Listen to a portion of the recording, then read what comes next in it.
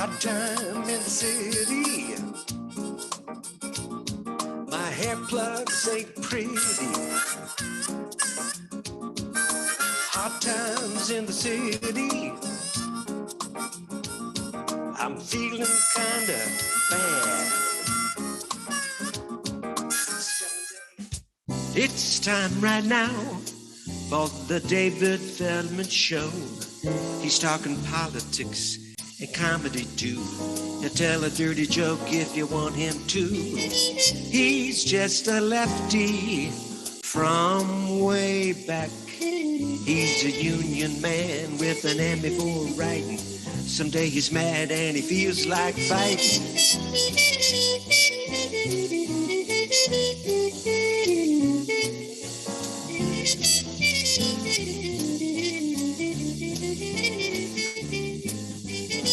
It's time right now for the David Feldman Show. To get your ears on right, buckle in real tight. He's got a lot to say and he's coming your way.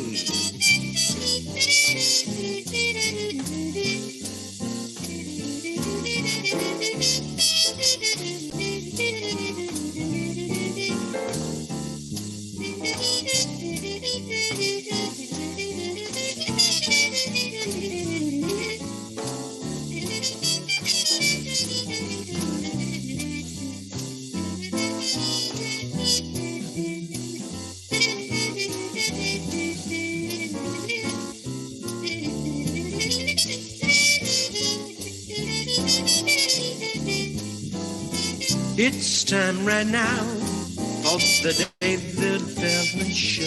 So get your ears on.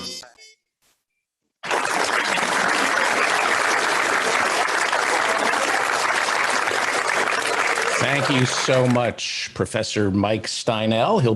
He won't be joining us today. That is the music of Professor Mike Steinel. Welcome to the mop-up for November 11th, 2021. It's Veterans Day.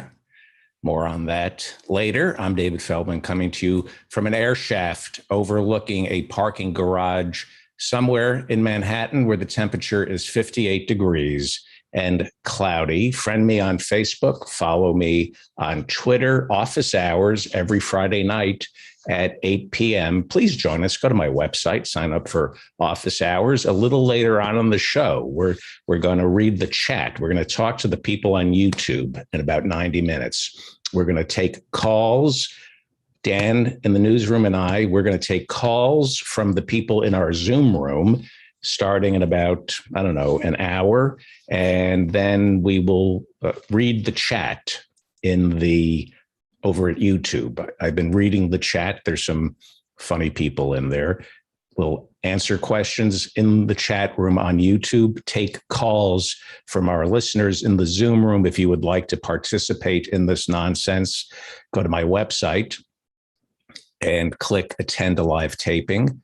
You'll get an invite, or subscribe to us on YouTube. We have 6,000 subscribers now on YouTube. I find that stunning. I also find it stunning that Jeff Bezos was threatening Leonardo DiCaprio this week. I'm not making this up. They were walking the red carpet for some bullshit movie that Amazon was producing. And Lauren Sanchez, Jeff Bezos's soon-to-be wife, was flirting, or at least Jeff Bezos thought Lauren Sanchez, his girlfriend, was flirting with Leonardo DiCaprio. I don't understand why Jeff Bezos would be threatened by Leonardo DiCaprio. Jeff, look in the mirror, Jeff Bezos. Every woman wants to be with a guy like you who has the face of a hardened dingleberry. Every woman wants to kiss a dingleberry face. Meanwhile, Alec Baldwin is back in New York City, wandering around the streets. I ran into him in Soho, and he walked up to me and said, "Stop saying I was canceled. I wasn't canceled. I didn't say anything racist or misogynistic. All I did was kill someone. Stop saying I was canceled." Okay, Alec, you weren't canceled. You can still work in Hollywood because you didn't say anything racist or misogynistic. And Our good friend, Brian Williams, is giving up his $200 million salary at MSNBC to call it quits. And I always felt it was grossly unfair that just because Brian Williams was a television journalist, he was held to a higher standard when it came to making shit up. So maybe the $200 trillion that they can pay this empty suit, not Alec Baldwin, who's Brian Williams. Thank you for the coffee, Leslie. I asked for a coffee enema, but this will suffice. Maybe the $200 quadrillion a year that they pay Brian Williams to read the teleprompter, maybe MSNBC could find it in their budget to open up some bureaus and say London, Los Angeles, Paris, Germany. Maybe they would actually want to cover the news. Just an idea. And this is the week vaccine mandates started to go into effect. And sure, vaccine mandates are great because they keep us safe. But what I really appreciate more about the vaccine mandates is watching all those crypto fascists like Jimmy Dore and Joe Rogan on the right bemoan authoritarianism. I love it. All the crypto fascists in the world claim that the vaccine mandate is the slippery slope to fascism. Well, have you been watching this? I hope you have. I hope you watched a little bit of Kyle Rittenhouse. Speaking of crypto fascists, he's an anti-vaxxer, Kyle Rittenhouse. And of course, the judge, he's a piece of, well, let's just say work. He's a piece of work. Like all of you who saw Kyle Rittenhouse break down on the stand this week, like all of you, the very first thing I thought was, how do we make it easier to get more AR-15s into the hands of guys like this? This is who we should be giving AR-15s to. I mean, he's well adjusted. He wants to be a pediatric nurse. I mean, I would want him to, provide medical care to my child. This is Kyle Rittenhouse. He's now 18. He couldn't buy the AR-15 that he used to kill the two protesters last year in Kenosha. Somebody had to buy the AR-15s because he wasn't old enough, too young. Why is it called an AR-15 if a 15-year-old can't buy one? Seems awfully cruel to teenagers. Look at him. Look at him. Give this man a gun. Let him patrol the streets. Give this man a gun. No psychiatric evaluation before somebody gives you an AR-15. Here's an AR-15. Yes. Well, it's Veterans Day. Thank you for your service, Kyle Rittenhouse. Police are prepping for an acquittal because, and I'm not making this up, the judge, his ringtone, his phone went off during the trial. I'm not making this up. And his ringtone is Lee Greenwood's "I'm proud to be an American." And that's the truth. He's also giving prosecutors a hard time because Judge Bruce Schroeder obviously has another robe that's white. So he has no problem with Kyle Rittenhouse keeping the streets clear from Black Lives Matter protesters. Well, I'm going to keep looking at this if you don't mind. The big climate summit is wrapping up in Glasgow, and very special thanks to the sponsors. COP26 had sponsors. So thank you, Jaguar, Unilever, Microsoft, and Scottish Power for making this climate summit possible, as well as climate change. They gave us climate change and the climate summit. They give so much. You know who, let me bring up the face of a great woman who's there right now over in Glasgow. Where is she? There she is, Nancy Pelosi. That's Nancy Pelosi. She finally showed up. She's there right now. This is the truth. I'm not Brian Williams. As much as I would like to make $200 gazillion a year, I don't make shit up. This is the truth. Speaker Nancy Pelosi finally arrived in Glasgow for the climate summit. She would have come earlier, but she had important business back home to attend to. No, not that massive infrastructure bill that will only make climate change worse. No, she couldn't come to Glasgow because she had other priorities more important than climate change. Before going to Glasgow for the climate summit, our speaker, our Democratic speaker, chose instead to officiate the wedding of oil heiress and billionaire Ivy Getty, whose entire fortune, the entire Getty fortune, comes from destroying the planet, Getty Oil.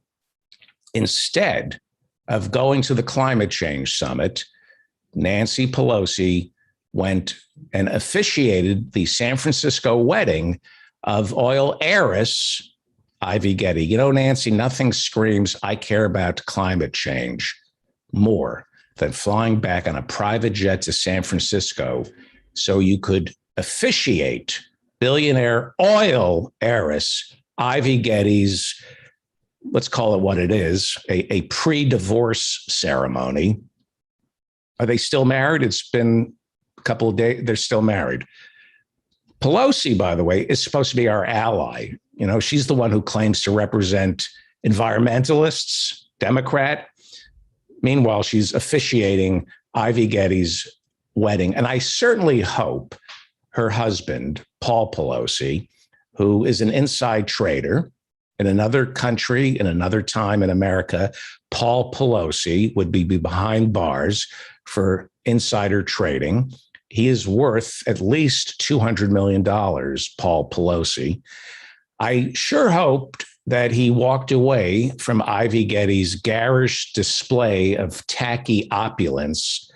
I sure hope that he had the forethought to invest in guillotines. Go look at the Vogue spread of Ivy Getty and her wedding party, and you tell me if it isn't time to sharpen the guillotines. If you're going to throw a party like this, do it on, borrow Jeffrey Epstein's island. Do it in private. Don't throw this wedding. Actually, if I were Ivy Getty, the billionaire fossil fuel heiress, I would have gotten married in Glasgow, right in the middle of the climate change summit. That way, my entire family could take an even bigger shit on the planet. Notably absent from Ivy Getty's wedding was her Italian grandmother, Spa Getty. Grandma Spa Getty could not make the trip. And yes, let's look at Ivy Getty. And this is the model, Ivy Getty, who just got married. Ivy Getty's parents named her Ivy because, just like Ivy, she's fucking creepy. It was a creepy wedding, very creepy. Oddly enough, on her wedding night, the oil heiress, Ivy Getty, required plenty of lube. I won't show you the picture of her soon-to-be ex-husband. Now, I know people are saying, I know my mother watches this, and she's saying, why are you picking on this poor Ivy Getty? Have you no decency? Well, have they no decency? The climate, we've got 4 years left on the climate, and Nancy Pelosi is officiating the marriage for somebody who, we have people, the Getty family, we have people living on the streets of we have people defecating on the streets of San Francisco. We have homelessness in San Francisco, and they're throwing this kind of wedding in San Francisco. I've been told, my mother said, take it easy on Ivy Getty. there's so much tragedy in her family's life? Yes, because they're billionaires. That's what comes with $1 billion. It's child abuse. And because of the way they've rewritten the tax codes, now it's grandchild abuse. Her family is cursed because of that money. It's a family curse. Her father, Ivy Getty's father, died last year. They think from the same thing Michael Jackson died from, a fentanyl overdose. Allegedly, Ivy Getty's billionaire dad died from a fentanyl overdose. Yes, it's sad. It's sad because it's not good for children to inherit vast sums of money. It's not good for anybody, especially these kids. Can anybody look at Ivy Getty? And I'm not being cruel, but there's cruelty to throwing a wedding in San Francisco in the face of a chronic housing shortage that forces thousands upon thousands of homeless people to defecate in the streets. So, yes, maybe I'm being a little cruel to Ivy Getty, but can anybody look at this poor girl and not see tragedy down the line? And the tragedy only flows from that inheritance. The Gettys are very prominent in San Francisco. That's why Gavin Newsom showed up. He couldn't make it to the climate summit. California, the governor of California, Gavin Newsom, California dictates whether or not a car is fuel efficient or not. That's baked into the Clean Air Act. The Environmental Protection Agency has to check with California because it is one of the biggest buyers of cars in the world. California is like the 5th largest economy in the world, hence one of the biggest polluters.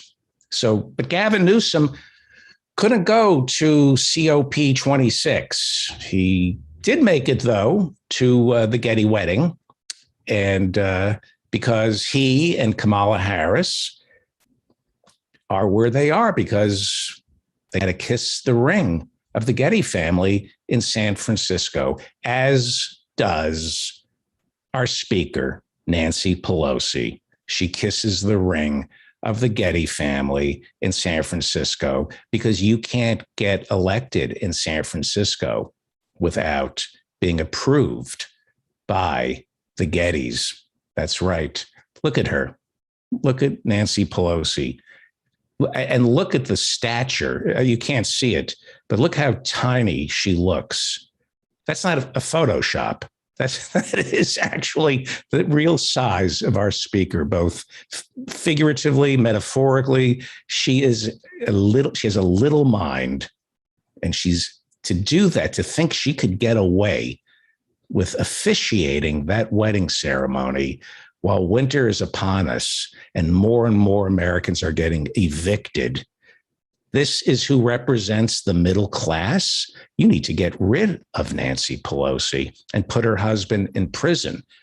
So, maybe I'm being cruel, but if Nancy Pelosi wanted to really honor the memory of the Getty family, she would have stayed back in Washington, D.C. to raise the estate tax all the way up to 100%. That would be a great way to honor the memory of the Getty family and how all the Getty children turned out. Raise the estate tax to 100%. What did Ivy Getty and that poor guy do to deserve these massive sums of wealth, other than not only being born well, but kissing their grandparents' ass and compromising their soul every step of the way, leaving vast sums of money to your idiot kids creates the sloth that leads to fentanyl abuses, fentanyl overdoses. Ivy Getty's father would still be alive today if the estate tax were 100%. He would have had to find meaning in his life. Well, today is Veterans Day, and I can't think of a more fitting way to honor those who served this country, those who were willing to make the ultimate sacrifice. I can't think of any better way to honor future veterans than by demanding that America comes clean and admits Iraq and Afghanistan did not attack us on 9/11. Mueller, oh, they're coming for me. No, but I love that when people think they're actually being edgy. They're not coming for me. The donuts are fresh. Oldest joke in stand-up, the donuts are fresh when you hear a police siren. I guess you could update it by saying an unarmed black man is walking around Park Avenue. That would probably be more appropriate. Mullah Omar, head of the Taliban, who's dead, but he was head of the Taliban in Afghanistan on 9/11. He did not attack us on 9/11. Saddam Hussein did not attack us on 9/11. It was all a lie. We're celebrating Veterans Day. We need to come clean and admit that Afghanistan was a 20-year lie. The Taliban did not attack us on 9/11. And our 20-year war in Afghanistan, we're just wrapping this up. The war in Iraq, the war in Afghanistan, both lies. Every soldier, I feel guilty saying this. This is the way we're brainwashed and controlled in America. I feel guilty telling the truth. Every soldier who was sent to Iraq and Afghanistan was lied to. And because I'm so conditioned by the media and the lies, I feel guilty saying that. I feel it's somehow hurtful to say every soldier in Iraq and Afghanistan who died over there was lied to. I'm the one who's made to feel bad for speaking the truth. They lock up Julian Assange for showing us the war crimes that are committed. Chelsea Manning locked up for showing us the carnage in Iraq. But, they're found guilty. I feel guilty for saying this as though I'm hurting somebody, like I'm hurting the feelings of our soldiers. But the truth is, every family who lost a loved one in Iraq and Afghanistan was lied to. Period. It was all a lie. Saddam Hussein had nothing to do with 9/11. The Taliban had nothing to do with 9/11. The people of Afghanistan, the people of Iraq had nothing to do with 9/11. The people of Saudi Arabia and Pakistan had something to do with 9/11. And this is the question I ask all the candidates who are stupid enough to come on this show. And I will ask every candidate this question. Some answer it truthfully, but a lot of them won't. This is the question you, as an American citizen, must ask of all your politicians, state, local, federal. This is the question. This is the litmus test. You ask the politician, did Afghanistan, did the Taliban attack us on 9/11? They will give you a detailed history of the war. If they're Democrats, they will blame George Bush and Dick Cheney. They will obfuscate, but very few, certainly not the ones who get elected, very few will admit that the Taliban did not attack us on 9/11. And that's how I take the measure of a politician. If a candidate tells you the Taliban was behind 9/11, If they're willing to tell you that, then they will be willing to lie to you on a limitless portfolio of other fabrications. Now, both my grandfathers fought in World War I. My dad fought in World War II, and I was too young, thankfully, for Vietnam. One thing I am certain of, the people who send kids off to war think human life is disposable. We are a nation, America is a nation all too willing to send somebody else's child to get killed and to kill. And this is a war economy where our Congress doesn't think twice about paying trillions to destroy things, but somehow the money is just never there to build things.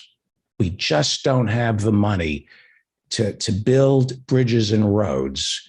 But if you want to destroy bridges and roads overseas, here's another $200 billion off the books. So it's no coincidence that last Friday's infrastructure bill that got passed, it's no coincidence that that infrastructure bill got passed only a few months after the cessation of operations in Afghanistan. Let me repeat that. We haven't passed a major infrastructure bill in decades. It is no coincidence that the infrastructure bill that just got passed successfully only months after we ceased operations in Afghanistan. You see, the money in that infrastructure bill is the money that the military-industrial complex would have gotten if the war, and then some, actually, if the war was still going on. This money that we're spending on infrastructure in the United States, this is to tie the military-industrial complex over until we give them another war. I know that sounds glib, trite, banal. Sounds easy to say that. It's true, though.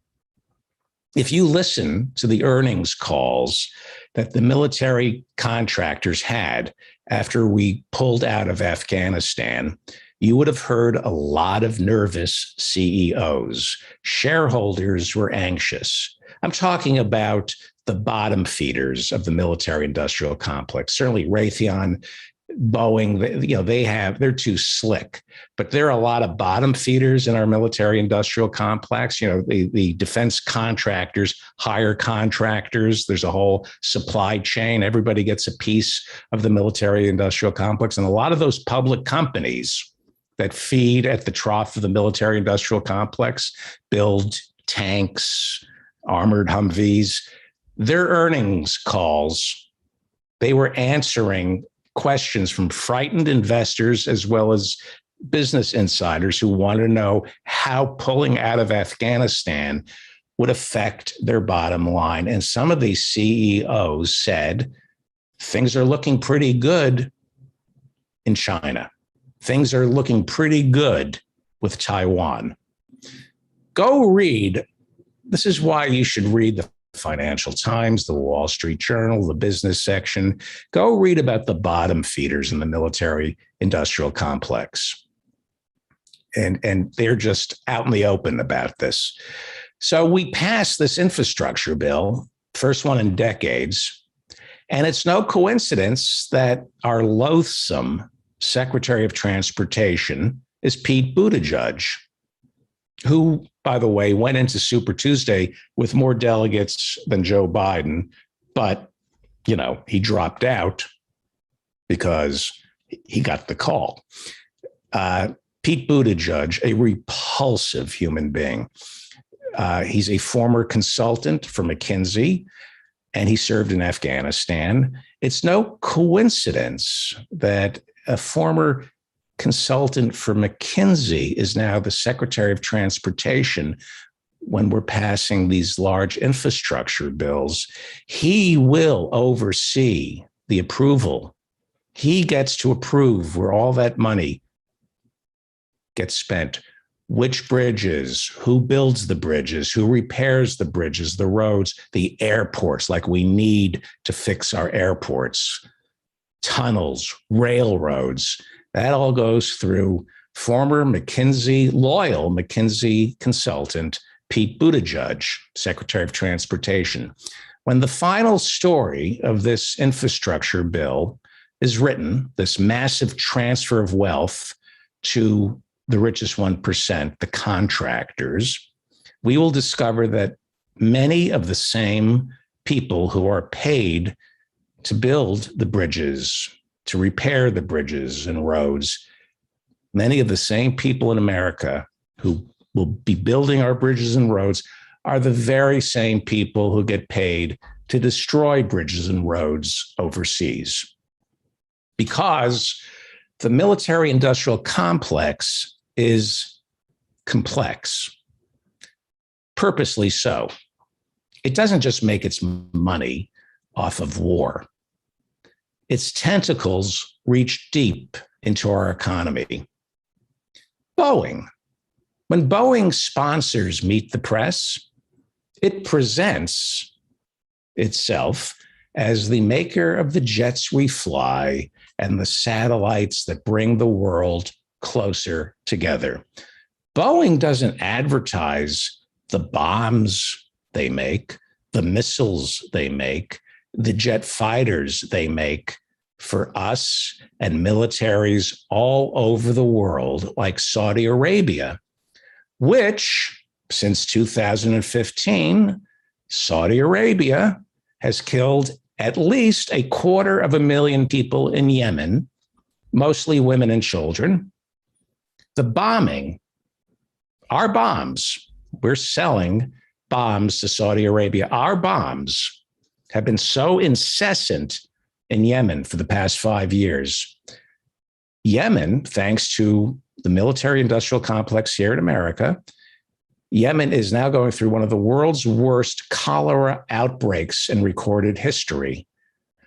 Since that war started about 5 years ago, 2015, 6 years ago, Saudi Arabia has purchased $65 billion worth of weapons from America's military-industrial complex. $65 billion. That's a lot of money. And that doesn't include, that $65 billion doesn't include the American companies paid billions to provide intelligence, satellite intelligence to the Saudis to fight those wars. We're not just selling bombs to Saudi Arabia, we're also selling cybersecurity and satellite technology to help them move the troops around. Now, those sales can only be approved by the president. And Obama, back in 2015, President Obama, he was told he could stop the killing of these innocent Yemenis simply by cutting off arms sales to Saudi Arabia. But there are military industrial complex lobbyists, not just in the lobby of Congress, they are also in the lobby of the Pentagon and the lobby of the White House. See, we always think it's the lobbyists who are lobbying our senators and our Congress people, but nobody ever tells you about the lobbyists working the halls of the Pentagon and the Oval Office. There are lobbyists lobbying the executive branch of the United States, because the executive branch oversees 3.2 million federal employees at all these cabinet level agencies. We have lobbyists walking around the State Department, the Department of Interior, the Department of Energy. Remember, what's his name? The idiot governor of Texas, Perry. When he was Secretary of Energy, he was busy arranging oil deals in Ukraine for Texas oil companies. He's being lobbied because he's the head of the Department of Energy. It's gotten so bad. The current president, Joe Biden, His entire foreign policy is being made by lobbyists. West Exec, that's the lobbying firm. Anthony Blinken, the Secretary of State, founded West Exec. Jen Psaki, the press spokesman, comes from West Exec, which had a business model of hiring former government officials, specifically from the executive branch, from the White House, hiring former executive branch officials to lobby the executive branch on behalf of Boeing, drone manufacturers, the horrible Blackstone investment group, evil.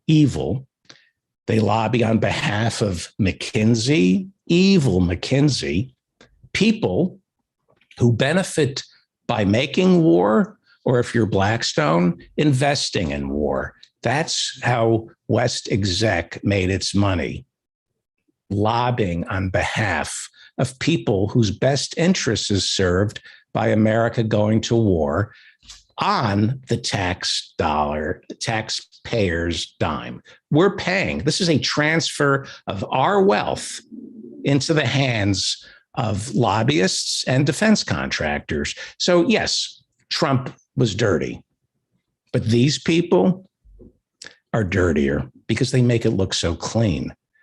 At least Rudy Giuliani was a slob, his hair dye ran all over his face. He was an idiot. This was the gang who couldn't shoot straight. They were a bunch of lovable, low-level mobsters. But these people, like Jen Psaki, Anthony Blinken, the director of national intelligence is Avril Haines. The deputy director of the CIA is David S. Cohen. The deputy attorney general right now is Lisa Monaco. The national cyber director is Chris Inglis. The assistant secretary of defense for Indo-Pacific security affairs is Eli Ratner. And like I said, Jen Psaki, she is the face of the Biden administration. All these people I just mentioned were senior level principals in West Exec, a lobbying firm that was lobbying the very offices they now hold. They were lobbying the White House. Now they are the White House. West Exec was lobbying the White House. Now they are the White House. They were lobbying the White House, the Pentagon procurement officers.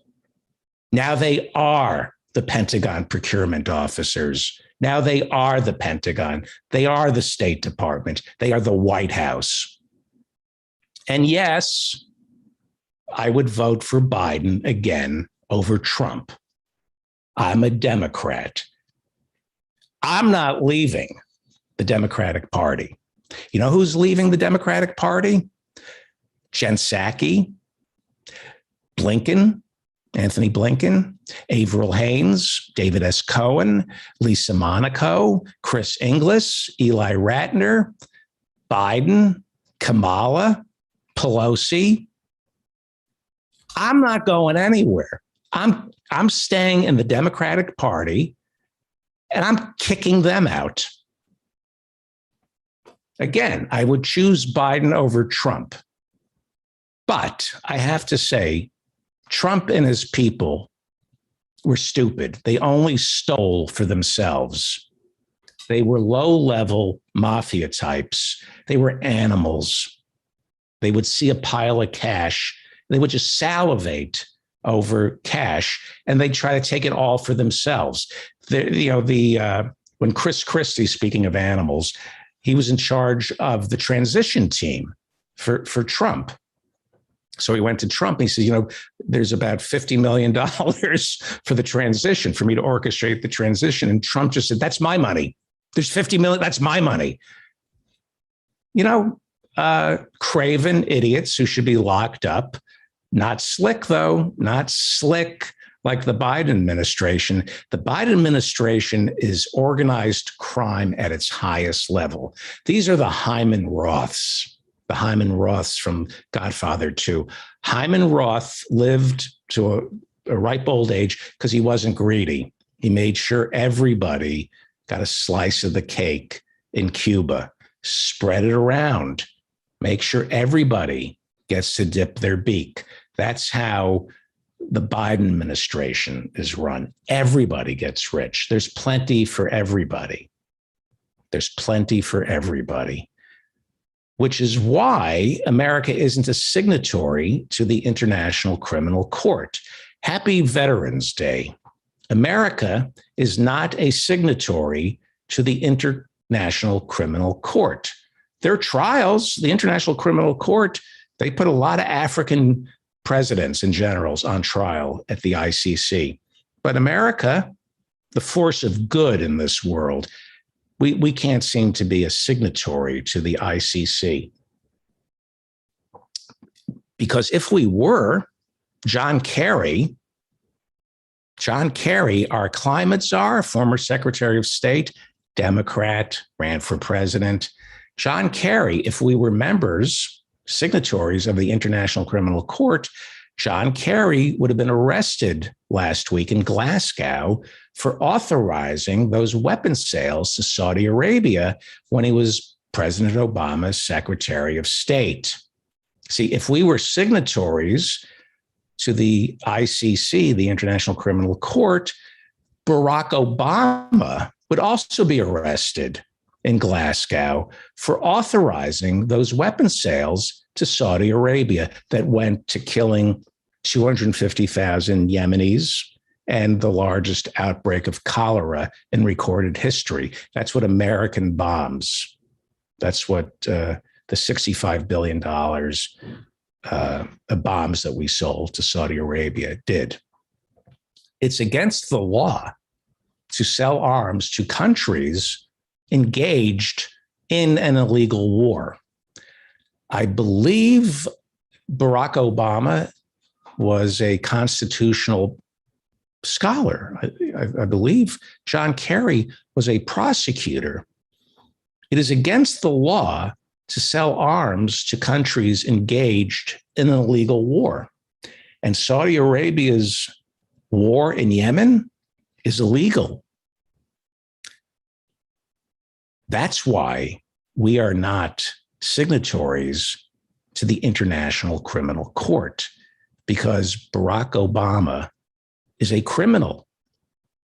John Kerry is a criminal.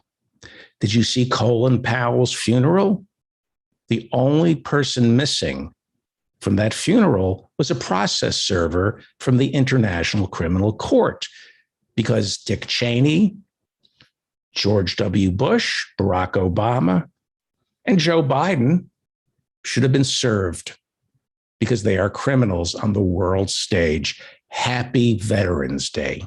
America supplies, our military industrial complex supplies arms to 96 countries around the world. And where they end up, nobody knows. They end up with Assad. They end up with the Taliban. The weapons we build, they end up in the hands of the Taliban. We're given 1.8 billion. We're selling 1.8 billion to Taiwan. America spends more on military hardware than the 9 countries below it combined, right? We also provide 37% of the world's weapons. So that's our business. That's our business. France, Germany, Israel, South Korea, Russia, and China make up the rest.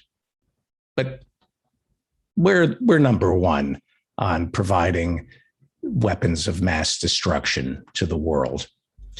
So back to the ICC.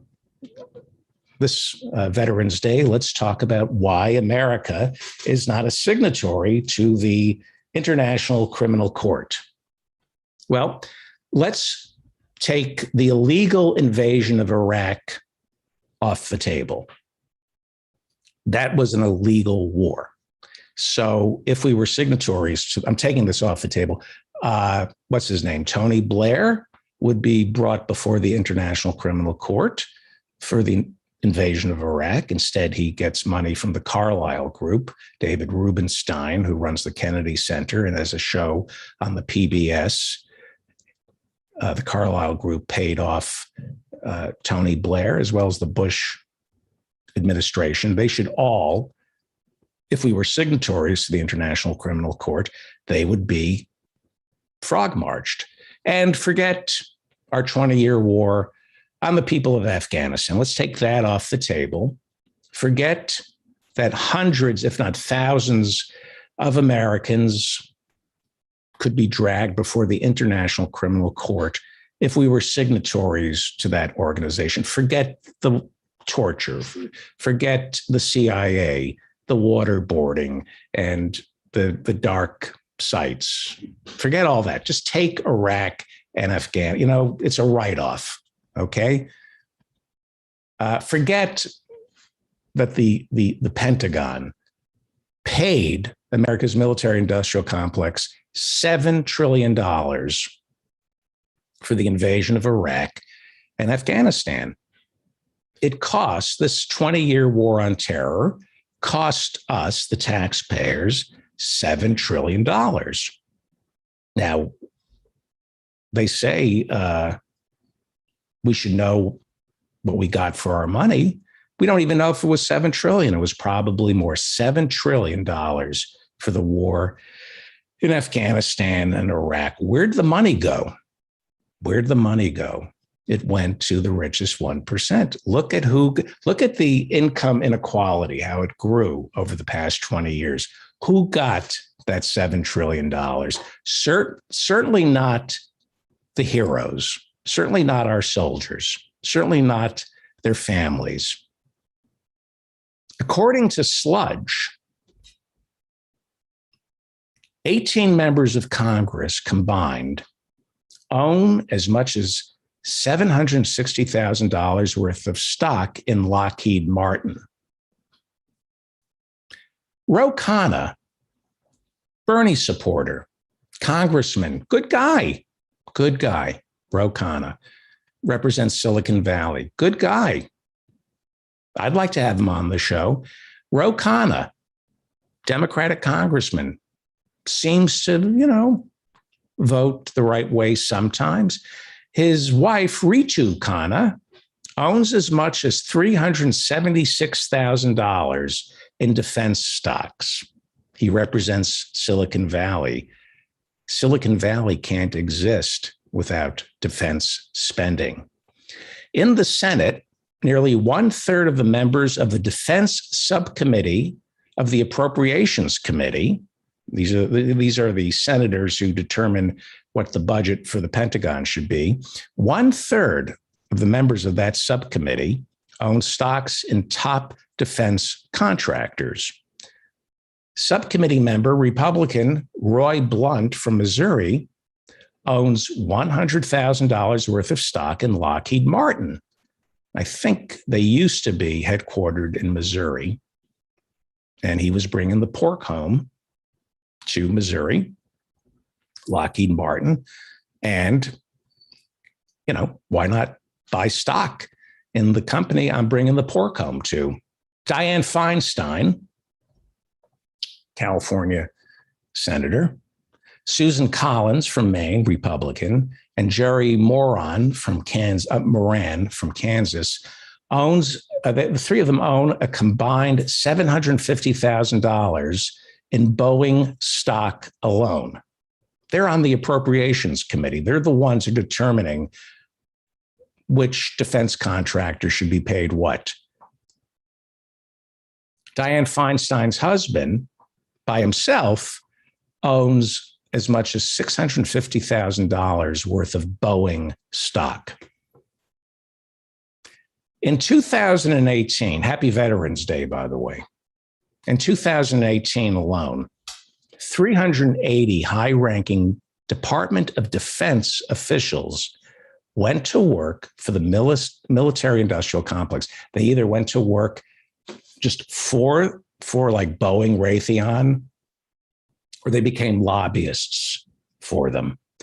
This is according to the GAO, the General Accounting Office. This is a congressional agency, and their word is God. They are not wrong. The General Accounting Office says that in the past 5 years, about 1,800 former Pentagon employees, officials high up there, procurement officers for the military, 1,800 of them went to work for the military industrial complex, either as a buyer or a lobbyist. This is some dirty, dirty stuff. This is dirty. So this is about arms sales, and it's big business because they don't care if your kid gets killed in a war, and they certainly don't care that those kids, remember those 7 kids who died from the drone strike, right? As we were leaving Afghanistan, and the Pentagon did a thorough investigation and concluded nobody was to blame. Nobody was to blame. The arms sales alone to places like Saudi Arabia. This is why we're not members of the International Criminal Court, because that drone strike on the 7 kids in Afghanistan and their parents, their 3 parents, that would drag us before the ICC. The arms sales alone to places like Saudi Arabia wouldn't just drag Barack Obama, who has a new book out. He's having conversations with Bruce Springsteen. Isn't that wonderful? And Michelle can't understand why she's depressed. They're being open about their emotions. Those arms sales to places like Saudi Arabia would drag Kerry and Obama before the ICC, but it would also drag the executives from Boeing and Raytheon before the International Criminal Court. It would also, if we were members of the ICC, the ex-generals who work for Boeing and Raytheon, they would be brought before the International Criminal Court, and they wouldn't be able to go on MSNBC. They wouldn't be able to go on CNN, these ex-generals, and opine on military action. And they're never introduced as lobbyists. The generals are just introduced as former generals. They're never introduced as lobbyists for military contractors. See, we're not signatories of the International Criminal Court because it would be bad for business. It's illegal. It's illegal what we're doing. It's illegal to sell $65 billion worth of arms to Saudi Arabia for them to engage in an illegal war in Yemen that killed 250,000 people that we know of and is responsible for the largest outbreak of cholera in recorded history. That's why somebody came up with the idea of an international criminal court. That's why they came up with the idea of The Hague. That's why the UN was invented by America. And it's in America. Interesting. Raytheon will advertise itself as the company that helps with aerospace. Boeing will advertise itself as the company that helps with aerospace, sending people into orbit, satellites, aircraft engines, and cybersecurity. Why cybersecurity? Doesn't that seem a little incongruous? Why would somebody who's making airplanes concern themselves with cybersecurity? Why would Raytheon and Boeing offer up their services to other countries in the private sector? Why are they suddenly experts on cybersecurity? Well, they make precision-guided missiles, and those are run by computers on the internet, off satellites. you have to have cybersecurity to make sure nobody hacks your precision weapon and points it back at us. Our precision drones that never kill wedding parties or 7 kids in Afghanistan. Despite the branding, despite the advertising, Boeing or Raytheon, their business model is to kill people. They surround themselves with other businesses so they can say they're not in the business. They are, their airline, they're Boeing, when they make an airline, that's like Genco. Don Corleone had an olive oil importing business called Genco, which was named after his first consigliere, by the way. It wasn't Gen Corporation, Genco. His first consigliere was named Genco. When you see the sign Genco in The Godfather, you think the co is for company. No, Genco was Don Corleone's first consigliere. That's what the airline business, the jet engine business, is for Boeing and Raytheon. That's Genco. It's a front for the real money, which is killing people, the missiles. And it all expands into other parts of our economy, therefore. And, what we think is the non-killing economy, they make us all complicit. When we get on a plane and it's made by Boeing, we become complicit in what's going on in Yemen. Every time you get on a flight, every time you use your cell phone, the cell phone requires a satellite. When you use the satellite technology, you're supporting the military-industrial complex. You're part of it. And if we're complicit, then we're part of the problem. And we know we're part of the problem, so we're more forgiving. See, when you say, I accuse, they can point back and say, no, you need those airlines, don't you? You like to use your cell phone. That's the military-industrial complex. They make us all complicit. That's the genius of the military-industrial complex, is they figured out how to diversify just enough so we're all sucked in and we're all complicit. I am an Apollo junkie. I love, like Neil, I'm ashamed to tell you the pictures I have hanging on my wall. The picture I have of Neil Armstrong in that bikini. I still have Neil Armstrong in that. No, that's Farrah Fawcett. But I love the space race. I'm complicit in the killing by being a fan of Man on the Moon. That makes me complicit in the military-industrial complex. Man got to the moon because they built a Saturn, I think it was a Saturn V rocket. And on top of that Saturn V, they swapped out a nuclear bomb and put instead Neil Armstrong, Buzz Aldrin, and Michael Collins on the tip. That was what the entire space race was.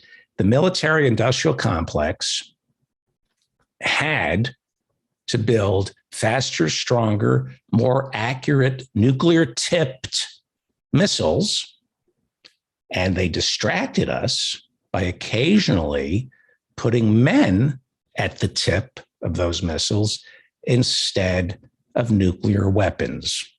That's the truth about the moon mission, and that's the truth about going back to the moon. We're being told we must explore the moon. Man has an insatiable thirst for knowledge and exploration. That's the bullshit they're trafficking about the trillions that we're about to spend sending man into outer space. And Jeff Bezos and Elon Musk, these are not billionaires who dream of space exploration because they finally have enough money to pursue their boyhood dreams. No. There's money to be made in space, not from space tourism. That's a distraction. There is military money to be made from space. Trillions so far have been spent on Ronald Reagan's 35-year-old fever dream of Star Wars defense system, where you could shoot missiles out of the sky. We're still, it doesn't work. We've never successfully shot a missile out of the sky without fixing the results. We're spending trillions on the ability to shoot missiles out of the sky. Doesn't work. The technology doesn't work.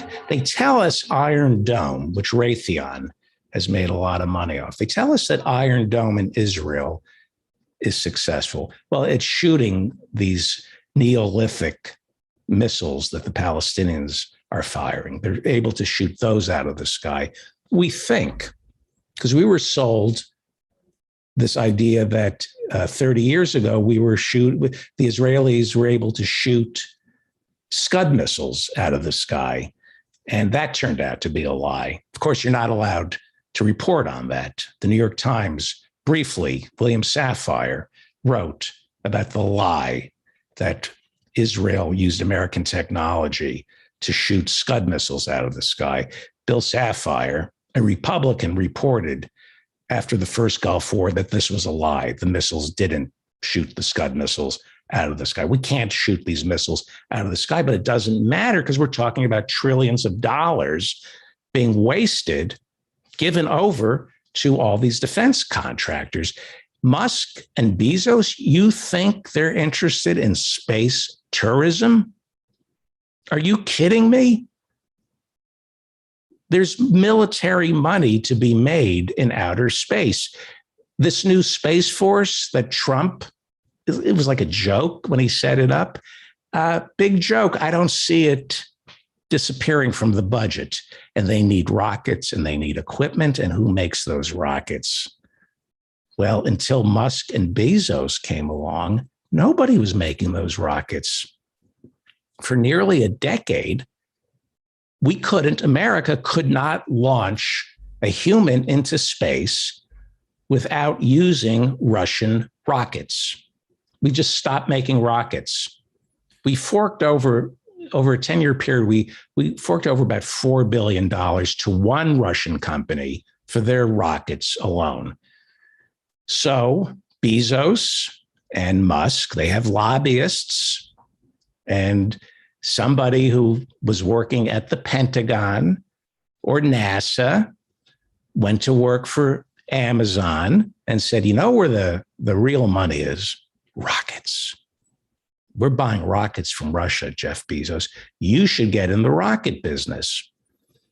And Elon Musk stepped in and Boeing stepped in because they have former procurement officers who now work at Boeing. And they said, you know where the money is going to be? Rockets, sending people into orbit.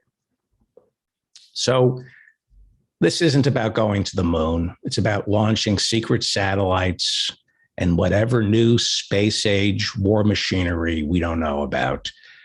Jeff Bezos is no stranger to military contracts.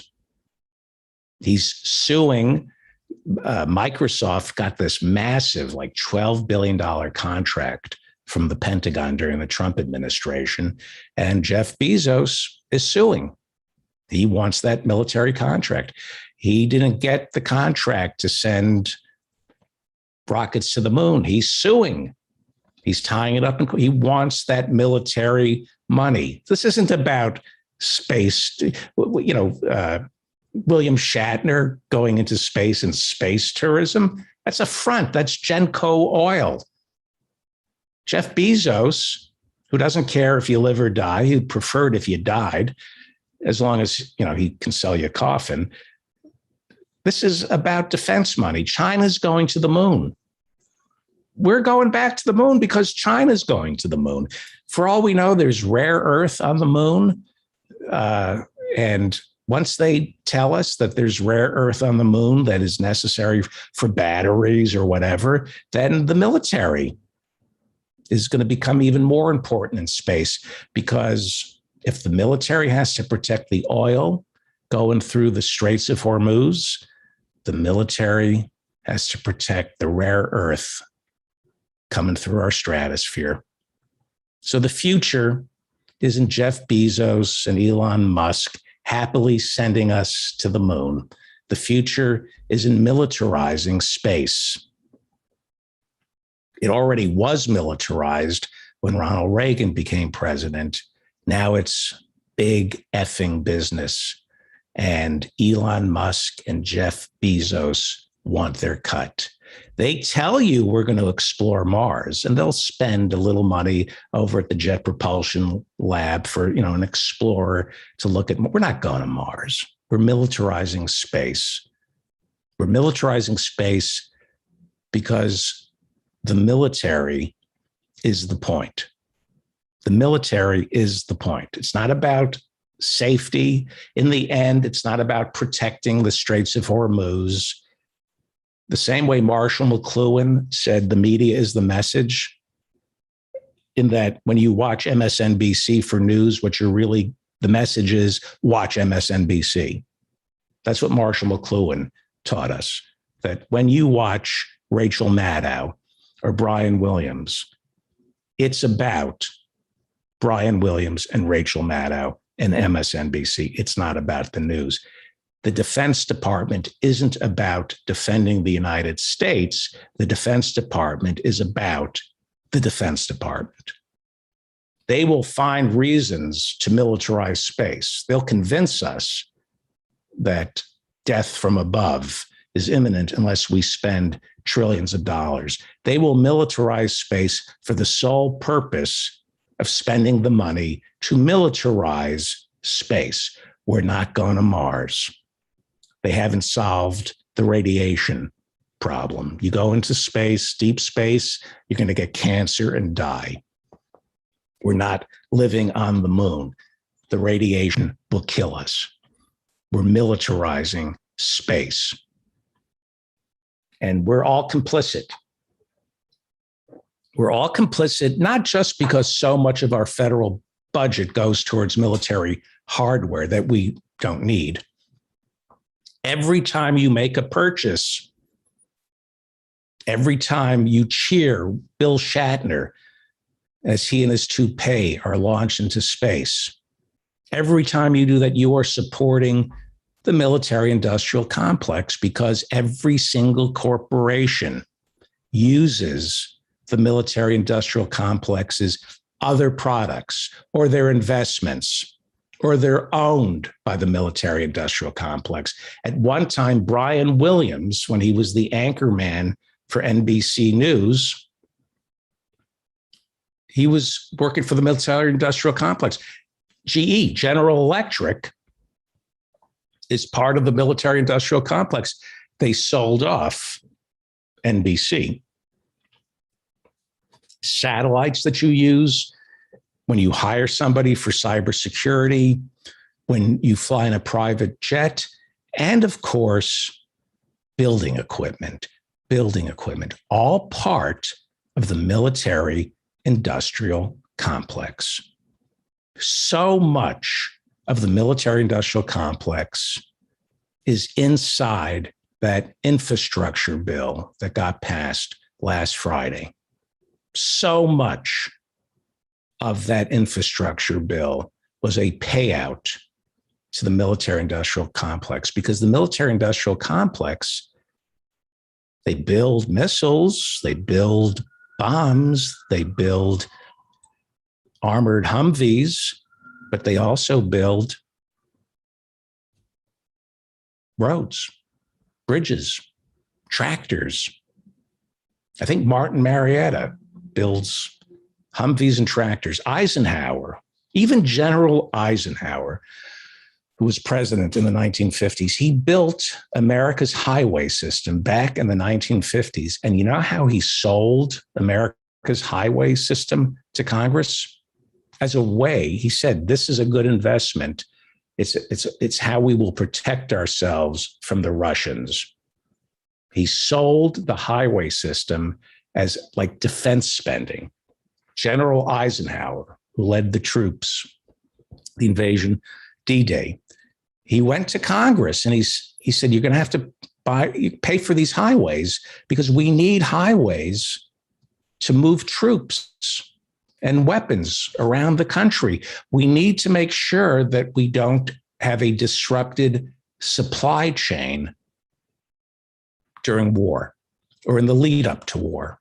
And Congress, the man who warned us against the military-industrial complex, Dwight David Eisenhower, when he built that highway system, he helped make us all complicit as the military contractors soon became suppliers of all the parts and heavy machinery that goes into building roads, bridges, and of course, railway cars. Railway cars, the people who make railroads are part of the military industrial complex. At one time, they were going to put the MX missile on a railway car. The monorail, that seemingly harmless monorail at Disneyland, built by a company called Bombardier. Bombardier, what a great name for a company. Well, some guy in Canada was actually born with the name Bombardier. And he started off, he grew Bombardier into a supplier of trains and planes. And that last name, Bombardier, it helped with the branding. And now they're providing Bombardier provides the military with trains and planes, and as well as the private sector. The bottom line on all this, the link between the military-industrial complex and the infrastructure bill, this transfer of wealth to the richest 1%, especially the military contractors. The bottom line is the businesses who build also destroy. People are in the, like import-export. Well, it's building and destruction. That's what the military-industrial complex does. That's why, Halliburton, it's like they help Halliburton got the military contracts in Iraq to assist in the destruction of Iraq, and then they bid on rebuilding Iraq. That was Dick Cheney's old company. The people who build also destroy. After Osama bin Laden destroyed the World Trade Center, we think Al-Qaeda. I will accept that Al-Qaeda was behind the World Trade Center. His father's company, the Saudi bin Laden Group, was entitled to put a bid in to rebuild the towers that his son destroyed. It would have been unseemly, but the Saudi bin Laden Group, that's where all of Osama bin Laden's money came from. The Saudi bin Laden Group, they're builders. They've built up all of Saudi Arabia. That's the father's company. And I can assure you of this, because it's all connected. I can assure you that some of the equipment used to clear the rubble at Ground Zero and build this monstrosity to take its place, I can assure you that some of that equipment used to build and clear Ground Zero, some of that equipment was owned or leased by and from somebody with ties to the Saudi bin Laden Group. The Saudi bin Laden Group had some financial stake in the clearing of the rubble somehow. And that's because if you know how to build, you also know how to destroy. And as I said, in America, the two are intertwined. So much of this new infrastructure bill will be going to companies that know how to build infrastructure and destroy infrastructure. This money is going to the military-industrial complex. So this Veterans Day, let's really honor our troops, not the defense contractors. Let's honor our future troops by finally admitting that Iraq and Afghanistan never attacked us on 9/11. The Taliban did not attack us on 9/11. Al-Qaeda did, we think, maybe. And Al-Qaeda was funded by Saudi Arabia. And Osama bin Laden was killed in Pakistan because Pakistan and Saudi Arabia had way more to do with 9/11 than Afghanistan and Iraq. In fact, Afghanistan and Iraq had nothing to do with 9/11. The Taliban had some guests staying in the hills of Tora Bora, Al-Qaeda, and they were waltzing back and forth between Afghanistan and Pakistan, Al-Qaeda was. Mullah Omar did not want to get into a war.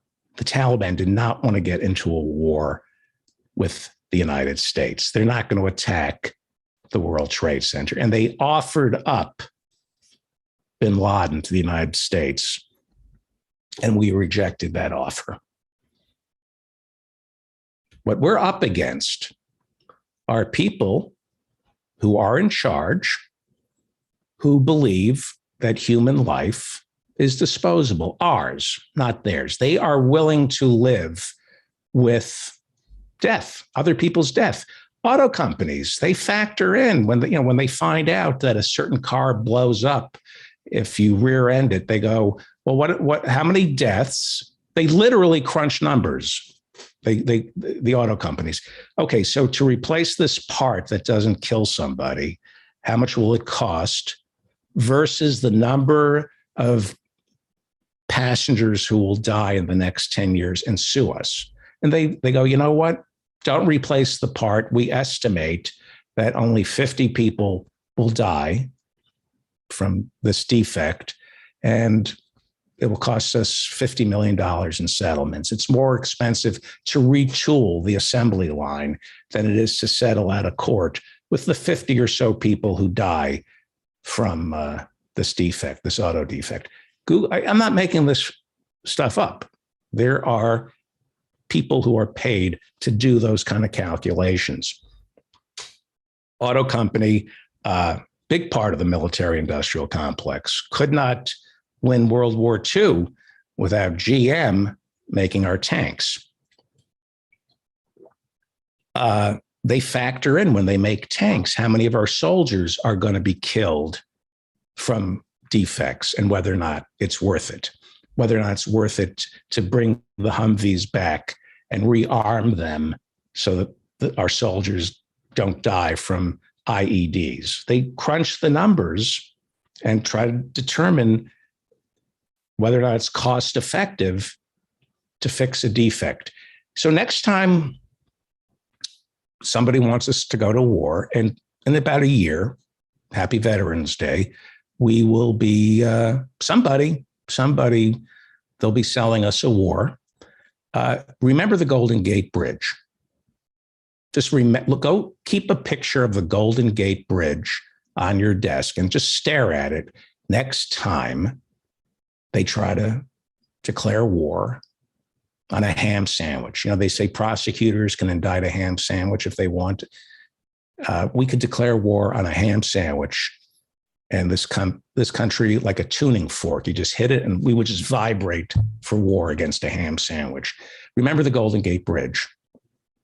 11 men died building the Golden Gate Bridge. But the original plans called for 35 men to die building the Golden Gate Bridge, right? They had factored in the deaths of 35 men dying building the Golden Gate Bridge. And that's one of the most beautiful structures in the world. The men who financed, designed the Golden Gate Bridge, expected 35 men to die building it. They were perfectly okay with that number.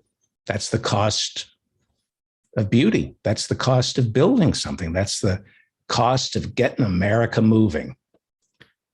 When it comes to infrastructure, human life is disposable. When it comes to building things, human life is disposable.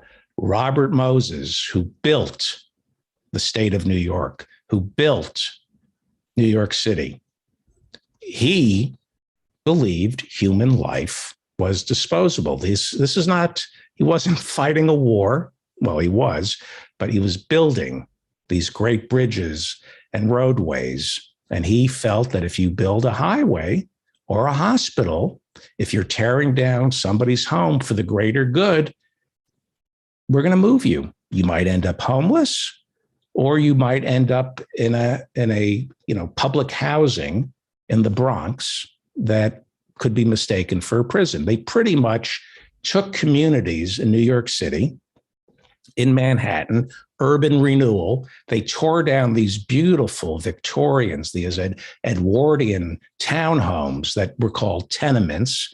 They tore them down, built these horrific glass structures, and the people who lived in those homes, they said, "Oh, we have a place for you. It's that prison complex that we call public housing." I used to go to these my grandmother lived in one of in public housing because her tenement was torn down on Simpson Street, right next door to Fort Apache in the Bronx. They tore down the tenement she lived in, and they put her in public housing, and I would go visit her, and she might as well have been inside Rikers Island. It looked and smelled like a prison. Robert Moses, the guy who built New York City, her life was disposable. In the name of progress, in the name of these monstrosities, these Bauhaus glass prisons for workers, human life is disposable when we're building stuff. Imagine how disposable human life, American life, is when we're going to war. Do you really think Dick Cheney and George Bush are haunted by the American soldiers who died because of their lie?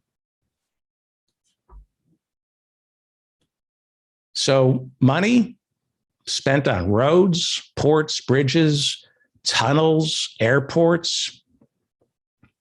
This new infrastructure bill, it's money that props up the fossil fuel industry primarily.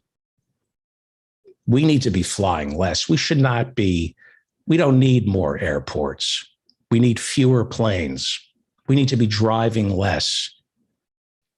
This infrastructure bill that they passed, that Manchin is crowing about, Manchin can't wait to tell the people of West Virginia what the pork that he delivered. We need fewer roads. We need fewer airports. We need fewer ports. A lot of that money is going towards ports.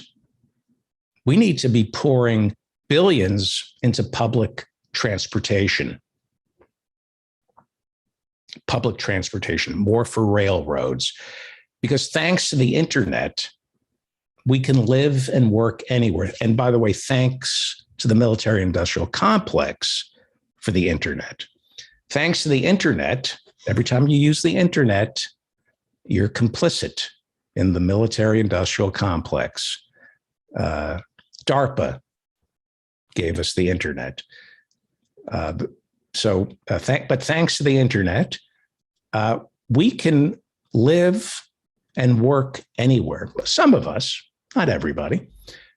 So right now, America should be spreading out across the country, and we should be building small, sustainable communities with local farms that are not reliant on all the poison that comes from big agri. We should be getting our food locally sourced. There's no reason for us to live on top of one another when there are perfectly good places to live that are empty. We should be moving to Detroit. We should be moving to places where there's already an infrastructure. It just needs people to go there and build it up. We don't need to live on top of one another anymore. We have the internet. We're already, I look at my pallor and my vitamin D deficiency. I'm not saying too many people, but nobody will leave me alone, and I'm not going outside. I could do this in the middle of nowhere. We should be spreading out and building small, sustainable communities with no box stores, with no Targets and Walmarts, local farms, local businesses, and you get your food locally and you live with what you got. In other words, if oranges aren't in season, you go without oranges for a couple of months. Our diets should adjust to the seasons. And thanks to the internet, we could spread out across America. We don't need to be concentrated in these soulless offices.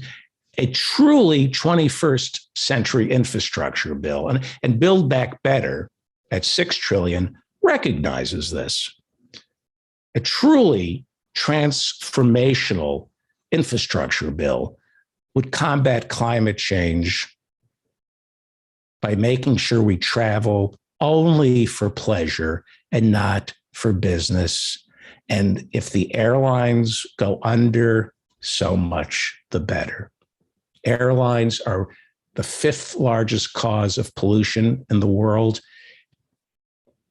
We don't need all these airlines. 2/3 of our economy, of our gross national product, our gross domestic product, is what we purchase. That's our real vote. It's what we purchase. And it's what the federal government purchases. We don't need more ports. We don't need to be welcoming more shipping containers, wasting fossil fuel, bringing you crap you don't need, like Fiji water. Do you really need Fiji water brought to you all the way from Fiji? Do you have any idea what the carbon footprint is on Fiji water? We need an infrastructure bill that goes towards building local communities. We need a farm bill that encourages local farmers, not the myth of the family farm. That's bullshit. Real farmers, not big agra, real farmers. We need to start spending money on real infrastructure, things that make it less likely for us to get in our car, to fly somewhere. And this Veterans Day, I almost said Valentine's Day, this Veterans Day, we need to start being honest about how we spend our money. Stop this social welfare called the military-industrial complex. We are a welfare state. These Boeing, McDonnell Douglas, Lockheed, they don't exist without welfare from the federal government. And it's time to cut them off. It's time, instead of building all these bombs we don't need, $7 trillion in the past 20 years were spent on Iraq and Afghanistan. That's Medicare for all. That's better schools. That's an investment in our local communities. And that's me paraphrasing Dwight David Eisenhower, who said, "Beware of the military-industrial complex." I'm just telling you what General Eisenhower said. On this Veterans Day, I'm telling you exactly what General Eisenhower, one of the great generals of all time, said. Nothing new. I didn't say anything new. I'm just telling you what a Republican President Dwight Eisenhower said. When we come back, I'm going to take a quick break. When we come back, Dan and I are going to take calls from the people in the Zoom room. Raise your hand. I will talk about Dan and I in the newsroom. We'll talk about anything you want. And if there's anybody watching us on YouTube, I'm told we have 6,000 subscribers on YouTube. So I'm going to go check YouTube. And there's a chat room that I look at the next day on YouTube. So we'll answer your questions from the chat room if you have any questions. I'm pretty sure this is not going to work out the way we... Dan, are you there? Yes, Dan? sir. I'm ready. This is going to be bad. I have a feeling. We had a big meeting yesterday and we got talked into this. So this is coming up, Professor Ben Burgis. He'll be joining us in 30 minutes. Dan and I are going to squirm for 30 minutes. Let's take a quick break. We'll be back taking your calls and answering your questions in the chat room. It's time right now for the David Feldman Show. He's talking politics and comedy too. He'll tell a dirty joke if you want him to. He's just a lefty from way back. He's a union man with an Emmy for writing. Someday he's mad and he feels like fighting.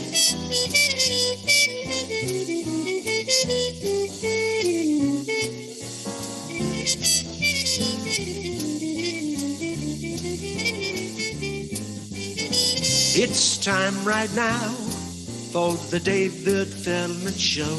To get your ears on right, buckle in real tight. He's got a lot to say and he's coming your way.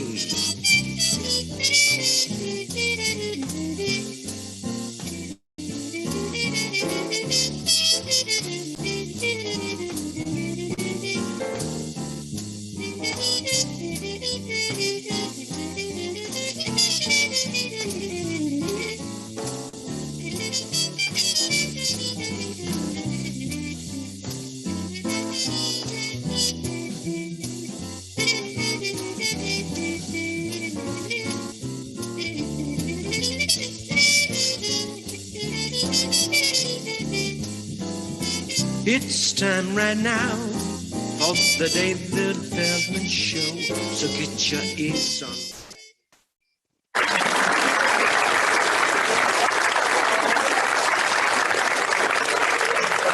All right. Welcome back. You're listening to the David Feldman Show, davidfeldmanshow.com.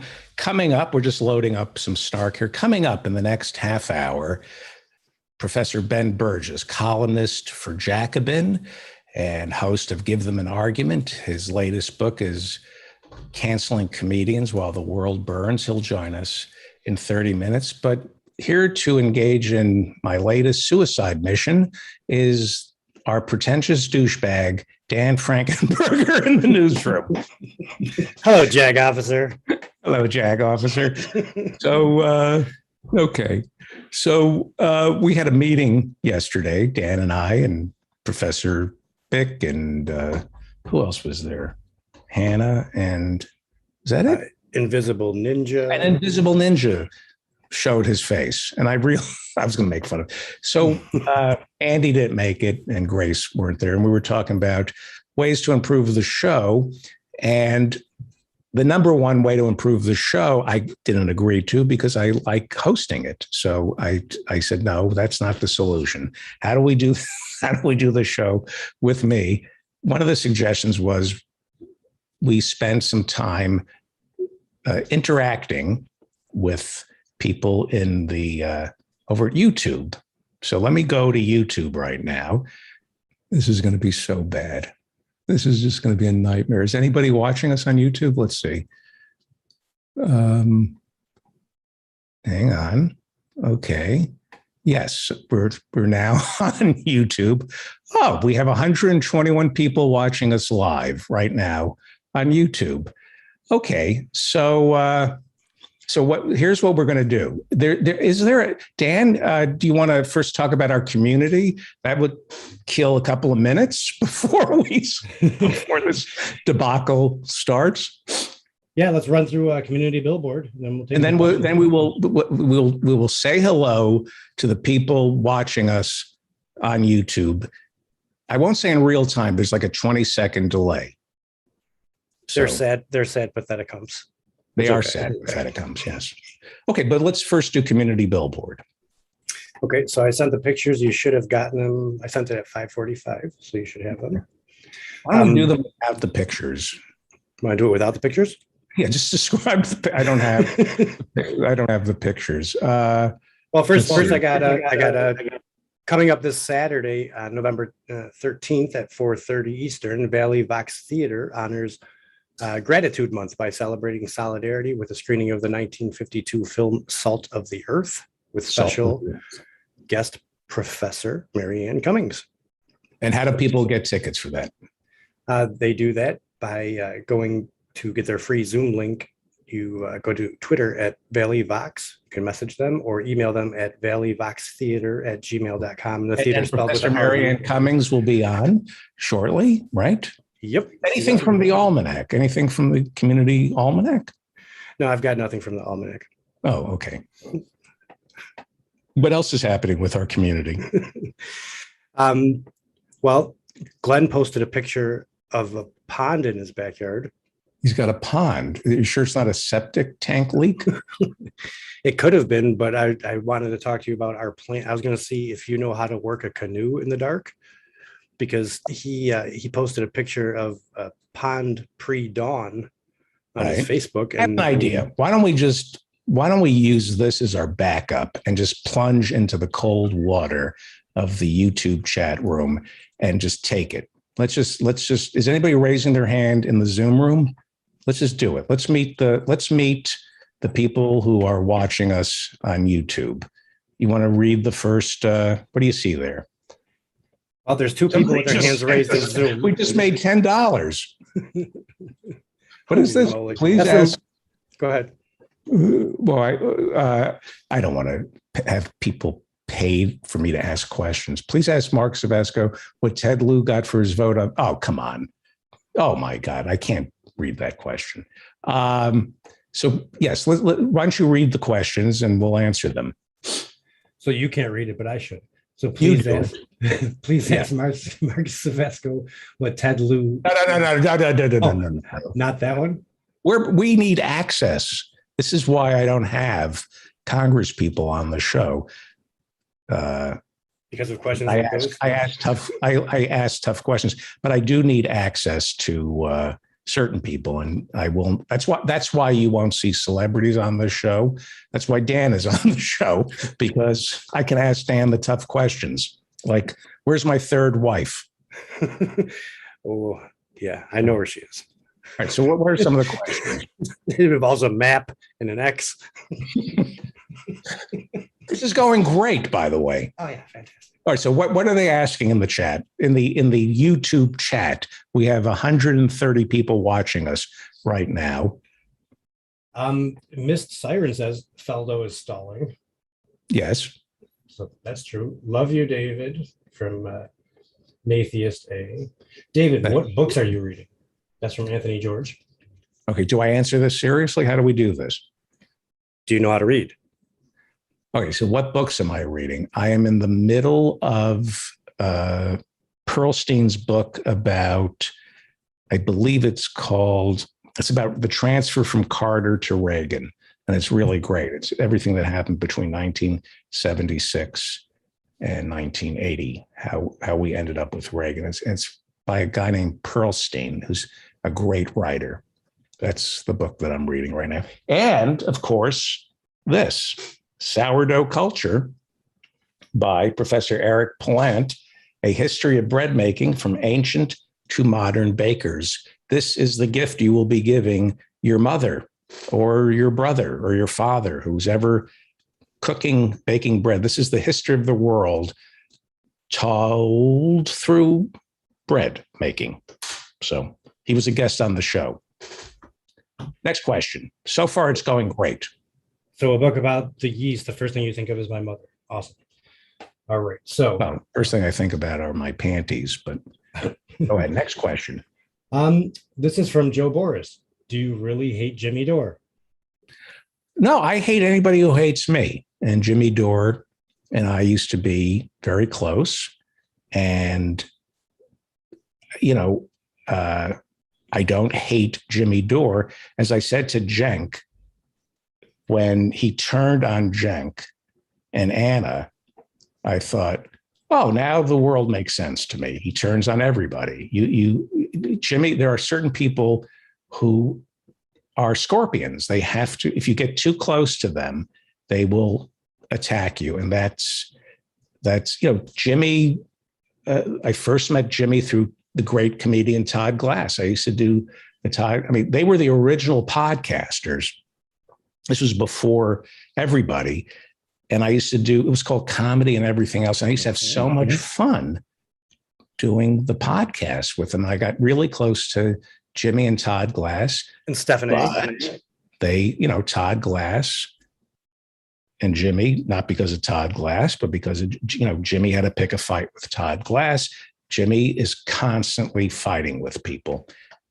And so I don't hate him, but, he was a close friend of mine and he has to fight with everybody. And now he's an anti-vaxxer. Now he's pulling something really dangerous where he's, I don't know what I sometimes watch things or I get things sent to me where he's pushing ivermectin and, he's chasing numbers and money. I would still be his friend. I would tell him he's an a-hole, but I would still be his friend.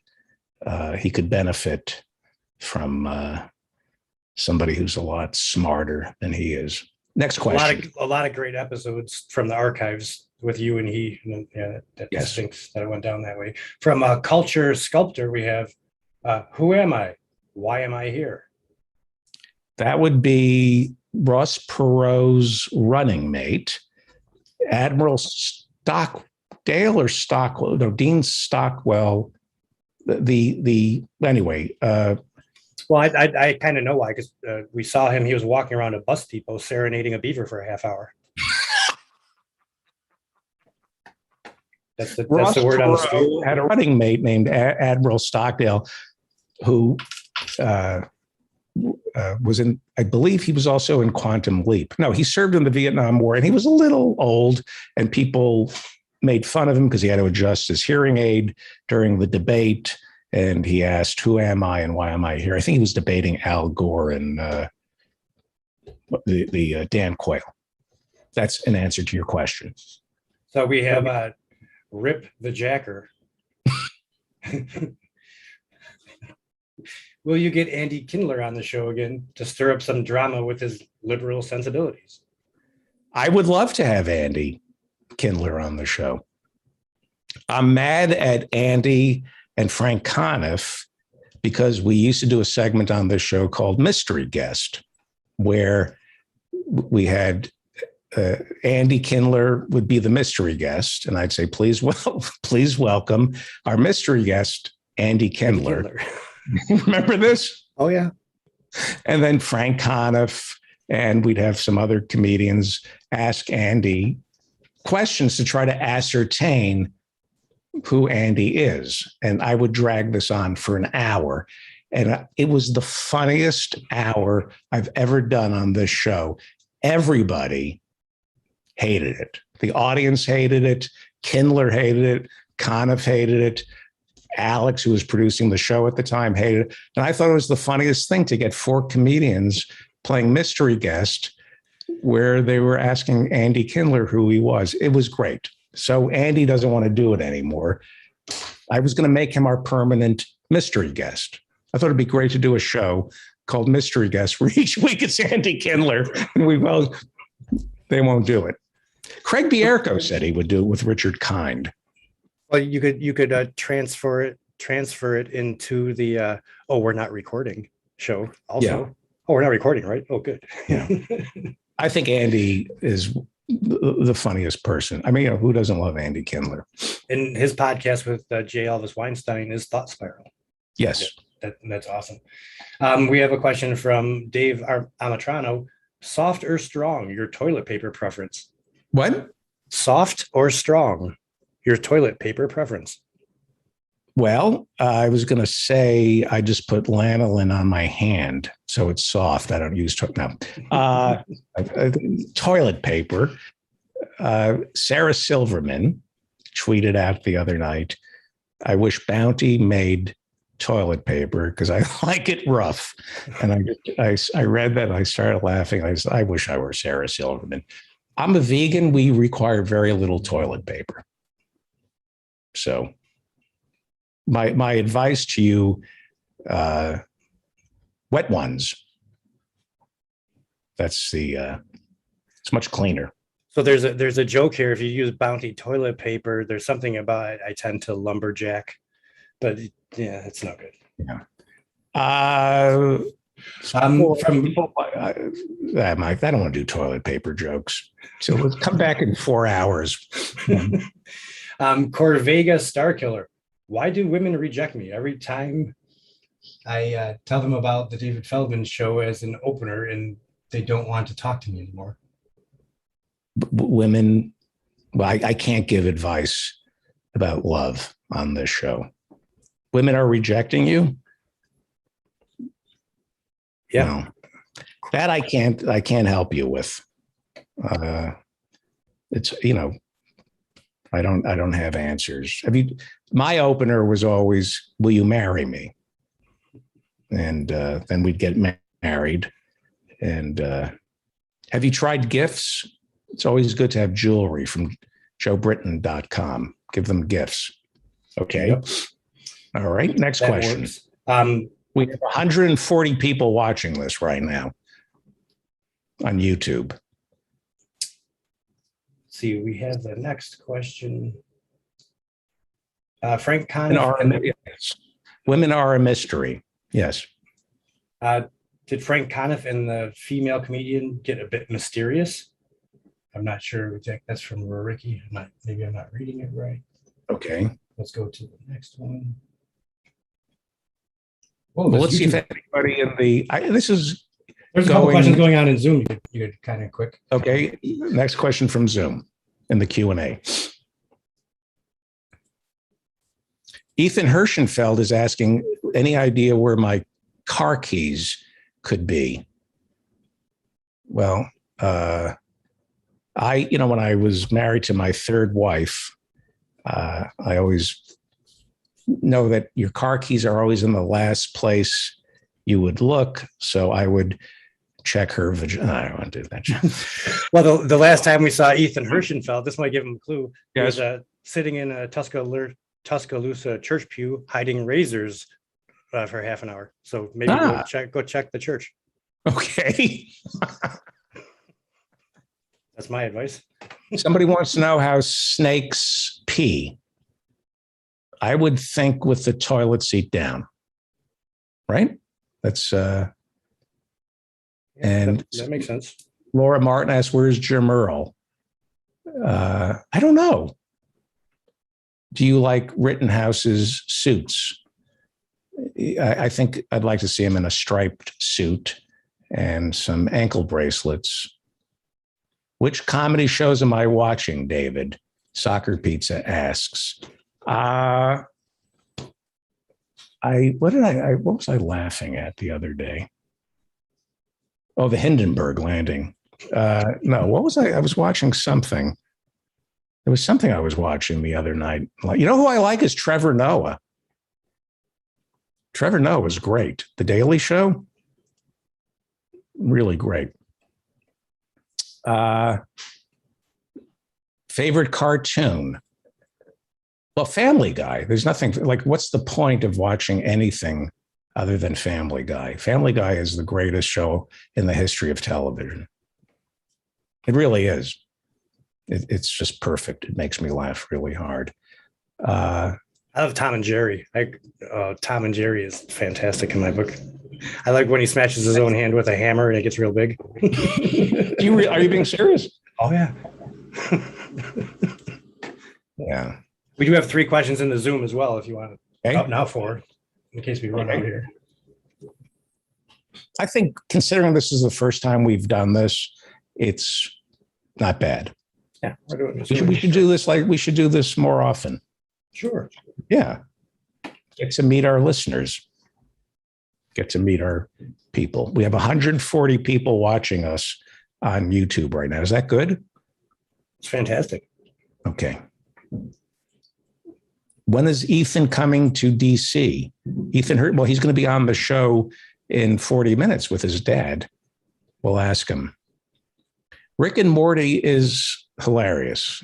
You know, Dave Cyrus thinks it's the best show on television. I just don't have time to commit to, I always have one. I have The Crown, The Sopranos, and Mad Men on permanent rotation. So I go, I don't have time to add, which subway line do I prefer? I like the Q. I like the Q train. I find that's the best place to pee. For taking a dump, I like the 6 train, not the number 2, surprisingly enough, but the Q train is good for if you're pee shy like I am. Speaking of pee, here's take our next question. I'll show you. I've been doing Photoshops. Do I have mansion? All right, I won't. What's our next question? Did you not hear what Michael said about Noah? I'm not exactly sure what that's referring to. I don't know what he's saying. 42 or 142? I don't know what that means. Nope. Columbo, I watched. Somebody said Sopranos is amazing. Try Columbo, Feldo. That was one of the shows when I started doing stand-up. I completely stopped watching television, but Columbo was on A&E, and I became addicted to Columbo. And if you're a fan of Columbo, go on YouTube and watch Peter Falk on Inside the Actors Studio. It's really inspirational. He's really, really great. From the Zoom room, John Hayes asks, how many comedians does it take to change a light bulb at the Improv? How many comedians does it take? I don't know. But you know that I used to work in the red light district in Krakow, Poland, right? No, I did not know that. I used to change they needed me to change the lights in the red light district. I mean, I'm not surprised, but yeah. I didn't know that. I'm under 30 and I love Andy Kindler. Okay. Why, when I was under 30, back when everything was in black and white, I liked older comedians. I'm always stunned that people who are the gatekeepers think that if you're under 30, you only want to watch somebody who's your age. I always was looking up to people. The Wire and Homeland are good. Yeah, The Wire, I keep getting, I start it and it's overwhelming. I'm going to say something real. Anyway, I'm not going to. Homeland, I have to get to. And I saw something. Anyway, yeah. Next question, Dan.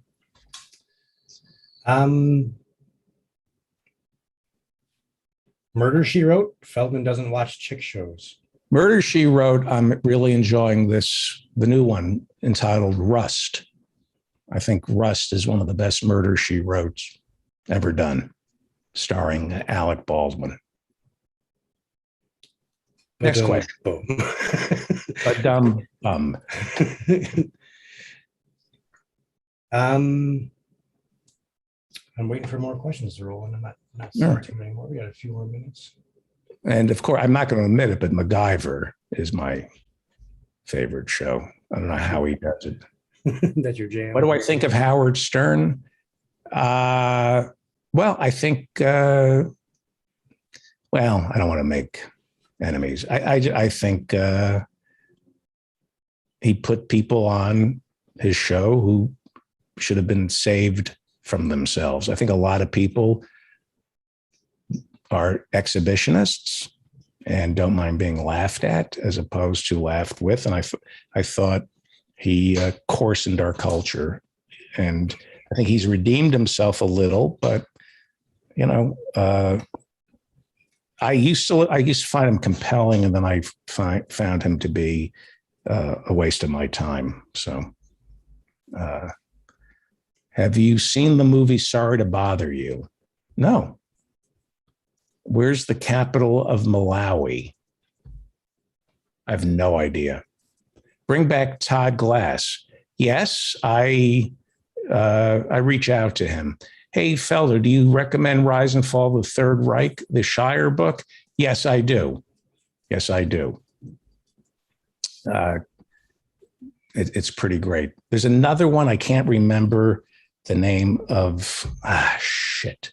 There's Shire's book, and then there's a new one. Not a new. Well, I can't remember the name of the book. On the last show, you talked about throwing your panties at the audience. You bring 6 pairs. Is that 2 for each audience member? What? So that means, who would write that? Yes, I throw my panties at the audience. Did you use a T-shirt cannon? Well, it's a T-shirt cannon, but I just drop my pants and fire a rocket. Is Ben Burgess here yet? No, not yet. Not yet. Okay. Keep going. We could play some music from.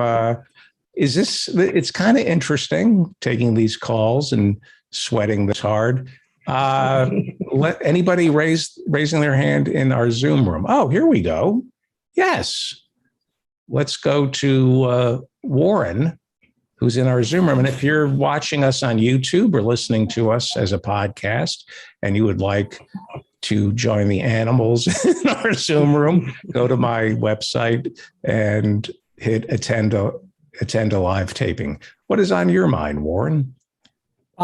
David, I'm sorry to do this, but I really want my question answered or asked. I know that you need access. I understand this completely, but if you're not going to ask the hard questions, what's the point? The Earth does not have the time. Our species does not have the time if we don't ask the hard questions. In the words of FDR, the only thing we have to fear is fear itself.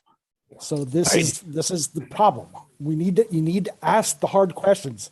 I'll ask it. If you call on me when he's on, and I'll ask him. What is your question? What is your question? This is the question. We're having Mark Savasco on the show.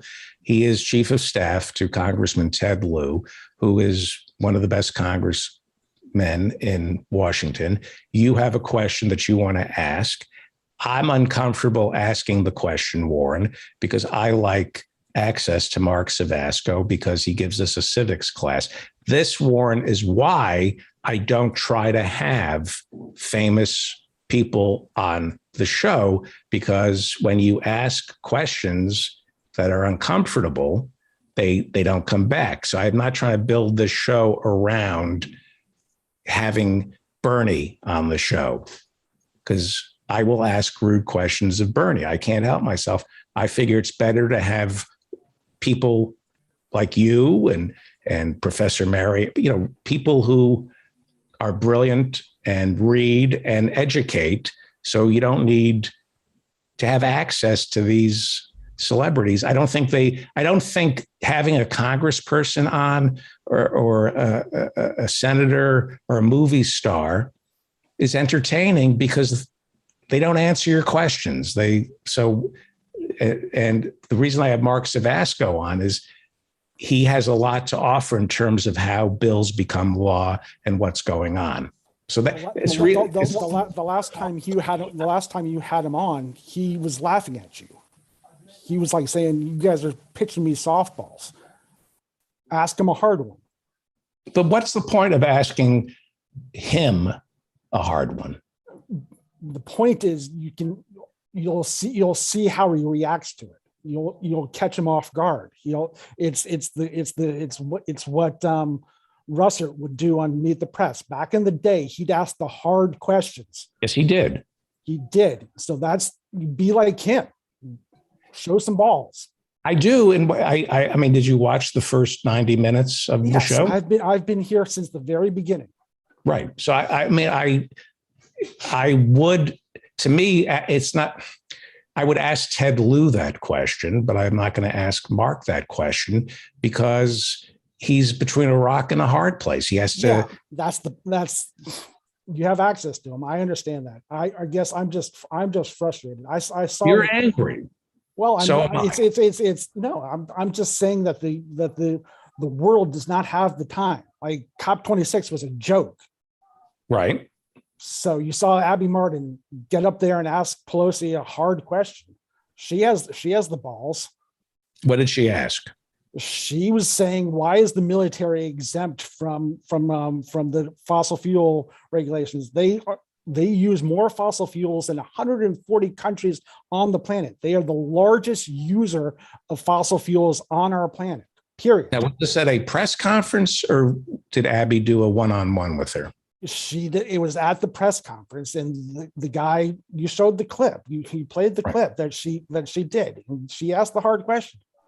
Right. When you have the access, like, trust me, I realize what the implications are. But I'm just trying to help. Like, these are the hard questions. But okay, point taken. I'm going to get the last word on this because other people, and I appreciate it.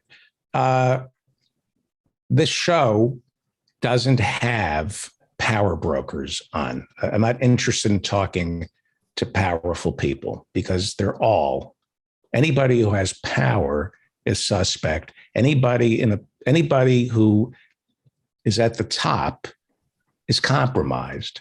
And so getting them on the show and then trying to humiliate them is a waste of my time. I rather research these topics and present the news in a easy to digest way that's fun and informative, rather than gaining access to famous, powerful people, because they're not going to give you a straight answer. They're all sociopaths. You can't embarrass them. They're shameless. So yes, Tim Russert used to ask tough questions, but that's not, you have to do Meet the Press. It's your subpoena. It's like a subpoena. You have to show up. This show, I'm trying to pass information, not catch somebody in a lie. Understood. Understood. Thank you, sir. Yeah, I mean, I understand your anger. I'm trying to inform, and I find, I ask the candidates tough questions. They're never going to come back on my show once they get elected. Katie Porter did my show when she was running. She's not going to come on my show now when they get elected. Robert, I appreciate what you're saying, Warren. I do. I appreciate what you're saying. Robert. Hello, can you hear me? Yes. Oh, yeah, I highly recommend the movie Sorry to Bother You. It's by Boots Riley. It's a good movie about union organizing, racism, and it's got a little military-industrial complex stuff. We should show at office hours. Oh, yeah. We should show more documentaries about the labor movement. We had Tom Morello on the Ralph Nader Radio Hour. We have him on the Ralph Nader Radio Hour this week, and Tom Morello talked about Joe Hill, and I'm going, I don't know the first thing about Joe Hill. I mean, and then I looked him up and go, my God, why aren't we showing documentaries about him at office hours? Hey, let me ask you a question while I have you here. We were having a big meeting on yesterday, and we were talking about possibly putting the first hour of office hours on YouTube on Friday night from 8 to 9, when I answer questions from the Zoom room and hear people. And I was wondering, and you can discuss it in the chat room, would that be an invasion of anybody's privacy if it wouldn't be I would occasionally use a gallery view, but mostly it would be the speaker view. And I thought office hours occasionally on Friday night, the first hour on YouTube might be interesting to get more people to come to office hours, perhaps, and join us. But we'll discuss it at office hours Friday night at 8 o'clock. Yeah. Yes, this is pre-recorded. We're doing this live. Hello. Let me take one more question. I'll make a deal with you. Rodrigo? Hi, Are you David. there, Rodrigo? I will give you as much time as you want at the end of the show. Okay. Is that good? Do you know Ben Burgess, Professor Ben Burgess?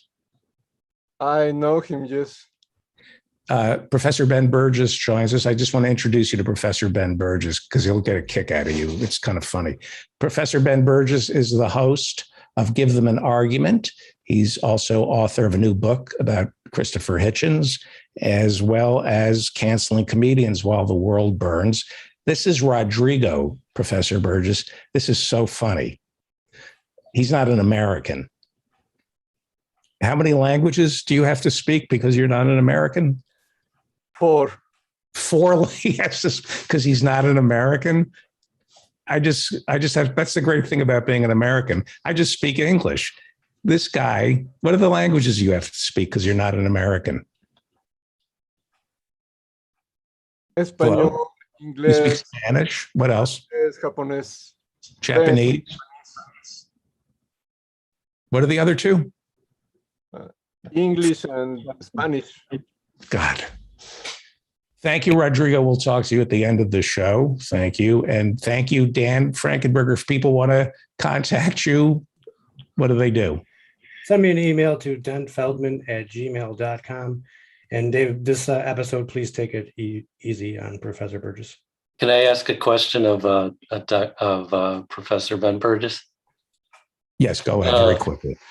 Yeah, what is postmodernism and why should I care? Or do if I do need to care, why should I care?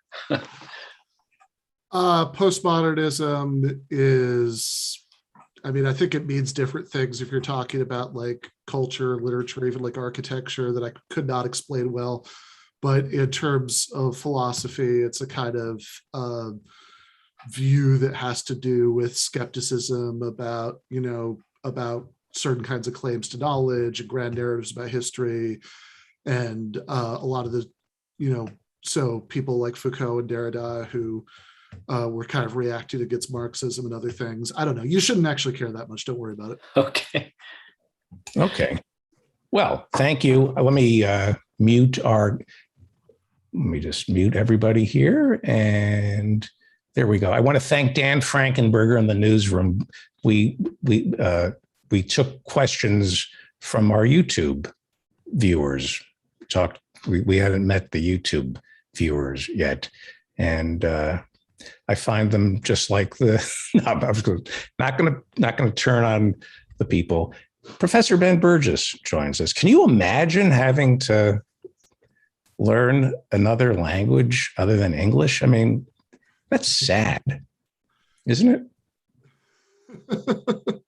I've tried, but it's definitely not something I have a flair for. Like I could, I could speak like a tiny amount of German based on what I could remember from classes that I took like decades ago. Just enough to turn me on sexually, right? That's right. That was the original goal, and mission accomplished. E-mission accomplished, if you know what I mean. There's something. Anyway, Professor Ben Burgess, I haven't seen you in 2 weeks. That's right. Yep. And I called you. I watched your debate with Charlie Kirk. Mm-hmm.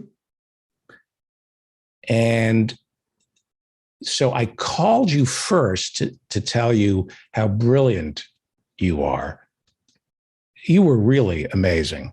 Well, thank you. Appreciate that. But he is not as bad as I thought he would be in terms of where does he get his information from? Because it's like he's learned his talking points, literally. He's memorized talk. I mean, were you impressed by him? What was your tell everybody who he is first? Sure. Charlie Kirk is the founder and head of an organization called Turning Points USA, which is basically, to put it a little unkindly, raises money from old conservatives to organize young conservatives on college campuses, and seems to be money. I mean, it's oil money.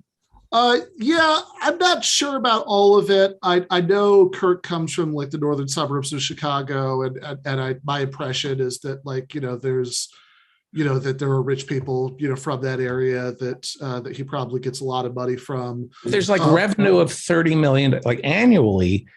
I mean, I could believe it. I mean, it's like $30 million passing through Turning Points USA. Where does that money go? I mean, like, what is it spent on? Because he seemed to have it was pretty impressive studio he had. You look good, right? Well, thank you. Yeah, no, it was surreal, right? Like, especially because a couple weeks before I did that, few weeks, I was in New York, and while I was there, I went to go see the offices where Jacobin is, which I'd never actually seen before. Been writing for them for a while, and it's like the Jacobin's like most of one floor of a pretty nondescript, building, nothing to identify it as such, and I think literally. I think Bhaskar Sankara, the editor, I think was like using like a broom to like prop up the door to the hallway while I was there. He was nice enough to like get together like a party for me on the like roof of the building, but like the total financial outlay for that was like ordered a pizza. And then like a few weeks later, go to Phoenix, and the Turning Points USA studio. I mean, it's in this building that is all to their cells. It has Turning Points USA in giant letters on the outside. You go through sliding glass doors. They're like Turning Points USA floor mats. The bathrooms have the Turning Points USA logo on them. Right. There's a green room. The studio. Who runs it? Who's really in charge of it? Who's really in charge? I couldn't really tell you. I mean, I said, Charlie, is he the front man for it? I would expect that he's more of a front man, but I certainly couldn't tell you. Based on like spending a couple hours in the building that were, mostly taken up with the debate. And, and how does this work? How does Turning Points work in terms, it's a nonprofit, it's a 501c4 or 501c3? I'm not sure about that. Like I said, I couldn't tell you the legal details. I sort of doubt it is because, I mean, it might be, but but I think that, given that they do, pretty openly express preferences about elections and things like that, I suspect they might not be. Charlie was actually, he spoke at the Republican convention last year. Donald Trump has, I think, been in that building. Like I saw that interview, and like the background looked very different, but Kirk started the interview with "Welcome to Arizona," so I suspect it might have been that same building. At any rate, like it has revenue of $40 million a year. I certainly got the impression that it was like absurdly well funded. That that this it's like, okay, this must be nice to do this stuff. Not in the way it's done in left media, but with like rich people clearly driving dump trucks of money up to your door all day every day. Might be a little bit of exaggeration, but they're manifestly extremely well funded. Now, earlier you said you talked about memorized talking points. There's some of that. I will say that in this actual debate, and I've looked at the one he did before me, and I saw the same thing there. a lot of it was not memorized. Like he had this binder on his lap that, gotta say, kind of screamed prepared by staff. Like it, has the Turning Points USA logo, Right. on the, or no, it doesn't even have the Turning Points USA logo. It's like nicely printed up graphics that say Debate Night with Charlie Kirk on the binder. Right. And he was kind of flipping through it throughout the debate, Yes. So I mean, I think he had a lot of like kind of gotchas and, quotes and figures and, did you know that even FDR said this, or, that this Norway's percentage money. of, But there was one thing where he asked you about Norway and their fossil fuels. Like he presented it as an example of why Norway doing so well, as an example of why we should be drilling for oil as opposed to providing a safety net. Does anything register with him? with him, probably not, right? I mean, like in the moment, there were a few times when he was like, okay, yeah, good point, whatever. But like, is he going to retain that, 2 days later? Who knows, right? Like that's, to my mind, that's not really the point. That the purpose of doing a public debate is never really, it's certainly not about convincing the other person on the stage with you, because that's realistically extraordinarily unlikely to happen. And I mean, even if you make generous assumptions that they're doing this in totally good faith and all of that stuff, it's still, I mean, when somebody's entire personal and professional identity is bound up with their political position, Right. it's going to be psychologically very difficult for them to break from that, even if they're 100% sincere and et cetera. So to my mind, that's not really the point. And the point isn't even, his most hardcore fans, right? Because, the most hardcore fans, they'll, whatever happens, right, they'll find something to tell themselves about it. The point is that, these people have giant audiences, like many, many times the size of ours, right? I mean, I am not going to be invited to the next Democratic convention. That's Charlie spoke the last Republican one, and all of these audiences, like almost by definition, are not monolithic, right? I mean, this is the mistake that people always make when they say this is pointless. They say, well, they sort of start from the true premise that the most hardcore fans aren't going to be convinced by anything, and then they go to the obviously false conclusion that nobody's going to be, which of course anybody who does this all regularly has regularly gotten testimonials from people who say that, oh yeah, I saw such and such, that actually did help, that was part of what brought me around.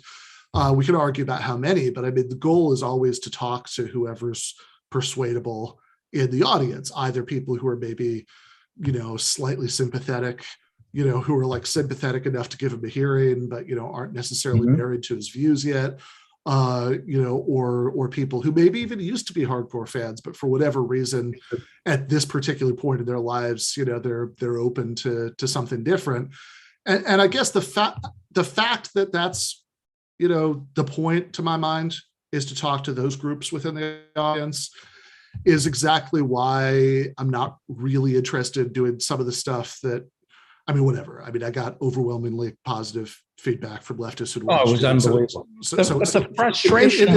In this case, it's good, but I was just going to say, right? But it is also why I'm not interested in doing some of the stuff that I think people in my camp would be most satisfied by, which is like basically like yelling at him, denouncing him, or Right. having like snappy, funny, clapbacks or whatever, because all of that stuff gives us something to cheer, and I enjoy watching it as much as anybody does, but it's actually actively counterproductive if the goal is to reach whoever can be reached in that audience, right? I mean, like the more it's just about like you two personally butting heads, the more that kind of misses the point, and the easier it is for them to tell themselves that you're just a triggered leftist or whatever. Whereas if you could just sort of like, in a calm, friendly way, say, this is what everything this guy is saying is bullshit, I think that's more likely to have some kind of impact. The debate, there were one of the key components of the debate that I really enjoyed was faux populism. Mm-hmm. The slipperiness on the right, Tucker Carlson is onto this, where they say, I hate Jeff Bezos, I hate too much power concentrated in the hands of the few. Were you able to discuss unions with him? Did you get him to say whether or not he thinks unions and antitrust enforcement of antitrust legislation? Yeah, is so we did get into the union stuff a little bit. I mean, basically, so the debate had two halves. There was like the first hour, which was aired as an episode of his new show, Debate Night with Charlie Kirk, and then there was kind of a post game hour, and which we aired the whole thing when we got it, and I think he aired the whole thing on his personal channel. Only the first hour went out on the TPUSA channel, but the second hour was a lot more all over the place, in terms of topics. But the first hour was purely about the faux populism, and this is one of the things that even before, because there was this like 2.5 weeks between the debate happening. Does he support the Voting Rights Act, at least the John Lewis Voting Rights Act? Does he support? If he's a populist, what does he support? Yeah, I mean, clearly not, right? Like, but what I was focused on in the initial thing was, okay, I hear you say that you're not a corporate Republican, you're a populist, which of course is what Tucker Carlson says. It's what Josh Hawley says, JD Vance, Donald Trump. Bizarrely, even Ted Cruz and Marco Rubio have started saying stuff like that lately. But here's what confuses me about that, right? That like, how could you say that you're a populist if you don't support, raising the minimum wage? So, for the working poor, or raising taxes on rich people to, fund programs that would help people at the bottom of society, or making it easier for ordinary people to organize unions. And what, even before anybody had watched it, when I had no idea like what anybody would think of the sort of specifics, right, of what happened. One thing I was really happy about was just that, like, if nothing else, he had to spend an hour giving me like Wall Street Journal editorial pages arguments against raising the minimum wage, against unions, against raising taxes, even on Jeff Bezos, who he says he hates. He wasn't for raising taxes on Jeff Bezos. He's not for. So I asked, this was like the very end of that first hour. I asked him about this because I'd seen him say in 2019, he was given this really good question by Kyle Kulinski about, okay, would you be willing to raise Jeff Bezos's taxes by 1% if that could be used to house every single homeless veteran? And in 2019, his response was, well, I'd hope he would do it voluntarily. And self-supporting. Yeah. And I pointed out that, well, it's been 2 years. He's clearly not going to do it voluntarily. It seems like he would rather buy a spaceship. So now, would you support raising Jeff Bezos's taxes? And he spent like 2 minutes essentially arguing with himself about it, sort of hemming and hawing and going back and forth, and maybe, but I don't know. Like, the fact that this is such a hard question for him, whether he would raise the taxes on either the wealthiest or second wealthiest, depending on which rank you're looking at, man in the world, who he says he hates. He repeatedly said that. That like that guy, whether you'd be willing to deprive him of another 1% of his wealth, if doing so could. So let me go over the format with you. We're talking with Ben Burgess. He's the host of Give Them an Argument, as well as author of Give Them an Argument, Logic for the Left. And he's a columnist for Jacobin. We've talked about this in the past. So I found the format with you and Charlie Kirk. I found it satisfying in that there was a clock ticking and nobody could filibuster. You had 2 minutes. Mm-hmm. Was it a 2 minute clock? Is that how it worked? Yes, there were 2 minute opening statements and then 1 minute responses, and then after that it was open. Now, if it were give them an inquisition, because I'm being serious here. How do you think it? Were you frustrated if you and I were co-hosting Give Them an Inquisition? Yeah. And he was in the hot seat and he just had to answer the questions. And, how do you square this with that? And just has to agree to our line of questioning. Uh-huh. Would he have agreed to that? Would he agree to an inquisition? No, he wouldn't have. But of course, since I was literally in his studio, if it was organized as an inquisition, it would have been the other way around. And I probably would have been much more frustrated by that because, of course, the problem as I see it with inquisitions is that ultimately any kind of inquisition is going to be based on how, your underlying assumptions, right? So like, sure, if I could somehow convince him, which I couldn't, to be subject to my inquisition, that'd be fun for me. But if he could subject me to his inquisition, he would ask a lot of questions that I would think were ultimately based on nonsense premises, and I would just reject the fundamental assumptions behind the question. But of course, the second you start to reject the assumption, it's not an inquisition anymore. It's you're back to having a debate. Well, okay, so you be Charlie Kirk in three. We have 4 minutes left. You be Charlie Kirk. Charlie Kirk. Yeah. Okay. So you think Jeff Bezos is a bad guy? Oh yes, he's Why is he bad? Jeff Bezos is a bad guy because he doesn't have proper American values, and Is he destructive? Yes, he's destructive. Who's he hurting? Who does he hurt? He hurt his employees?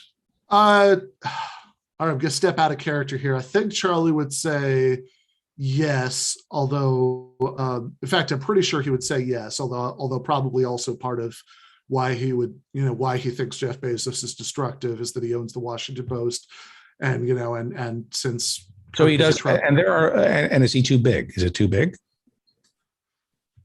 I think he would say yes, although there's a fascinating question here about how if the Inquisition goes on to ask him what a solution is.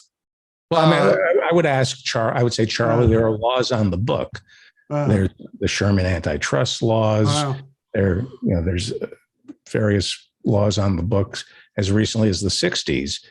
Should they be used to rein in businesses that are anti-competitive? Do you believe those laws that are already on the book should be used? What would he say? He might say yes to that. I don't think that's impossible that he might say yes. It's because he is, I guess, to be fair, he will sometimes say things that aren't quite like, free market fundamentalists that are like gesturing just a little bit in the direction of, we could have a little bit of a safety net. Although one of his lines that he likes, he used it with me, and I've seen him use it other places, is that we should have a safety net, not a hammock, which is funny because just visually, I'm pretty sure safety nets are much bigger than hammocks. But he'll say things like that. I think the most actually redistributive thing I've ever seen him say is that he'd support like basically paying people to have children, which of course obviously fits into some of his other beliefs. Points is not a recipient of the free market. In other words, it's not a beneficiary of this mythical free market, is it? I mean, it's a beneficiary of donations from people who have probably, according to them, benefited from the free market. So they would say that since they're voluntarily spending their money how they want, it's all consistent with free market. Could you question him on this building and his salary and say it's the free market, that his product is, that his fortune is the result of his product, or his product is the result of other people's fortune who are trying to brainwash? Yeah. So I've seen, I think if I'm remembering right, I watched like 4 of his previous debates before I did this. And I think in the one with Hassan Piker, Piker did bring up some of the donors and, kind of push that point a little bit. And Kirk's response, if I remember correctly, is to start indignantly talking about how Turning Points USA's money came from, thousands of, small donors all around the country, blah, blah, blah. I suspect that at best, that's an evasive half truth, right? There might be thousands of small donors, but like all put together, they probably donated less than they got from like 4 rich people. That would be my strong guess. I mean, I haven't looked at the books or anything. The Marcus Foundation gives 1.5 million, 510,000 a year from Darwin Deason. These are big, $750,000 from one family, 610. I mean, it's just chunks of donations from wealthy people who can write it off because it is a nonprofit. Mm-hmm. And they're using it for their advertising. They're using Charlie Kirk to advertise the ideology that makes them rich. Yeah, I mean, I guess what he would say is if successful people who have contributed to the economy voluntarily want to contribute to what they see as a worthy cause, then there's absolutely nothing wrong with that. I mean, that would probably be his line. Okay. Professor Ben Burt, you did a great job. Thank you. Although I don't think Charlie Cook is the political guy. I don't think Charlie Kirk realized that you were mopping the floor with him. Great job. You're a professor. I would not debate Charlie Kirk. He would mop the floor with me. I would not know how to respond to his talking points. You were brilliant. It was riveting because, yeah, I mean, you really are. You're always in the gutter. I mean this. You go into the gutter with these people. You will fight anybody, and your sword is very sharp from those fights. How do you feel? How did you feel afterwards? No, I felt good. I mean, I think that went about as well as it possibly could have from my perspective. Let me bring in Dr. Philip Hirschenfeld. Mostly because he didn't say anything that was not like some right-wing talking point that it's like in other words, like, okay, you can sort of tell that he's starting to talk about the Nordics. So like you can sort of see from like 5 minutes in advance that there's going to be some sort of gotcha about oil in Norway. And, and it's so I think that if he'd been more unpredictable, maybe it wouldn't have gone as well as it did, but I was very happy with how it went. Can you spare 5 minutes? Because I want to bring in Dr. Philip Hirschenfeld. He's a Freudian psychoanalyst, and I think you need help. And Ethan, if you want to come in, Ethan Hirschenfeld is a brilliant comedian, and he is also, his special Thug Jew is absolutely brilliant. Last week, Ethan was waiting to go on. He was at a comedy club waiting to go on, and there was an energy. And I was kind of baiting him, trying to get inside his head. And it was kind of like the Toreador about to walk in to the fight. And we'll talk about this. But psychologically speaking, Dr. Philip Hirschenfeld, Professor Ben Burgis loves an argument. And he will go into the gutter and debate the worst of the worst. You debate Stefan Molyneux, is it fair to call him a crypto Nazi, at least crypto fascist, white supremacist? I mean, let's put it this way. I think that he seems to attract a lot of those people as fans, and I don't think it's a coincidence. I seem to remember the hierarchy of race with. Haven't you debated like some form of hierarchy? Well, he wouldn't say that like I don't think he would say that he believes in that, right? Like if anything, he'll say disingenuous things like, your support for open immigration is like actually like it's bad for like Black people in the United States because their jobs will be taken by Mexican immigrants and things like that, right? So he's not going to come out and say that he believes in racial hierarchy. Again, I mean, I think, as I recall, the chat stream on that included a lot of speculation about whether I look Jewish. So I don't think it's a coincidence that that's the audience that he attracts. Right. Dr. Hirschenfeld, I think personally, it's a fool's errand to debate these people. Professor Burgess gets into the gutter with them. I was just curious what your thought is. Like, what any thoughts on that? I think professors like to debate. I think Professor Burgess is good at debating, so why shouldn't he? Is he going to change many minds? I would be really surprised if he does. But maybe some of the like-minded people will be reinforced in their thinking when they hear Ben's arguments. So I don't think it's a fool's errand. It depends what he wants to accomplish. But Right. go and be healthy. Right. And you have an adrenaline rush. Like, we were with Ethan before he was going on stage last week, and you could tell he was walking through, he was about to walk through a wall of fire. Do you get that? Adrenaline and Diet Coke. That's what that was. That's my drink before going on. Or you could really, adhere to the Freudian tradition and make it a different kind of Coke. Right.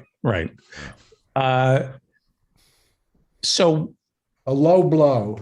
But yeah. anyway, professors like doing that sort of thing. Oh, well. Did you have an adrenaline rush before? Is it like walking? Sure. Yeah, sure. I mean, anytime, honestly, almost any kind of public, I mean, even like teaching, right? Like, there's a little bit of that, right? Like, and I think probably much more for something like this that more people are going to watch. I would just say, I think on this question of changing people's minds, I think it depends a little bit on, that word many, right? Like how many is many. And I also think it depends on what time frame you're thinking about, right? Because I think something that almost never happens is somebody thinks something and they hear somebody making an argument against it, and like halfway through or while they're going home that night, they're like, oh my God, he was right? Like that's not realistic, right? But I don't think that means that people don't change their mind. And I don't think that means that arguments don't play any role in people changing their minds, right? I mean, like, how many people, I will say, like, I always find it funny, when I know people well who say, people that change their mind, because usually I can rattle off 10 or 20 big things that they change their mind about over the course of their lives. I just think that it's not like instantaneous. It's a cumulative process. You hear things that plant seeds of doubt or don't, depending on whether you happen to be at a place in your life where you're open to that at that particular time. Maybe like, you hear, certainly in my case, when I hear a really good argument for something I strongly disagree with, my initial reaction is usually just to be irritated by it. But then initially, right? But then like later you might, find yourself thinking back to it at a later point in time when you have a little bit less ego at stake, than you do when you're just sort of confronted with it initially. And, you think back to it, you realize that you feel a little bit differently, and maybe even you feel a little bit differently partially as a result of that, right? Because people are convinced of things that go deeply against their initial beliefs all the time. People who were intensely and devoutly religious become atheists, or vice versa. People who used to be, young Republicans, end up in the DSA, or vice versa, like these things. But not because somebody argued them out of it. There's a whole new school of psychology studying the question, how do you change somebody's mind? And it's not by proving that they are wrong, because that just entrenches them more in what they already believe. I think the studies that show that all have an extremely short time frame. That, like, and I think within that extremely short time frame, that seems totally plausible to me. That, like, that again, you're irritated, you feel defensive. So yeah, if the question is, what do you think the next hour or even the next day, then I think that's right. But I think that I think there are very few people who he's on arguing reflection. with me already. I opened my mouth once. He's arguing. And, He is. Well, Dr. Hirschenfeld. and the more he talks, the more he talks, the more sure I am of my position. I know Well, him for very now, well. but like, what about a few weeks from now when you know when you like you're a little bit more distance from I'll it? get back to you on that. I want All to right, say, sounds good, just, sounds I good. think that you're both wrong. He likes a fight, Dr. Hirschenfeld. I noticed. Yeah, I mean, he will. Yeah. And so we're And going to talk. by the way, you tipped your hand a few minutes ago. I never understood what this term was that you used, the mop up. And then you said, if I ever argued this with this guy, he would mop the floor with me. Yes. So the mop up is some kind of masochistic acting out of yours.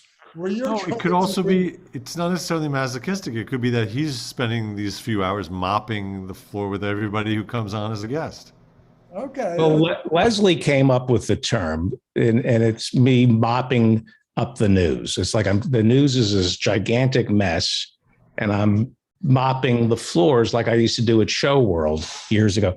Professor Ben Burgess, give them an argument, and Jacobin, and just to make them happy, you won. You beat Dr. Hirschenfeld. You mopped the floor with Dr.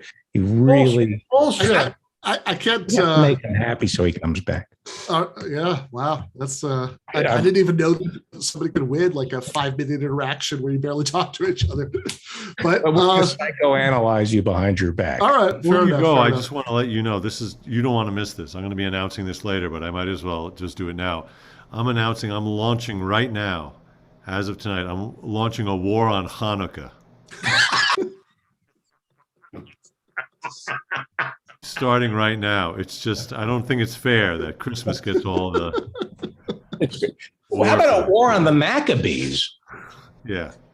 Who were the Maccabees? Okay, that's Goodbye. my cue. Thank you, to- that's Professor my cue Ben to exit. Burgess. All right, thank you. Bye. Who were the Maccabees? I knew I was a vegan even as a youngster because when they told that story, apparently the Maccabees, I always remember this story, they're sneaking under an elephant and stabbing it in the stomach to win some battle. And all I could think about was that elephant. Why are they, it's so mean to stab an elephant. Am I conflating different holidays or was that? I have no idea, but I would say that David was not paying attention in Hebrew school, and now he expects us to be mopping up after him because he doesn't know who the Maccabees were. Well, you know what? I wasn't paying attention either. You were the one person They paying took attention. on the Greeks. The Greeks were they Yes. took over Israel, and the Maccabees kind of had a revolution, and the leader said, "Don't waste, turn the lights off here. I'm not the oil company. Stop wasting the lamp. If you go to bed, blow out the lamp." And they kept the kids kept the lamp going all night, and they were able to stretch it out over a long period of time. And the Maccabees won, and the Greeks were left with nothing but the tuna melt. They gave us democracy, they gave us theater, they gave us philosophy, and the Maccabees reduced them to the tuna melt. So Actually, Ethan, the truth is that the Maccabees heard about Jesus, and they said, "This kid is a winner, and we're going to have something to counteract this kid with gifts. Why don't we invent a holiday for?" Going back to arguing. I don't like it. I don't like arguing. Me I have neither. to tell you. I don't Yes, have you to. do. Yes, you do. I just spoke to I John don't. Cleese. No, He I says you don't. do. I do not. John Cleese says you love an argument. I absolutely do not. I was once put up to debate in 8th grade in front of the 7th graders to demonstrate how to debate. And I remember my friend Caroline, she said something about the Sandinistas or something. And then they looked at me and I didn't have an opinion at all. That was the end of the debate. Right. By the way, he got reelected again, Ortega. Wow. So in psychiatry, I'll ask this of your associate, Dr. Hirschenfeld. Are you changing minds when you're a psychiatrist? You're not changing them. You're turning them upside down. So it's the same mind, but it's in a slightly different orientation. That's the idea, because you can't change a mind. Yeah. What do you do? Well, It's a very good way of putting it. Yeah. you can't change a mind. But you can turn it upside down. You can turn it upside down. And you turn it upside down and ask Shake it, and you shake it a little bit. You shake it, and then you put it back. You step away very slowly, and see what happens. Right. And so you say he's correct, Dr. Hirschenfeld. It's always correct. Listen, Okay. he's dressed like a thug, and if I argue with him, he's going to mug me. This is one of many hats that I've found. By the way, you find them, you launder them twice, and then it's your hat. This Well, one we is have a- acrylic because we're not yet into wool season. This one is acrylic. We want to plug your big movie Friday night. Yes, But tomorrow. But first, I have a question. Yeah. Id, superego, or ego? What do you prefer? Like if you have to go with one, and there is a correct answer, what would you prefer to go with?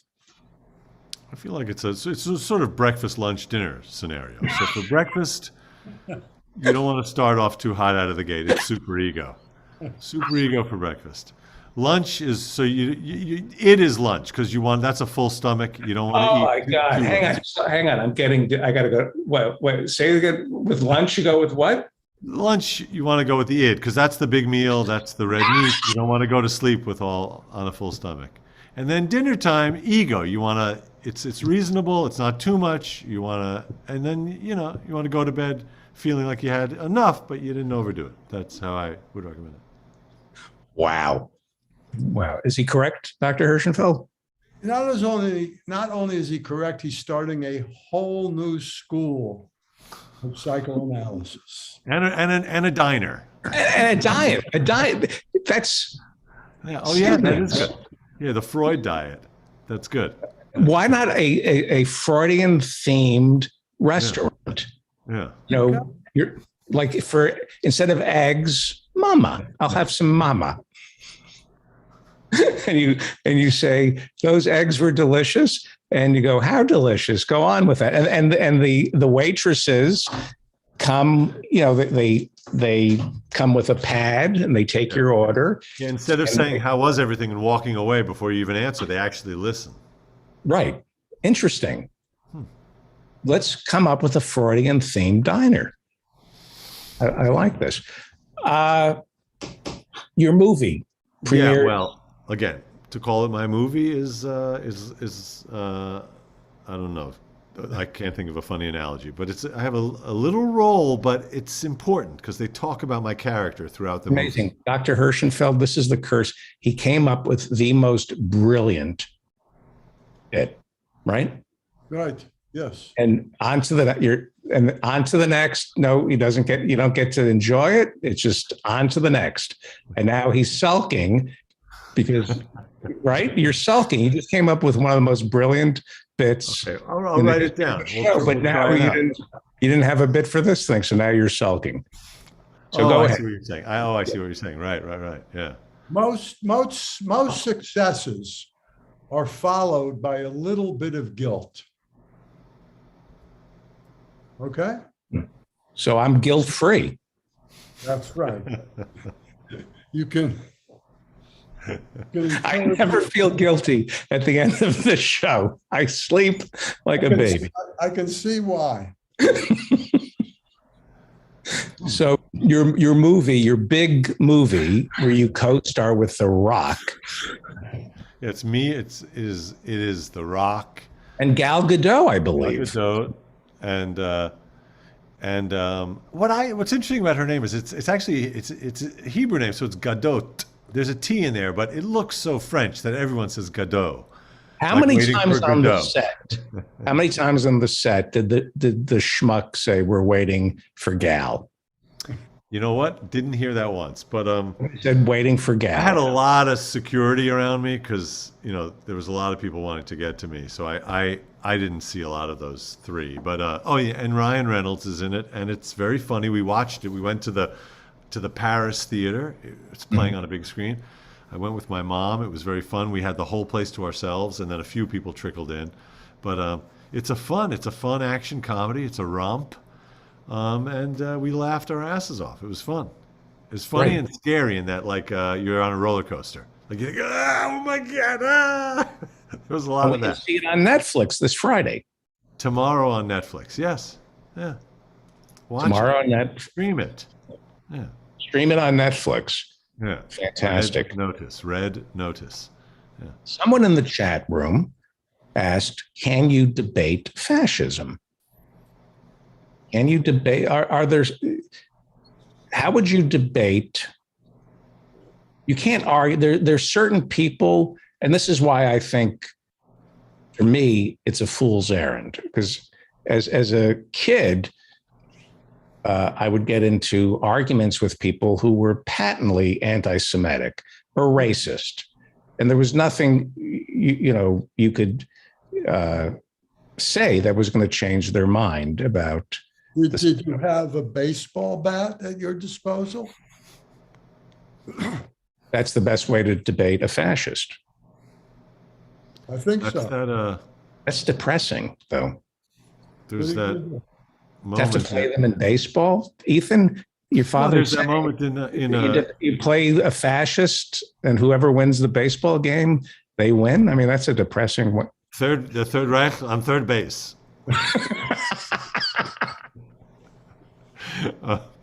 There's that scene at MoMA, I guess it's in Manhattan, where Woody Allen is they're talking about this scathing op-ed about the Nazis. Right.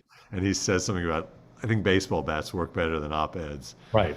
With, And Bella Abzug is Bella speaking. Abzug, yeah. Who was a great Stole it woman. there. Huh? I stole the line from exactly there. Well, From Manhattan. it was Yeah. borrowing. It was you borrowed. Okay. Bella Abzug was a great woman, wasn't she? I remember her hats. Yeah. Yeah. She didn't ask to be liked. She demanded respect. It Mhm. was beyond, it's like, I don't care. I'm taking respect. That is so changing people's minds. You can't change. I thought what Dr. Hirschenfeld said to Professor Ben was interesting, that you can't abuse people. Like, you can't make somebody feel they're losing in order to convince them. They have to make it as though it's their idea. Well, Right? Yeah. Kind of like dealing with a network executive. You can't, and you can't do this in a phony way, but you have to be actually curious about what do they think, why do they think it, how did they get, please explain to me your views, and you have a much better chance of influencing their views than if you say, I have 9 ways to prove that you're a moron and you don't know what you're talking about. It's not going to get you anywhere. Right. Right. I've heard interviews with this guy who has successfully turned some Nazis or turned some Klan members, and I think that. And what does he say? But I think it starts with exactly what the doctor just said. It's a genuine empathy and befriending and spending a lot of time and being actually interested to actually let them talk it out. Really curious about how did you get there? How did you get to this? Where do you buy your sheets? What is this? Well, going back to the baseball bat, I was working for there was a racist I knew, just a racist, and he said, I don't think you can ever change anybody's mind. I don't think you can change people's behavior. And I said, you can legislate behavior. You can change people's behavior and then their mind. For example, with the anti-vaxxers, you can legislate first and say, you know what? You're not vaccinated, you're not coming to work. And that's the baseball bat that brings them to work. And suddenly they go, you know what? Maybe you know, it's not so bad to be vaccinated. There's this great story that I saw on 60 Minutes about 25 years ago. They revisited a high school in the South that was bused, that was integrated by court order. And when that busing took place, it received national coverage because it was violent. The whites and the blacks the whites were beating up there was bad on both sides. I'm kidding. The white kids were, but they were it was presented as blacks and white. Of course, it was presented as blacks and whites fighting.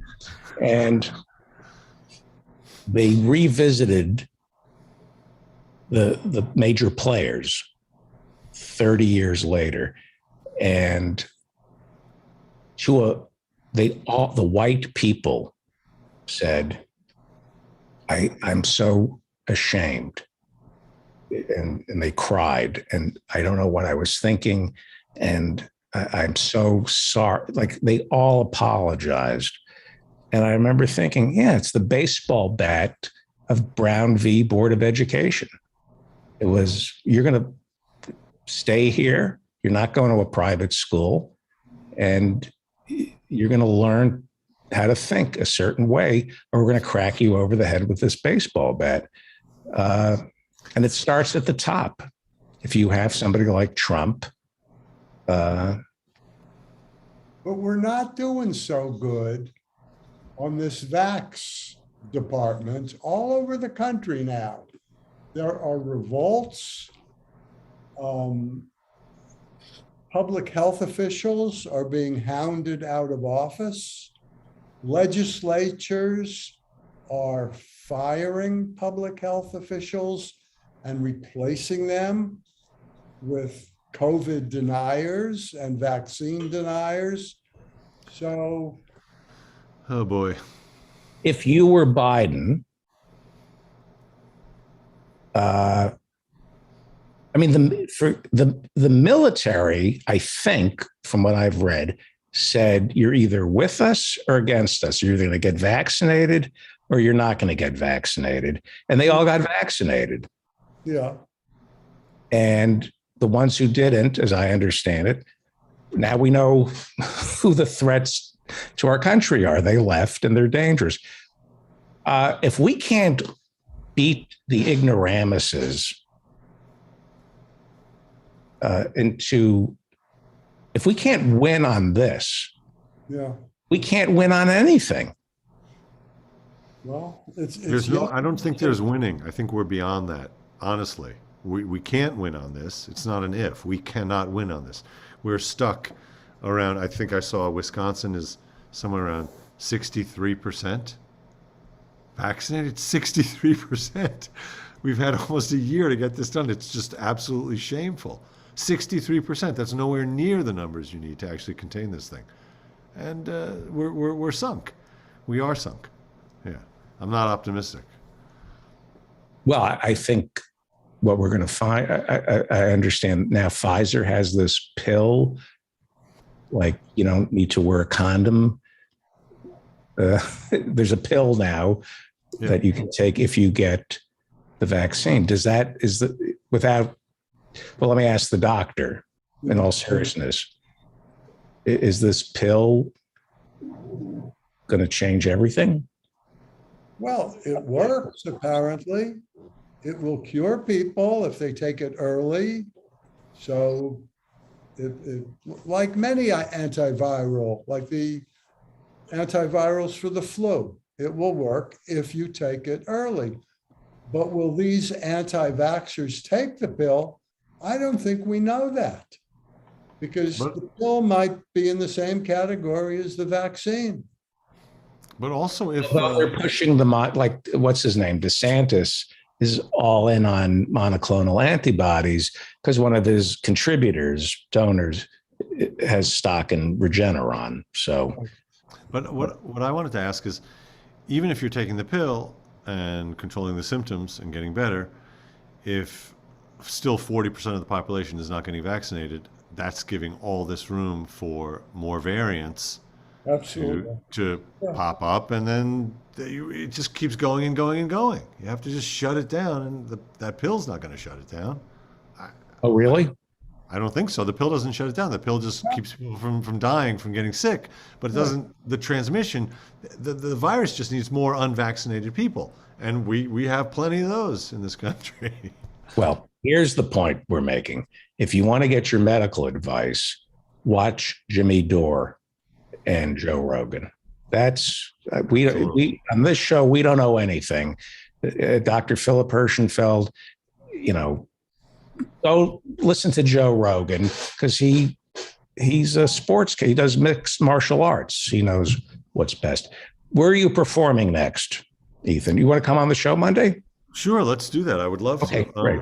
I don't know where I'm performing next, honestly, except I got the Christmas Eve show at the Comic Strip. Before that, I don't know where I'm going to be getting up. Right now, I'm here in the country, jumping in the cold water again. The water is gradually dipping. It was 55, then today was 54. So I'm doing it where every day it gets colder and I get more used to it. So that's what's happening. Great. That's very nice. So Maybe we'll get Renan. Thank you, Dr. Philip Hirschenfeld. Thank to you, see you. David Feldman. Thank you. Thank There's you, Lou. Yeah. Ethan. Thank you. Go watch. If you want to thank Dr. Hirschenfeld, go on YouTube right now and watch Thug Thug Jew. It's amazing. Indeed.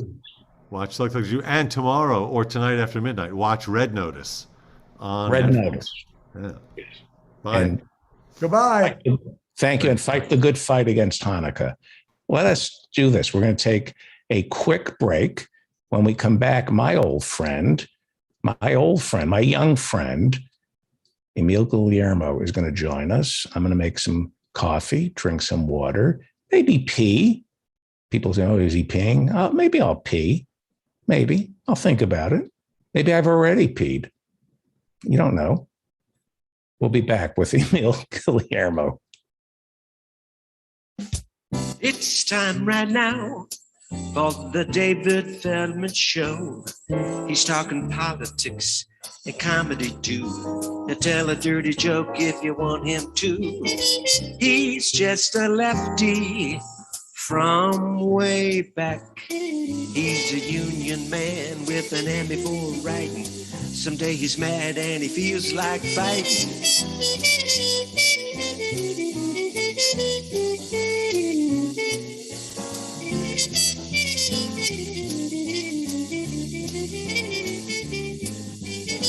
It's time right now for the David Feldman Show. So get your ears on right, buckle in real tight. He's got a lot to say and he's coming your way.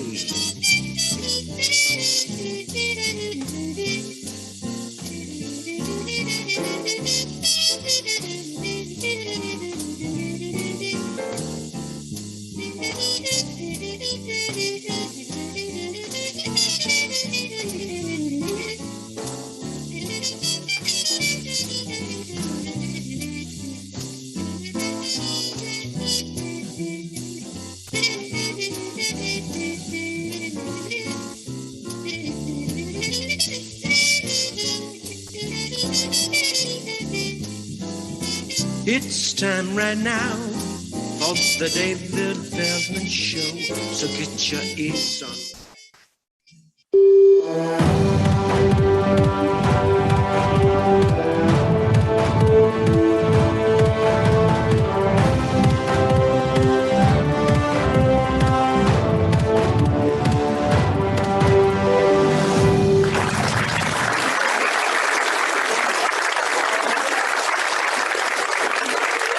Welcome back. Welcome back. Can you hear me?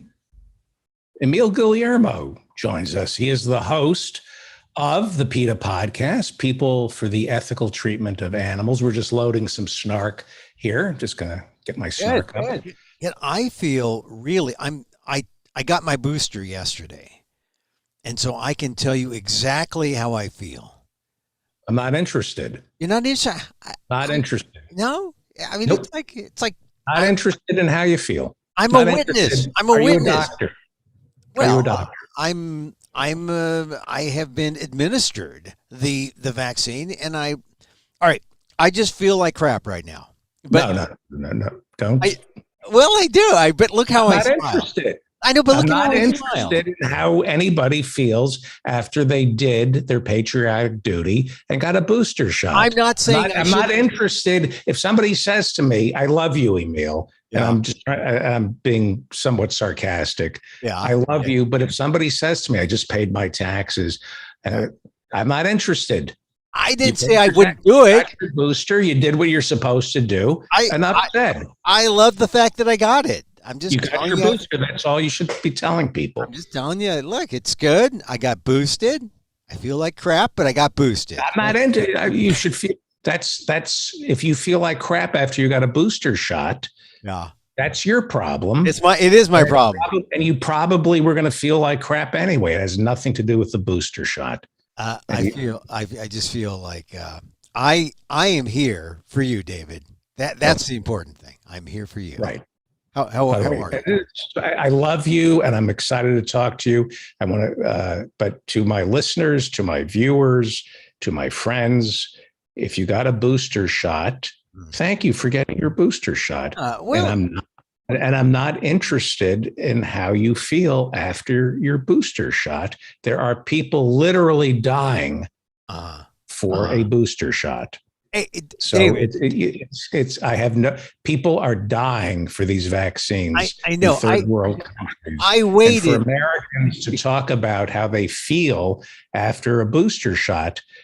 I'm not interested in whether or not your seatbelt is a little too tight. No, it's not my seatbelt. I'm not talking to you. Yeah, I'm talking to America. Put your fucking seatbelt on. No, but here's my only point is that I'm glad I did it. I'm glad and I felt a little guilty at first because other people do not have the same rights as I to go out there and get a booster. But I waited as long as I could, and I got the booster. You know what I love about these vaccine mandates? It's not the health implications. It's the authoritarianism. I love the fact that people are being forced to do something. It's about time people got forced to do something for others. And to me, this is why we should bring back a draft, 2 years of public service. I love the authoritarianism of the booster shots and the vaccines. It's about time Americans learned to do something for others.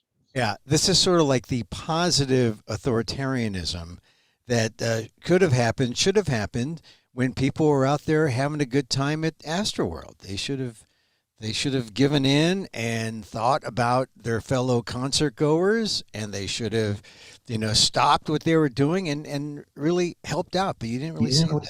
What are you? Do you want to talk about it? Yeah, a little bit because I grew up. By the way, you're one of my oldest friends, and I take liberties with you because we go back so far. And I wasn't being rude to you. I talk with you the way I would talk with anybody else who gets too close to me. Yeah. I'm like Jimmy Dore. You get too close to me, I'm going to bite your effing head off. Yeah. Like, your favorite Filipino Jewish pals, I got it. Yeah. Yeah. So, I mean, we could talk about, Travis Scott is being sued. He is being accused of Satan worship. Oh, I didn't get that. All the stuff that happens when you're an African American and make a mistake. I don't see Alec Baldwin being accused of worshiping Satan. Hey, look, my friend Ishmael Reed said, look, let's refrain from going after Travis Scott before we know everything. But we know a lot already. We know about what he's done in the past. We know about how they weren't prepared. We know how there was no way to like pull the emergency brake, on the concert train. And I've been going. The fire chief threw him under the bus. Yeah. Where was the fire department? It's where. In other words, we have a businessman named Travis Scott, right, who is trying to present himself one way. right? And he's throwing this. There are also laws on the books. There are fire marshals. There were police there. There's security. There are people who can see what's going on. And he's not supposed to be making decisions while he's on stage. He doesn't have a clear picture of what's going on. The fire marshal couldn't wait to throw him under the bus, because I met with Travis and said before the show started, I don't like the way this looks. Well, you know what? You're the friggin' fire marshal. Well, Travis Scott has a record of this sort of thing. And look, I just think that he's got to show some what's his record? Somebody got half paralyzed. No, he got a situation in Rogers, Arkansas, 2 situations there. He had a situation at Lollapalooza in Chicago. And what about Roger Daltrey and Peter Townsend? Nobody blamed them for the Who in Cincinnati. And nobody did Mick Jagger go to jail for Altamont? Nope, I don't believe so. And Led Zeppelin, people getting knifed at a Led Zeppelin concert. We have always had these kind. Travis Scott is African American, and we're going to come down. He'll go to jail because. Well, I just, I hope not. But it doesn't look good. But he's not the deepest pocket. The deepest pocket is Live Nation. Live Nation is the biggest. They're the biggest entertainment, outfit out there, right? And they were hoping to make money back. Who's more powerful, Travis Scott or the monopolists, Live Nation? Well, who's more powerful, Travis Scott or Live Nation? I would say Live Nation, but you know what? The Live Nation folks are corporatists, and I'm sure that they're protected to the gills with insurance, and they won't be touched. Let me tell you a Live Nation story. I used to go to a lot of concerts for free when I was a stand-up in San Francisco, and I had a friend in Live Nation, Bill Grant, and I went to see George Clinton, right? Funkadelic, baby. Funkadelic at the Fillmore. George Clinton. Small venue. And it was getting late. And George Clinton had an act. And part of his act was, we're going to party all night. They want to shut us down. Are we going to let them shut us down? And the entire Fillmore, including me and my friend who worked for the promoter, went, hell no. And go, we're going to lock the door. Are you going to let the promoter shut us down? And they go, no way. And then the promoter walks on stage and whispers in his ear, and the crowd wants to go all night. And George Clinton goes, folks, they're making us shut down. And people booed the promoter. It goes, can you believe it? But we got to go. We got to go. And I knew the guy who walked up to George Clinton. And I said, what did you whisper into his ear? And he said, there's a fresh pot of coffee we're making. I'll talk to you in a little while. We're going to see you in a little while. It's all an act. Just a ruse. Yeah. Look, but it's not going to be an act anymore. Look, we have. It's not Travis Scott's fault. No, I'm not saying it is. Live Nation's fault. I think it's shared. Fire marshals. It's not his fault. I think for the most part, it's going to be shared. It's going to be Live Nation. It's going to be the local officials who weren't responsible. And I think a little blame is going to come down on Travis Scott, but where's his First Amendment right? Seriously, I'm not arguing. I'm not trying to be rude to you, but where's his First Amendment right to put on a show and say things? He can say it's not what he said or what he didn't say. It's what he didn't do in terms of protecting people who went to the concert not expecting to lose their life. And so for now, we got 9. It's up to 9 now. And where's the union? Was that an IATSE show? I don't know if it was the IATSE. Look, when I was a DJ in Houston, Houston, Texas, Right to Work, that's where a lot of those concerts were, Pace, Live Nation. I saw a lot of concerts. I saw The Who, 75. Who'd you see? The Who. I saw The Who. I'm asking. I saw. Yeah. Who did you see? I want to know. Who did you see? first base, third base. No, I know, and I think So I know it was the opening. I'm going to do that bit. I don't care. I'm shameless. So look, I'm sorry for the families. There were like two Asian American families. An Indian American died today. A woman who went to Texas A&M, and then there was another guy, who was from the Dallas area. Danish, his name was Danish Baig, 27. He died the first day. It's just sad. I just, I've stopped going. I've stopped going to concerts. I used to go to all the concerts. I begged my mom to send me to Altamont when, Altamont was there. I didn't know where it was. I said, I'll just go hitchhike, Mom. She says, no, you're not going hitchhike. And so, but I wanted to go to Altamont. Thank goodness I didn't. Because you were a Sonny Barger fan. Well, I was more a Hunter Thompson fan. I wanted to see how Hunter did his thing. But I think this has the impetus to change how live music will be seen from here on. I mean, in the old days, there was some leeway to say, okay, well, isolated, doesn't count, doesn't matter. But we're talking about 9 people now, 9 people. And people are going to be looking for a scapegoat. I hope it's not Travis Scott. But don't you think it gets down, in all seriousness, don't you think it gets down to there are supply chain issues that the same way restaurants can't find people to work what are in many cases shitty jobs. So they couldn't find security. They couldn't find security. They couldn't find someone to man the ambulance. Don't you know how the security works? A lot of it is you get to see a free concert, right? If you put on a security jacket. Yeah. But let's find out what they were paying security. Who was wearing the security jacket? I suspect they were working for free because oftentimes that's how security is paid. Yeah. Let's find out if it was a union. Was IATSE? Yeah, but here's the other thing, David. You got to go after festival seating. On Monday, I wrote my column on ALDEF, and I said when I went out to concerts, the thing that was a tip-off for me is this festival seating? And festival seating is you cram people into the venue and you make as much money. It's capitalism. It's that's what's at fault here. And if you didn't have festival seating and everyone had a seat, you'd have a more responsible audience, a more responsible artist.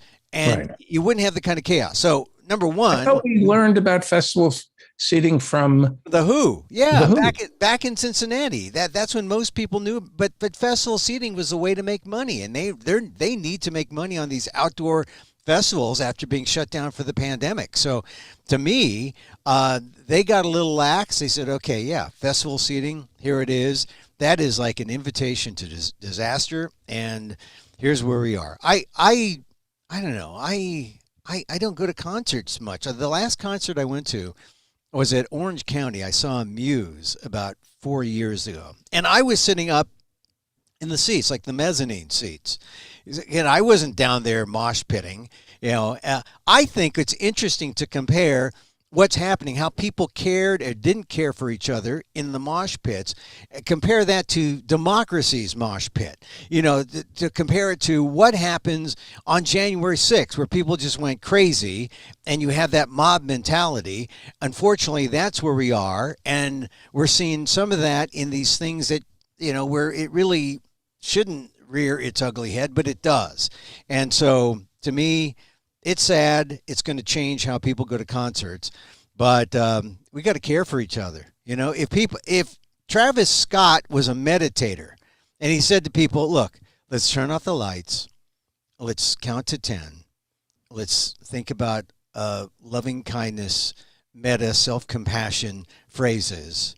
May you. But did he know what was going on? I don't think he knew. Well, he had an idea. He could see that something was going on, and there was a woman who needed to be carted away, or they were trying to cart her to the front.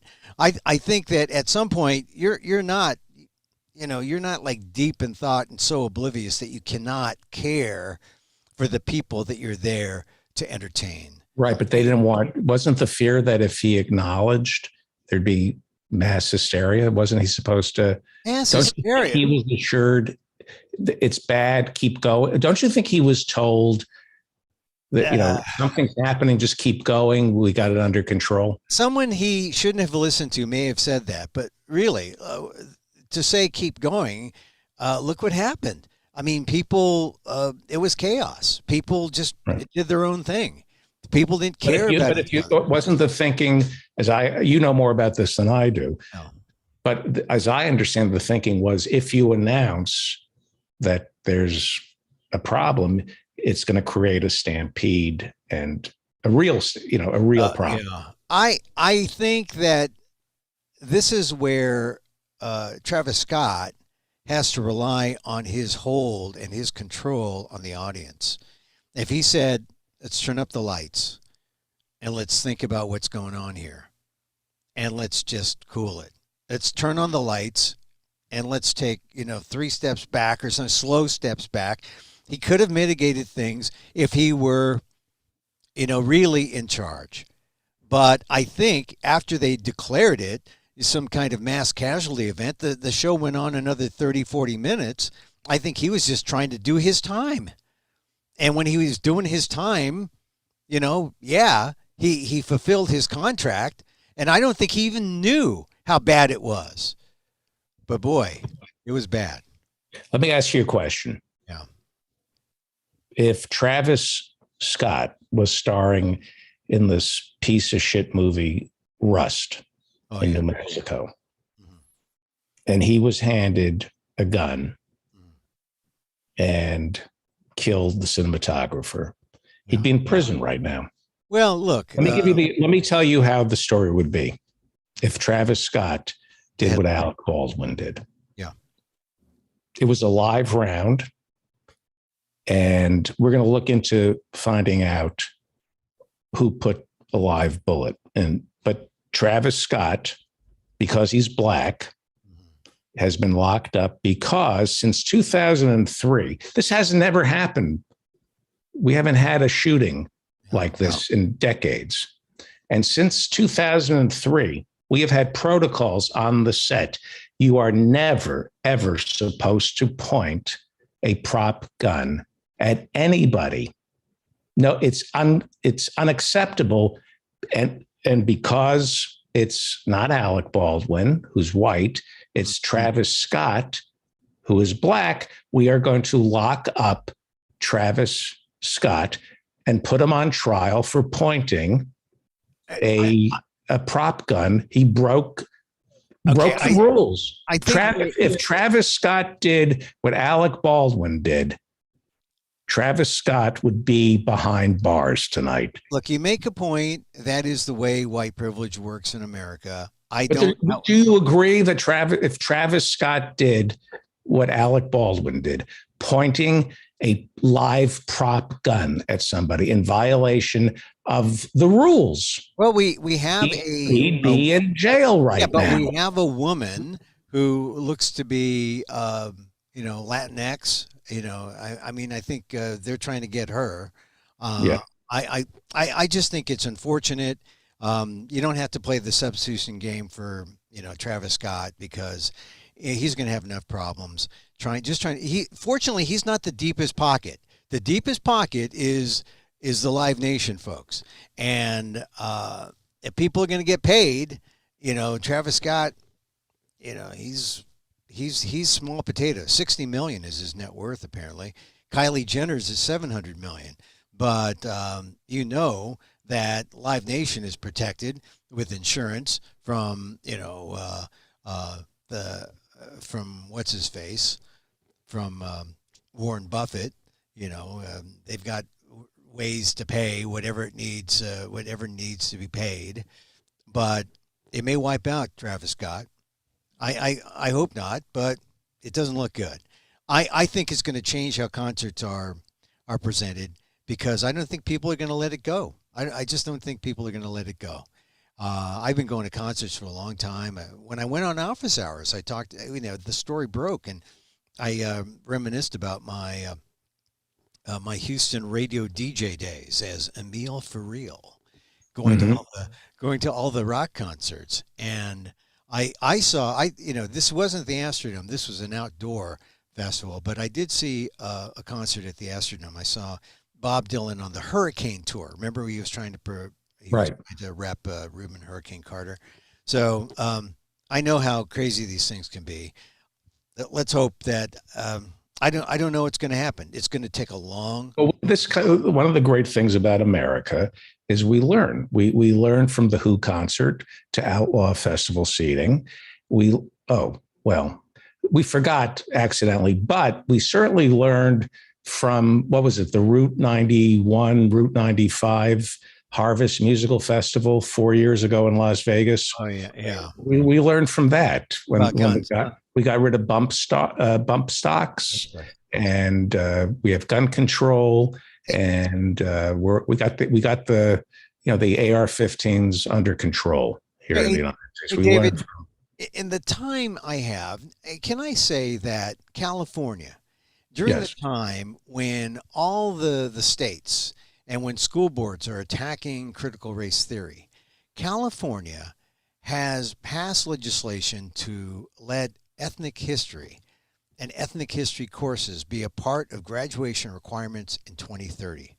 And that is great news for people who are ignorant, basically, and need some information about how people came about. So just think, just today, some things that are in the news.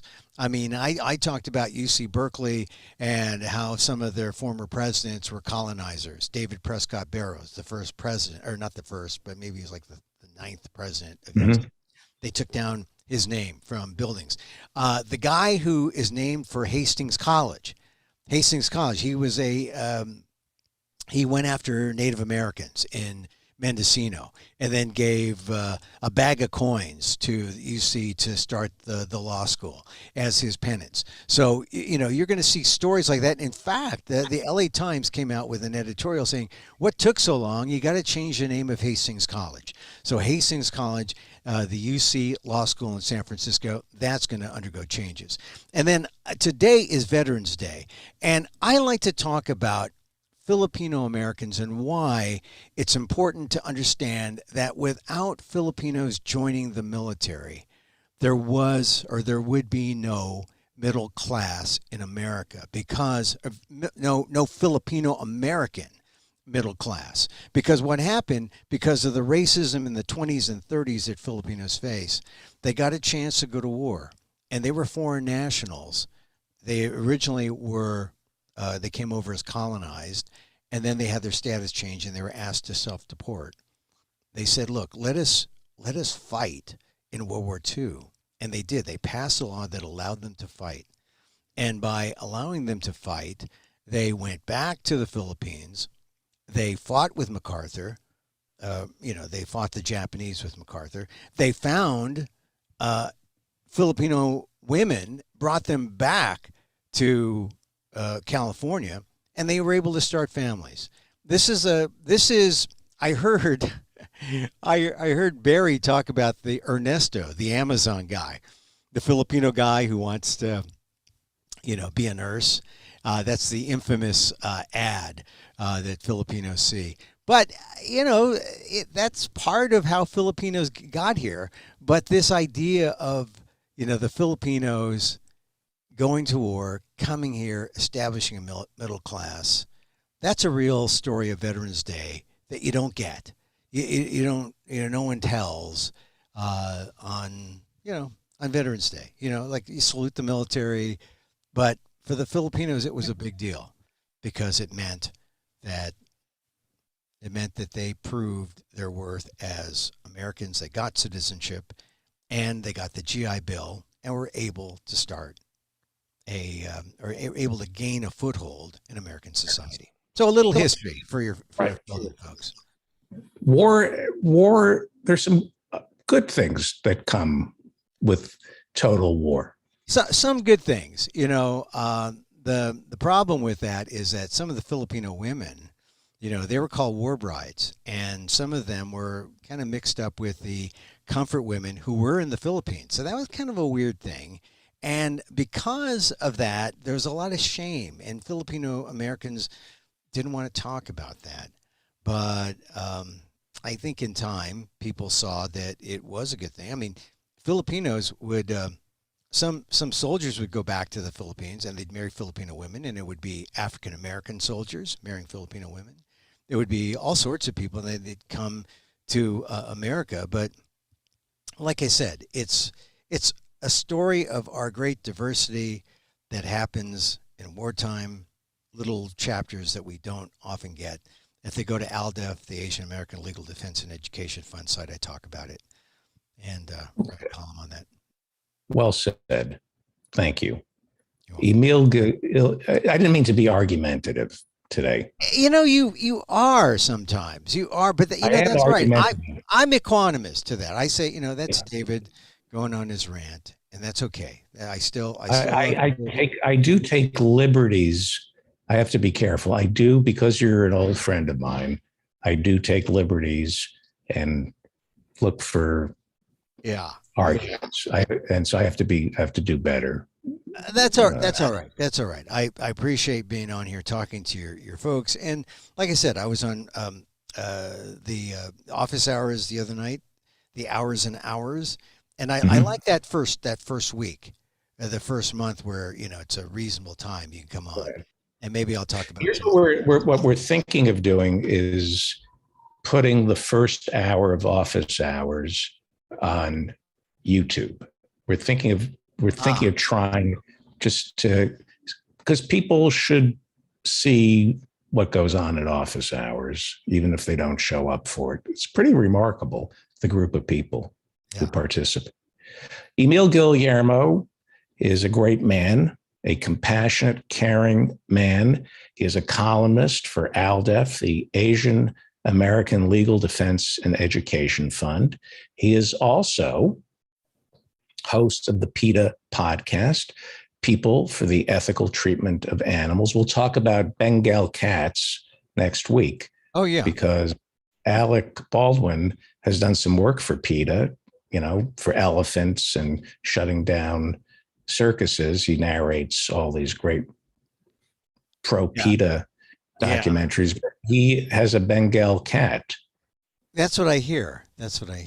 I don't know anything about his cat. Although, a lot of people are very upset that PETA has crossed over. They haven't crossed over. It's just that they are against animal testing. And right now, because of the Fauci thing, people on the right are against animal testing, but more against Fauci than animal testing. Well, I think people on the right are so stupid they're against testing in general because they're humiliated when they get the results. We have to wrap it up. But let's end on what was almost like, if we were doing this in front of a live audience, I would make them sweeten that with like an applause. Like the audience would not applaud that, but we could convince some people that the audience applauded that. I'm convinced. Wow. I didn't say anything funny, but I said something that you can agree with, and that's the key to comedy. It was truthful. It was truthful, and that's how you get a Netflix special, by getting people to applaud. Emil Guillermo, host of the PETA podcast, People for the Ethical Treatment of Animals. I love you, and I shouldn't have argued with you. You shouldn't have, but that's all right. You know what? When you said women should get paid, 75 cents on the dollar, you're a guest. I didn't say 75. You're a guest, I said 45. I shouldn't argue it. I said 45 cents, David. Don't rave me about. Thank you. When we come back, we will be joined by the Reverend. Follow Emil on Twitter at Emil Amok, please, and watch his. How do people watch? Yes, thank you. Yeah, watch on amok.com. amok.com. Thank you. Okay. Thank you. When we come back, we are going to be joined finally by the Reverend Barry W. Lynn, I think, is bringing a guest back on the show. And I'm excited about this. You're listening to the David Feldman Show, davidfeldmanshow.com. Friend me on Facebook, follow me on Twitter. And we are going to listen to a little Professor Mike Steinell, who I know is listening, with our friend Nadine, and we wish Nadine well, and we miss Professor Mike Steinell. We'll be back.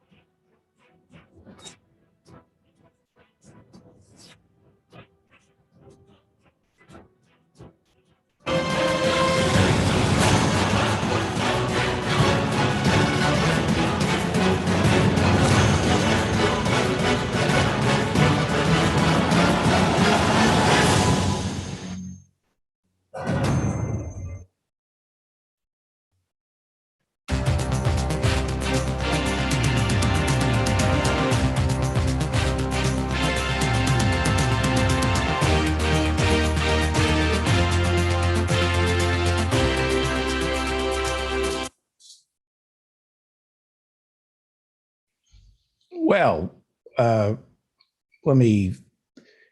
can you hear me? I don't know if you can hear me. Hang on, I'm lost here. Where am I? Where am I? You can? Okay, thank you. All right, thank you. I can hear you. Yeah, I just wanted to show you this, the Reverend Barry W. Lynn. This is a goat and a monkey, and eating fruit at the monkey. Look at this monkey riding on top of a goat. And I don't know about you, but when I see something like that, it makes me proud to be a human. Right? Yeah, it does. It does. How come we can't see you? Because you have turned off my video. Oh, okay. Let me turn you on. All right. The Reverend Barry W. Lynn has dedicated his life to separation of church and state. He is, for nearly a quarter of a century, he ran Americans United for separation of church and state. He is a lawyer as well as an ordained minister in the United Church of Christ. Your reaction to that video before we bring in our special guest of that monkey and the goat. What were your thoughts on that? You have to unmute yourself. You have to unmute yourself. Okay, I thought it was brilliant. I love monkeys, as you know. Normally I have a monkey background, and I love monkeys. But I thought that what was in the hand that you see in the front here, that of course people who aren't watching can't see it, I thought it was a tarantula. No, it's fruit. It's fruit. I know you told me it's fruit, but it looked like a tarantula. You know, one of the ways you teach children not to be afraid of bugs and insects and spiders and snakes is when they can actually play with them, touch them. And although I suspect, you know, PETA is probably opposed to insect zoos, but insect zoos, when they occur in the big museums around the country, is a wonderful way for little kids to get over their fear of critters. So, okay. Yeah. I just want to go on record and then we'll meet your guest. I don't approve of this. I'm showing this as an example of a biblical lesson in why humans that should be given the world, that we're better than other animals. But, you know, take from it what you wish. Take from it what you wish. Anyway, I love the little intro, the woman shooting, Marjorie Taylor Greene. Right. Is this because you've got some inside information that she's going to be the next James Bond? Because there is some talk. No, there is some talk about a woman being James Bond. Yeah, 007 is her IQ. License to not wear a mask. So we have a very special guest. Yes, we do. And let's behave. Okay. Let's behave. We're classing. We really are going to class up the place. Why don't you introduce Dr. Sure. Joanne Lynn? Well, Dr. Joanne Lynn and I have been married for 52 years. And she is, of course, the brightest person I know. And I think one of the things that you found out when she was on here about 18 months ago is that she is a very honest broker when it comes to talking about COVID. I think you were skeptical at the beginning of this, that this was going to turn out to be a big deal. Well, the She thing came that on one impressed day. me, Yeah, the thing go that ahead. impressed me about Dr. Joanne Lynn, she came to office hours right at the beginning of COVID and was right down the middle with it. And everything she said was true.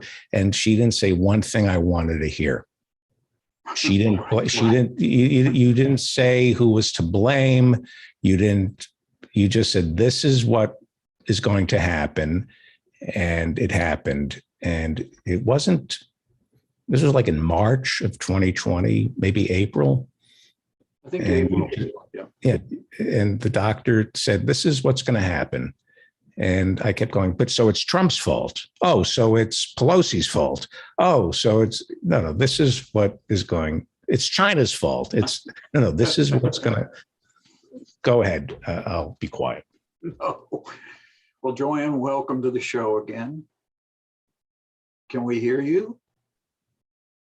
No, that's the deal was she would just, I would do all the talking and she would just be here. That's how the show works. We're having mic problems, Dr. Lynn. Can you hear us? Oh, dear. Oh. Okay. This is, by the way, this is. Now you can hear me? Yes, we can. Yes. Okay. Every once in a while, I happen to lean on this little gizmo and it shuts off my mic. Right. Well, let's talk about the numbers. I think both of us probably have some questions to address Joanne with. By the way, you are a doctor? Is that correct? Medical doctor. She's a medical doctor. Is that correct, doctor? Yeah. Full disclosure, but you are not a listener of Joe Rogan or Jimmy Dore. Is that correct? For sure. Okay. I have much better things to do with my time. Okay. Needlepoint, for example. For my listeners, she's just a doctor. She's not a listener to Joe Rogan or Jimmy Dore. Okay. But we're going to listen to her nevertheless. One of the things when she suggested we'd have at least 500,000 deaths, and everyone was shocked and horrified by that, turned out sadly to be true, if anything, undercounted a little bit.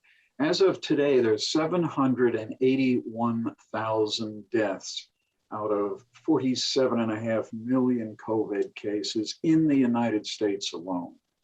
But there's still people who say that's an excessive number. I mean, people are being counted as patients with COVID, people who died with COVID, but they probably died from something else. And on the other hand, people say it's probably much more. It's a higher number because so many people in this ratty healthcare system that we have just disappear.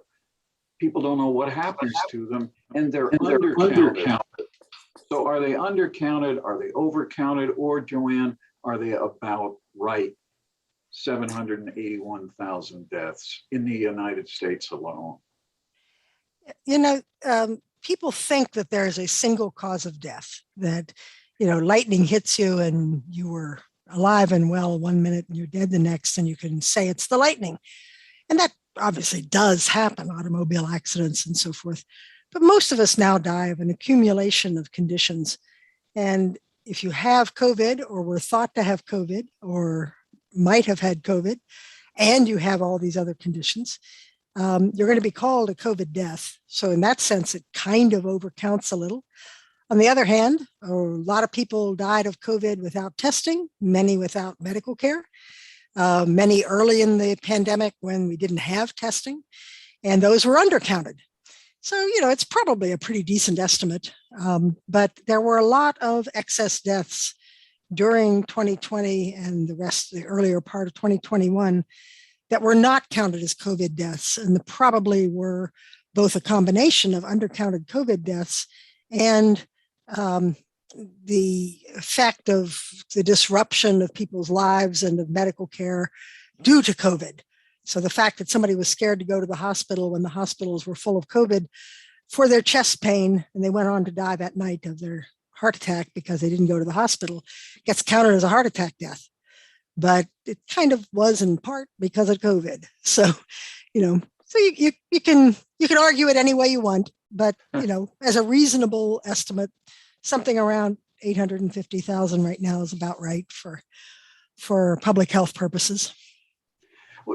One of the things that people are talking about on the right all the time is that we need to know exactly how this got started, because there is this fictional belief that this is all from China, that China has weaponized a disease, that they tried to kill us. They killed a lot of us. They killed a lot of their own folks in China.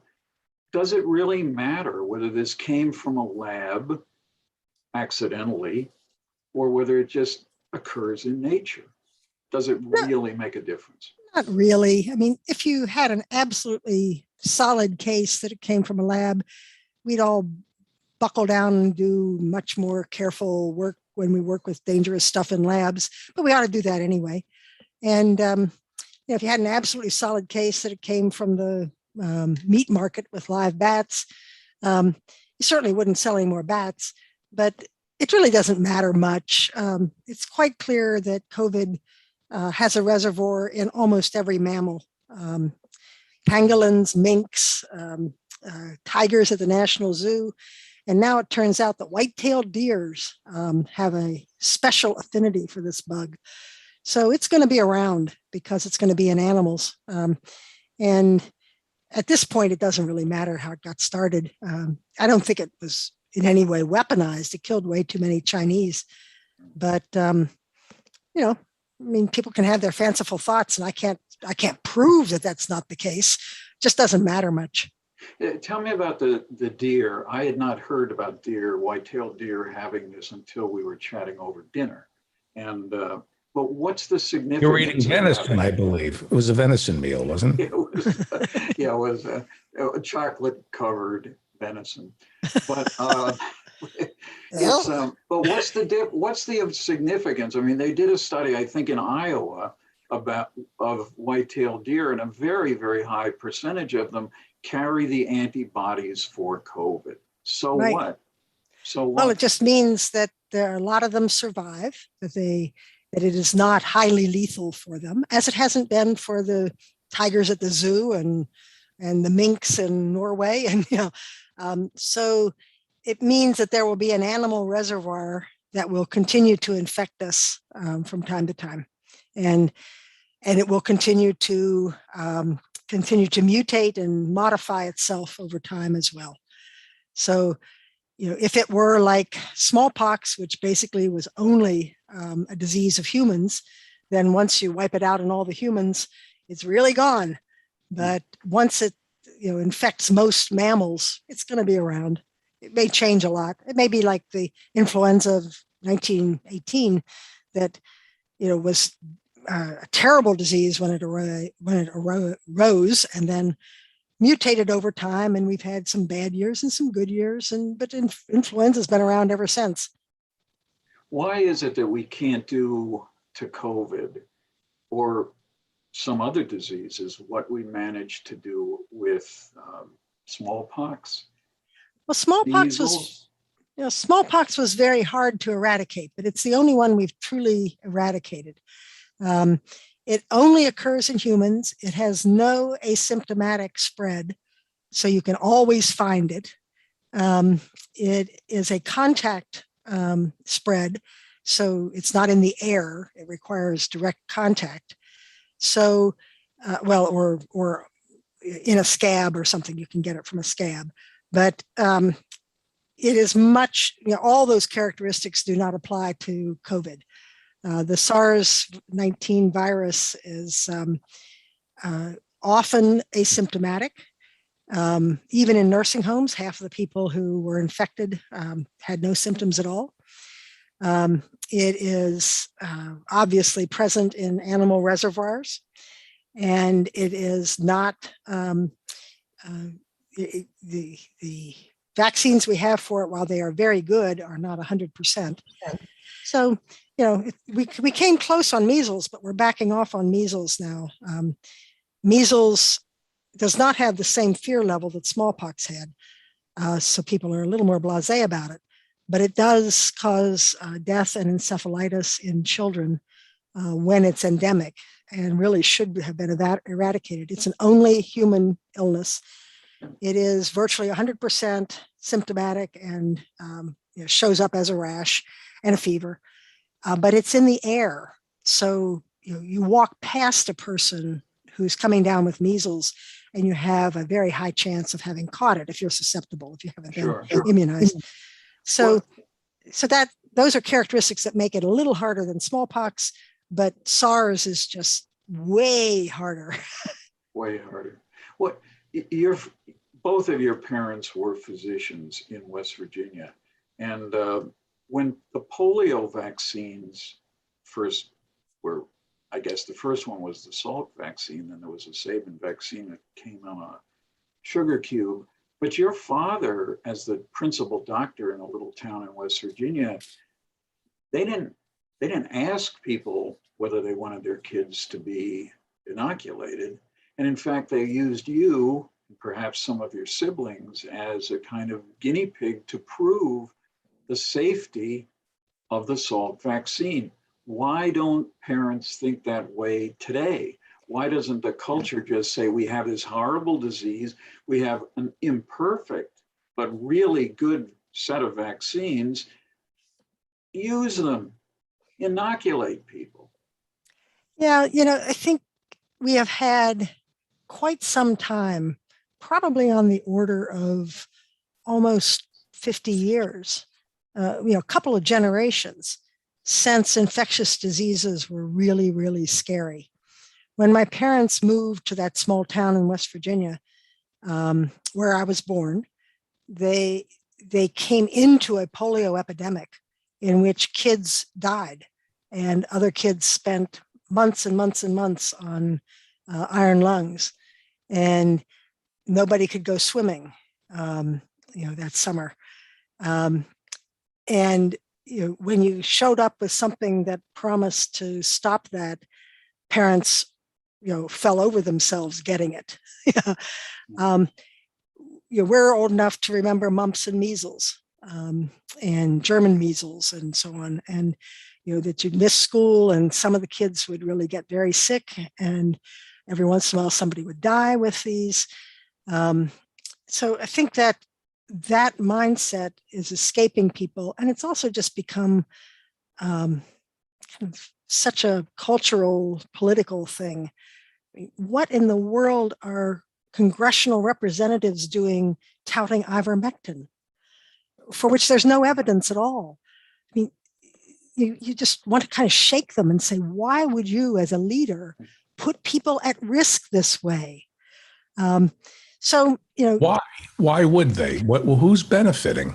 Well, they just get votes. I mean, the craziness online, I guess, just has really, really infected us. And people think that they are free of these illnesses. I mean, they're not familiar with it. I mean, my mother in probably 1936 or 7 missed almost a year of school with the after effects of strep throat. It was commonplace. I have a letter of hers where her mother was telling her, I saw so-and-so at the post office last week, and this week she got pneumonia and died. We just don't have very much of that anymore. Most of us who make it through childhood and don't get shot or auto accidents expect to live into our 80s. And we're arrogant that way. And we don't recognize just how dangerous bacteria and viruses are, that we don't have good ways to counter. And we were so lucky to have the science to get the vaccines that fast, that were that good. And why we didn't just bow down and thank our lucky stars, or whoever you want to thank, for that gift, and then take it. But instead we got all this pushback and political stuff that gets beyond the science. People still think that you're injecting them. I mean, some people think they're injecting them with a microchip, and other people think you're injecting them with live virus, neither of which is true, just to be real clear. And, this is an RNA that makes a protein that mimics one that's on the virus. So your body develops the immunity to that. And when you get shown the virus, your body is ready to fight it. It doesn't take 9 or 10 days to build up an immunity because you've already got it. Why are we not just so tickled with that? Well, is it true or not true that Trump did an extraordinary thing? I mean, he's still talking about Operation Warp Speed as if he was the only person who could possibly have developed these vaccines in this incredibly short period of time. Is there any truth to that? No, I mean, the Trump administration really fouled up a lot on a lot of the logistics. They were eager to take credit for some things that were highly visible, but just getting personal protective equipment out and getting immunization out and so forth, they really did not do well. But the science that led to the vaccine was actually developed before that over the earlier SARS outbreak in Toronto and Hong Kong that was suppressed very quickly and was not terribly contagious, and over Ebola, which was quite lethal and a real terror. And there were scientists that were working on how can you get at this, and they figured out the science so that they actually had the virus genome characterized before the end of January. And they had the beginnings of a vaccine then. And then you just had to test it because this way of producing a vaccine had never been used on more than a few score people around Ebola. So you had to test it to make sure it didn't do something horrible that no one had realized. So then you end up recruiting the people, getting them their shots, monitoring them over 6 months, and then presenting it to the FDA and so forth. So, but the science was there on day one, and it was there because people had invested in those two prior outbreaks. When you look at the way in which Dr. Fauci, I think by most standards, I mean, just from the number of yard signs around here, you can tell people like Dr. Fauci, but everybody doesn't like Dr. Fauci. And you and I watched a few weeks ago this extraordinary biography of him on, I think on Netflix, called Fauci. And in it, I'm reminded of the early days of the AIDS crisis in America and around the world, when he was viewed as kind of the enemy of the gay community. They didn't like him. They didn't think he was moving quickly enough. And his response to that was to start talking with the real activists at the time in ACT UP and Larry Kramer and other people. And instead of just telling them what he was doing, he went to their meetings in New York City and elsewhere, and he listened to them, and they became supportive of his efforts and he supportive of theirs.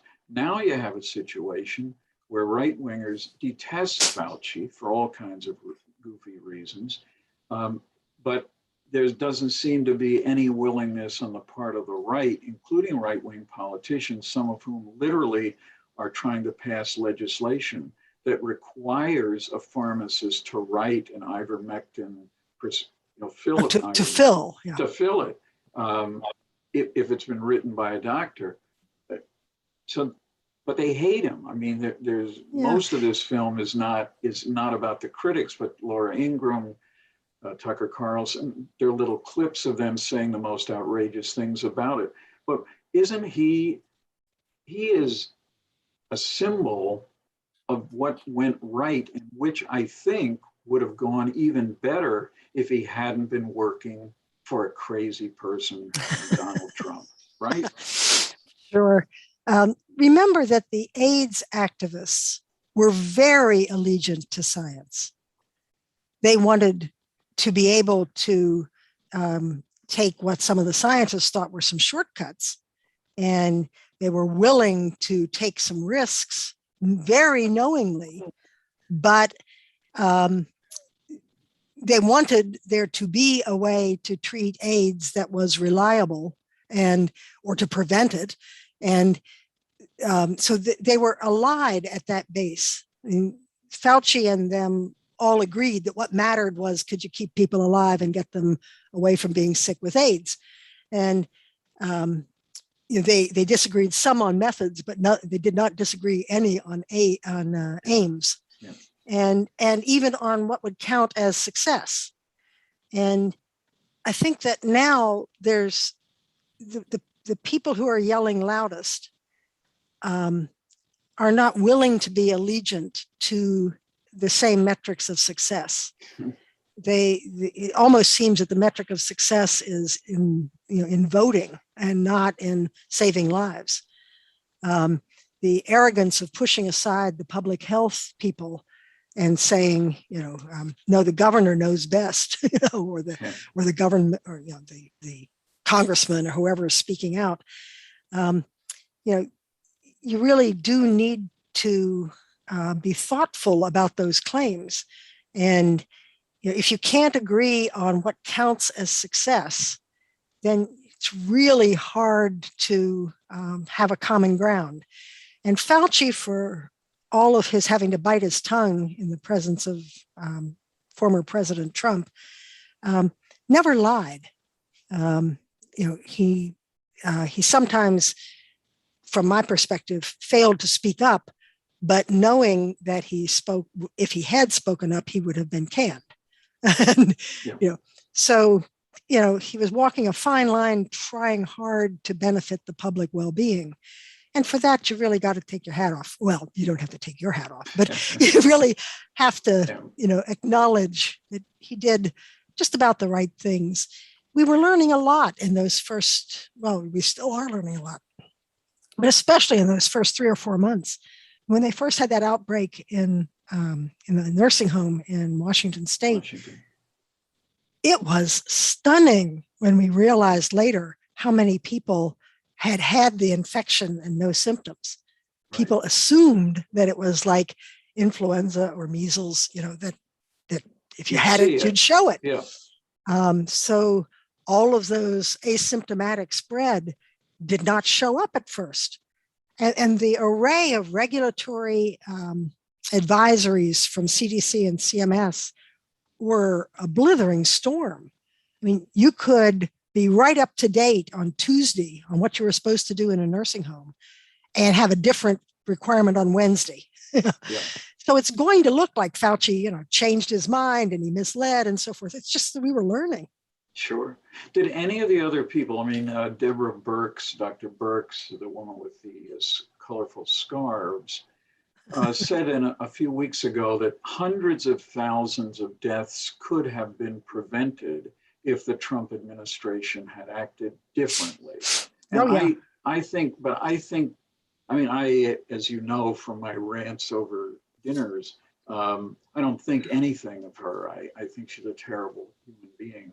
But now she's trying, in my judgment, to rehabilitate herself by saying, we could have done better. Maybe I should have said something, but she didn't. And unlike Fauci, who had a huge amount of support within the medical community and just the people who knew of his history in infectious diseases and with AIDS, am I being too hard on her to say she's the kind of person that really should have spoken up and done the right thing? Because I don't think she was contributing that much to the science or the rollout of the vaccines. I don't think I think she was in the same sort of position as Fauci. She did go all over the country trying to help manage what was a disastrous logistics endeavor, trying to talk with governors and mayors and so forth and get them on board.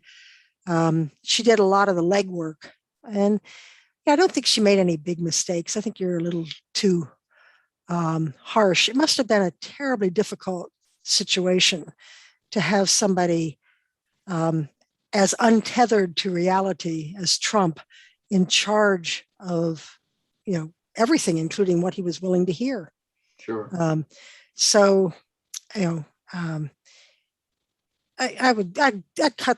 cut them some slack. I think it was calamitous not to have early on recognized the tragedy coming at nursing homes. Nursing homes are always sort of the stepchild of the medical care system. Even now, the new monoclonal antibodies, CMS and CDC are distributing them through the healthcare system, the medical care system. And my colleagues working in nursing homes said, hey, how about us? I mean, we've got the people who are most at risk. And the answer was, talk to your healthcare system. Well, most nursing homes don't have a healthcare system. I mean, it's just such the people in charge have so little on the ground knowledge that they make mistakes like that. We need to retool, and we need to not become complacent quickly. I mean, if this sort of boils down to a low simmer and, yes, it's still around, but it's not tying up the economy and so forth, we will have a tendency to always have a higher priority. And we really need to put in place some of the arrangements that would make a difference. When we were having a dinner a few weeks ago with a bunch of people, mostly in the medical profession, there were a lot of ideas about why it is that people do not get vaccinated. And you mentioned that there's an incredible fear of needles in the American public, even among healthcare professionals. Is it that serious? Is that really what's behind a significant amount of the anti-vax sentiment? There's a good deal of that. I mean, I've had to walk coworkers, over to a place to get, say, a flu shot. And for one second, I hate to interrupt, but Eric Clapton doesn't have a fear of needles. I'm sorry. I apologize. He's a noted anti-vaxxer. But there is an effort to develop a anti-COVID vaccine that would be insufflated into your nose. And that may get over that part. But an awful lot of it is just all this misinformation. I mean, there are people who still believe that taking a COVID vaccine will make you impotent, will make you infertile, will make your children mutants. I mean, all sorts of bizarre stuff that just isn't true. But, once a person believes that and does not trust the public health officials and has important leadership egging this on, you're up against a lot of resistance, and it isn't just the needle. It's it's a lot of things put together. On the other hand, we will get to the point where we've either had the disease or had the immunization, and it will die down to a low roar, and it will periodically crop up in places that have 30% immunization. In the mandates do work. I mean, there are stories on the news almost every day about some police department, a fire company somewhere, where a very high percentage of people refuse to be vaccinated. They're filing lawsuits to prohibit their employers from requiring them to get vaccinated. But in general, once you start requiring people to get them, they do get them, right? Yeah, that's certainly been the experience. There are very sad stories. A colleague of mine was interviewing a nurse's aide who actually volunteered to work in the COVID unit, and saw 20 of their nursing home residents die with this disease, and it's a tough death. Who just couldn't bring herself to take a shot and was riffed because she wouldn't take it. And so this is somebody who had every reason to understand, and she had seen that everybody else in the facility, a 400 or 500 bed facility, everyone else had ended up taking their immunization, and she just couldn't bring herself to do it. So, thank goodness humans are unpredictable, but and sometimes it's rather lovely, but sometimes it's really frustrating. I think there's a very clear, in a new study just a few days ago, there's a very good, not perfect, but good correlation between your religious beliefs, if you have a right-wing kind of religious outlook, and your unwillingness to be vaccinated. And this leads a lot of people, in fact, some people literally are giving religious exemption cards or letters claiming that someone is exempt because of their deeply, sincerely held religious belief.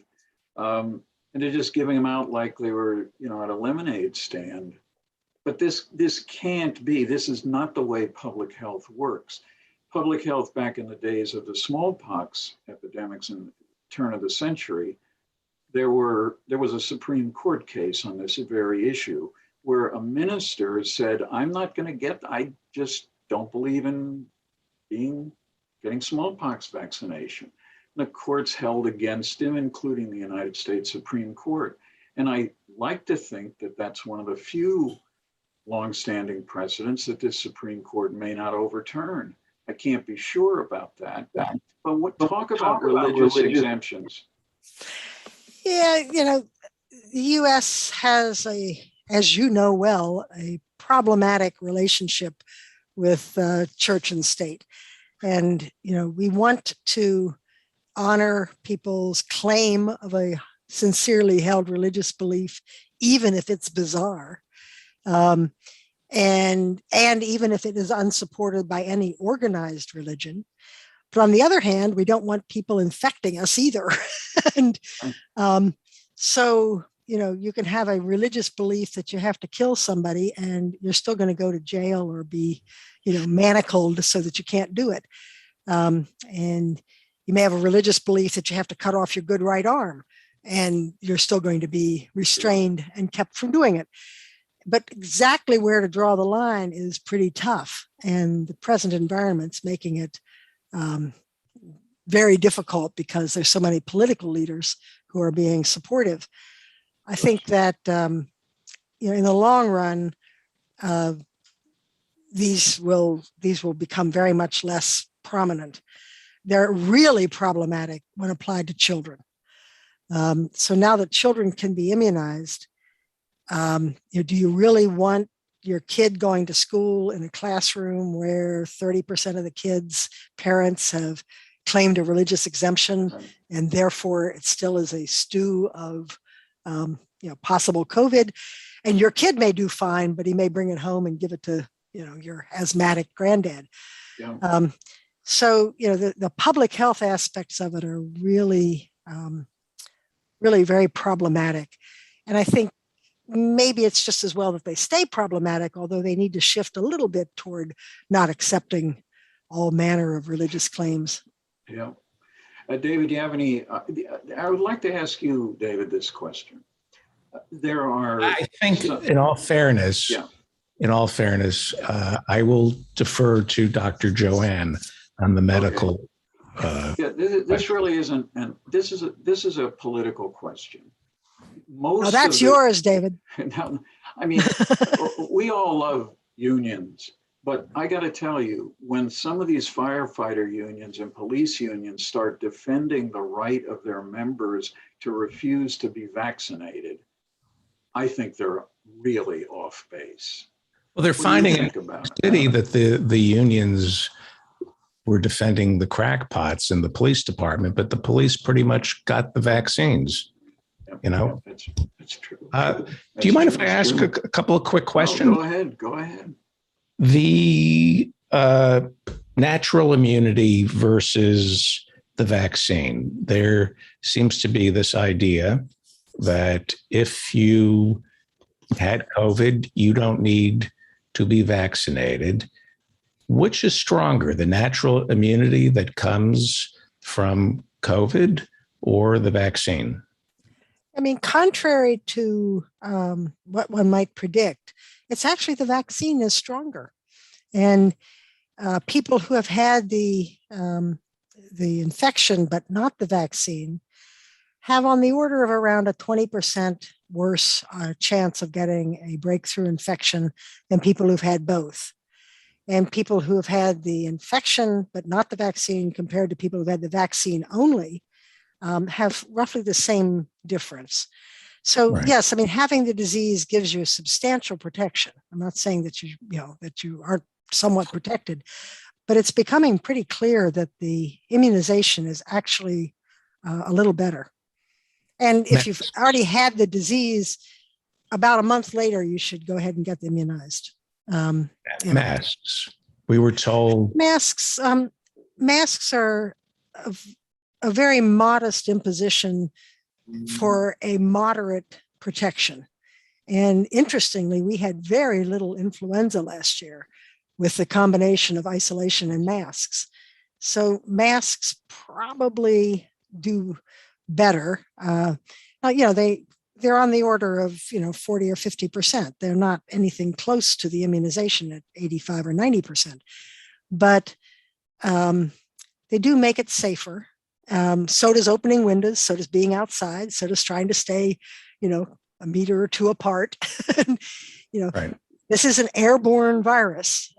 You keep seeing ads where the airlines are wiping down their seats and restaurants are wiping things off. I mean, it's always a nice thing to have everything as clean as possible, but there's no evidence that it goes that way. I mean, it's all airborne. Yeah. The fomites, the idea that the person preparing your food should wear a mask. If you're getting a sandwich, does it matter if the person is wearing a mask? The people not for COVID. It matters for a whole bevy of bacteria, but COVID, it probably doesn't matter much unless they hand it to you over the counter and breathe on you. But so if somebody is asymptomatic, they're preparing your sandwich, and their saliva ends up on your food. How long do we know how long the COVID lives on? It is exceedingly rare to get COVID from a fomite. It must happen. I mean, we've had 100 million cases. There must be 3 or 4 that came from a fomite. Right. But yeah, I mean, somebody with active COVID breathing on your sandwich is very unlikely to give you the COVID. What about washing your hands?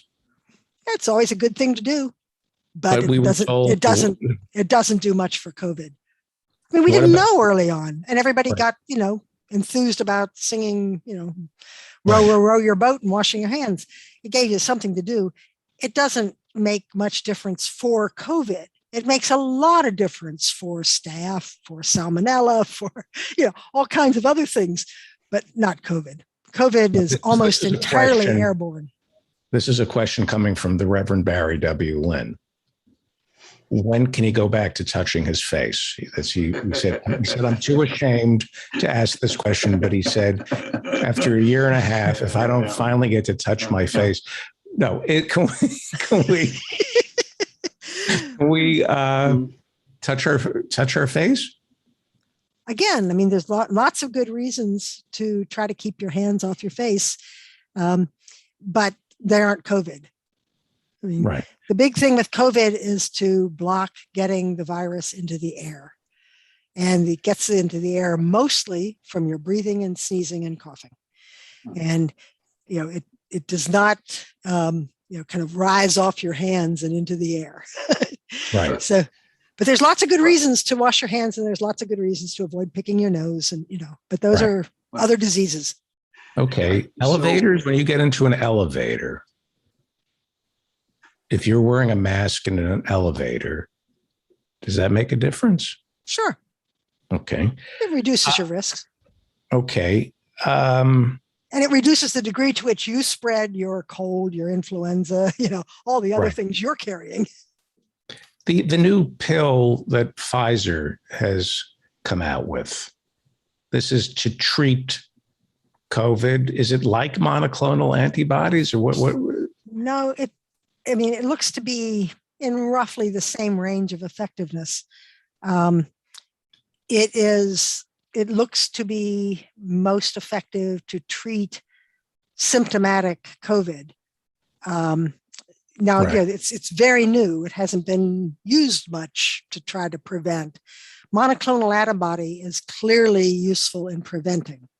So if you've been exposed, and especially if you're a high-risk person, if you're a 80-year-old who just found out that you were at dinner with your son and he's got active COVID, the monoclonal antibody will greatly reduce your chance of coming down with COVID. Is it expensive? Or monoclonal? Is that expensive? The government's bought it all. So it's not expensive to the person receiving it. It's expensive to our tax base.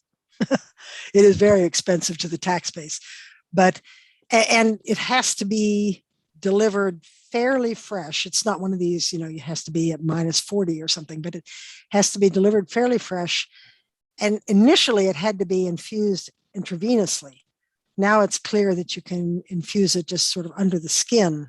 It still requires a needle, and it requires getting it into you soon. Whereas the pill looks to be more effective, once you started to run a fever and have a little cough. Right. But again, these are very new. Whatever I say today might be different in a month. Right. I'm going to ask you a question. You can say no comment. If you got Johnson & Johnson, then you went for it because it was one shot. No, you can say no comment. Can you then decide to get a Pfizer or a Moderna, or are you locked in? Can you switch from Moderna to Pfizer? And you don't have to answer that question if you don't. Now the CDC allows that. And probably if you had a Johnson & Johnson more than, I think it's 2 months ago, although I had to look that up, you probably should go ahead and get a Moderna or a Pfizer. They're a different technology. So the Johnson & Johnson one clearly declines in at least some people more quickly, but it's a different setup for your immune system. So get them both.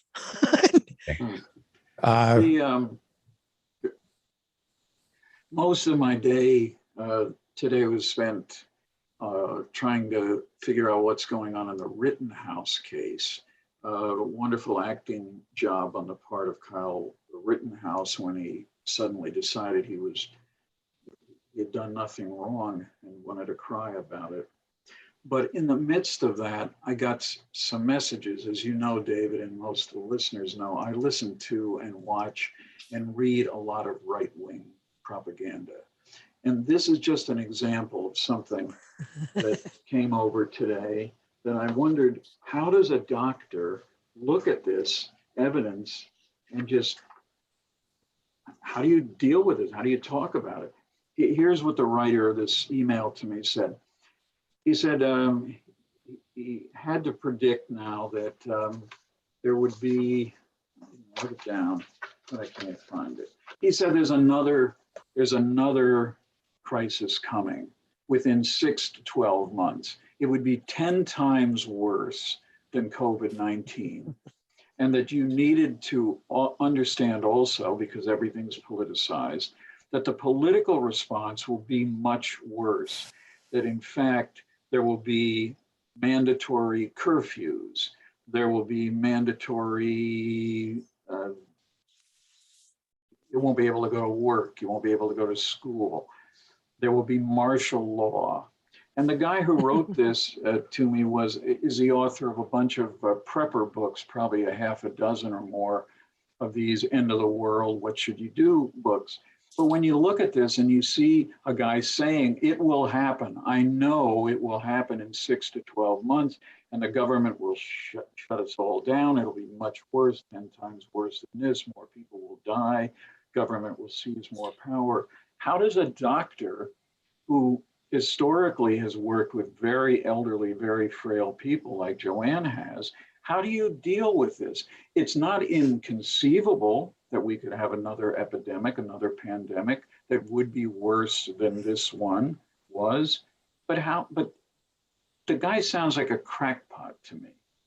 I mean, you can make up a scenario, especially in the future. There's that wonderful line, there's nothing more uncertain than predicting the future. As long as you don't, violate something that is well known. I mean, you can't, make up something about a flat earth or that gravity doesn't exist. But as long as, you sort of stay within the bounds of what's conceivably plausible, you can make up anything. And, I can't prove that won't happen. I can say there will be another pandemic. When it will occur, no one knows, but there will be another one. We've never gone more than 100 years without one. It seems likely it'll happen, in something less than that. It might be as bad as the Black Death in the Middle Ages or the pandemic last year. It might be something much milder, but it may have long-term effects. I mean, the 1918 influenza pandemic turns out to correlate with Parkinson's, on the order of 60 years later. So, my grandfather bad things happen. My grandfather served in World War I and had Parkinson's disease, but survived the flu. Let me ask you about getting blood tests to check your immunity. It seems to me that if they're worthless.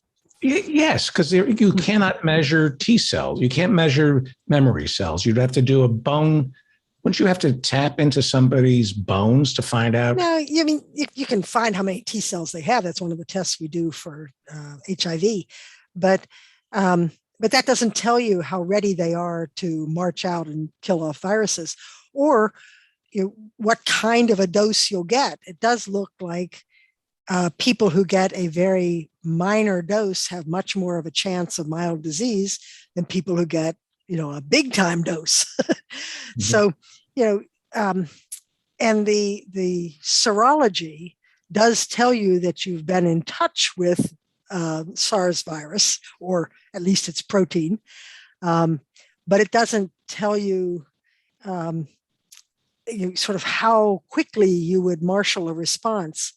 And especially to really cut off COVID, you probably have to marshal a response in what's called IgA, which is secreted in your airways, and not the one that's circulating in your bloodstream, which after the first couple of weeks is IgG. And so if you have immune globulin A that your nose is secreting, you're probably in better shape. But that's a really tough test. You can imagine the variation in sampling nose secretions. So, at the present time, if somebody thinks that they have never been exposed to COVID and that they are truly naive to COVID, it might still have some relevance, to see if, oh, yes, I have had an asymptomatic case. But beyond that, the serologies are just not very useful yet. Is it conceivable that you could test to see whether or not, if you test negative for COVID, that's different than testing to see if you've ever had COVID? The only way to test truly negative in a serology in a person who has an active immune system, obviously this isn't going to work in somebody who is immunodeficient. But if you have an active immune system, the only way to get a 0 on a serology is to have had neither the immunization nor the infection.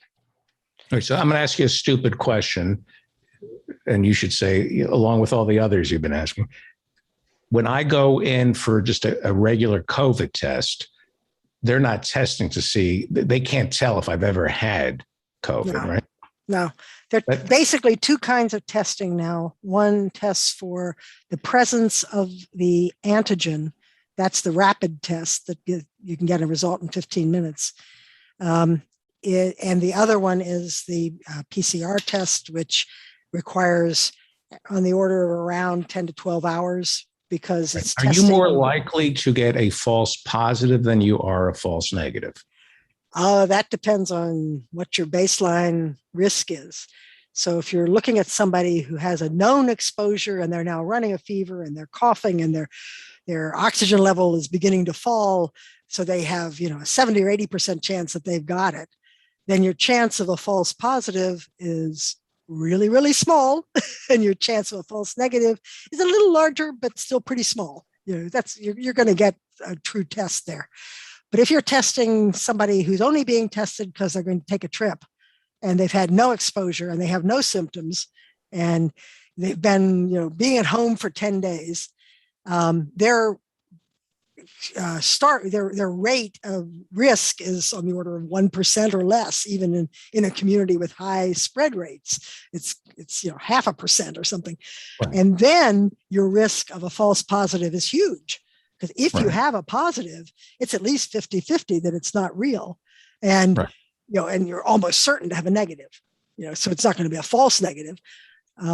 So there is a wonderful table. There's a wonderful table in the British Medical Journal. If you go to BMJ, I think it's bmj.org, but anyway, British Medical Journal, and just look for I think they call it the COVID positivity table or something of the sort. You'll find it very easily on Google. But then you have to estimate what your baseline risk is. And you feed that in and it tells you what, a positive or a negative, what the risk of those being wrong would be. So that's what we're all using. Question for both you and the Reverend. Polio, the vaccine works. Yeah. And especially the sugar cube one, because it generates IgA. Okay, so the Reverend Barry W. Lynn and I are always looking for get-rich-quick schemes. What are the laws? I'm being serious, not about that, but what are the laws if he and I decided to advertise on Facebook? What are the laws that would, are we allowed to say, don't get your kid vaccinated? We have something. The vaccine isn't safe.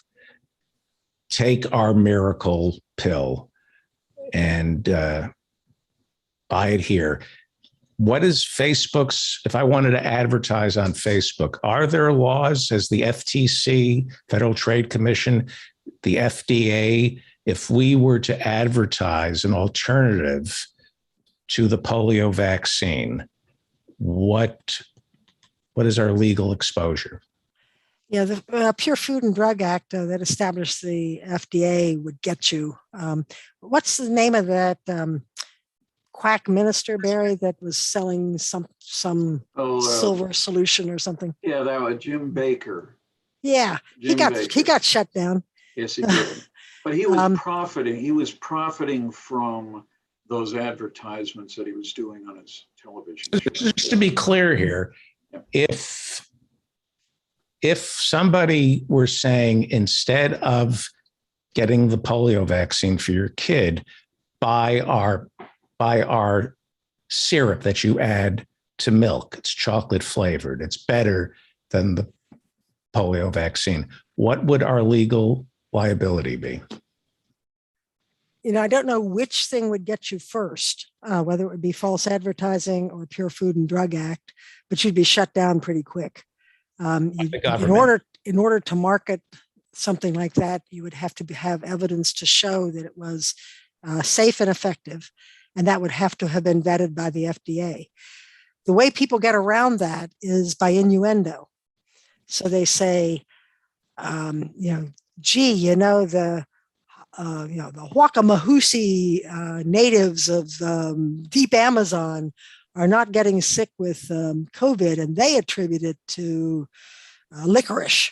And, well, that's true, but go ahead. They're one of our sponsors, so I have to.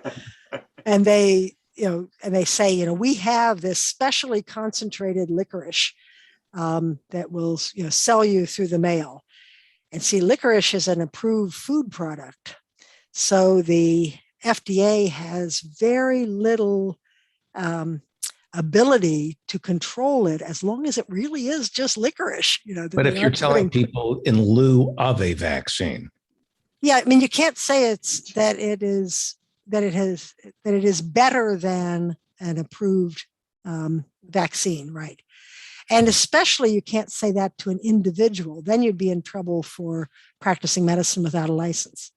Right, which I've stopped doing, by the way. Yeah, you can certainly say, as undoubtedly you've done on radio or TV, you can say, boy, I think that licorice is going to prove to be what really works. But if you are selling it and you are claiming that it is better than the vaccine, you'll be in trouble quick. And if an individual person comes to you and says, I've been exposed to COVID and I'm really scared, and you say, gee, you're running a low fever and you've got a little low oxygenation, I think you've got COVID, here's a treatment for it. Now you're really in trouble quick because you're practicing medicine without a license and outside of the standards of care.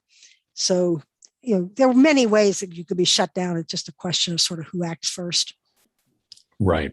And the Reverend Barry W. Lynn, member of the Supreme Court Bar, have we ever in this country ordered people to get vaccinated? Oh, yeah. Yeah. And we've upheld mandatory vaccinations going back to the smallpox that arrived the turn of the 20th century, even though there were people, even at that time, claiming this religious exemption from being vaccinated.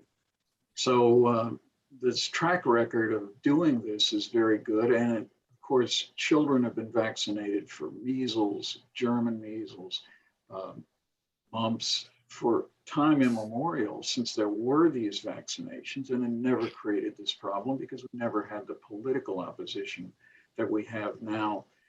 Before we leave, though, a lot of people are commenting about licorice, and because I'm only, asking half the questions, I've been reading. And I don't want to. Joanne knows this story, but my father. Can we end on this? I have one last question, and then we'll end on your. Yeah, go ahead. Ask your question. I'll talk about licorice. Go ahead. Okay. And thank you, Reverend, for keeping it clean tonight. I appreciate. It was tough, though. So do I. Moderna versus the National Institute of Health. Yes. There, if you could, in the larger view, Moderna is claiming they came up with the recipe for their vaccine. The National Institute of Health claims that they came up with it and then gave it over to Moderna. And so right now, the National Institute for Health controls the patent and determines whether or not we're going to share the recipe with third world countries. No. The dispute is exactly over who controls the patent. It's not at all clear. Moderna has put in a patent with only their scientists, and NIH is disputing that application. Right. So there is no patent at the present time. I see. Okay, so there's no patent, but Moderna is trying to hog the credit and not share it with the United States. And they're making more money, like $60 billion. How much original research do the pharmaceutical companies do without the NIH providing the seed money? Shouldn't the government own these patents or have a piece of the patents, since most of the research starts with the NIH? Is that a fair statement? Yeah, it's hard to, it's very much disputed. The pharma companies are for-profit companies and they control their books. So it's not like a nonprofit where you have transparent books.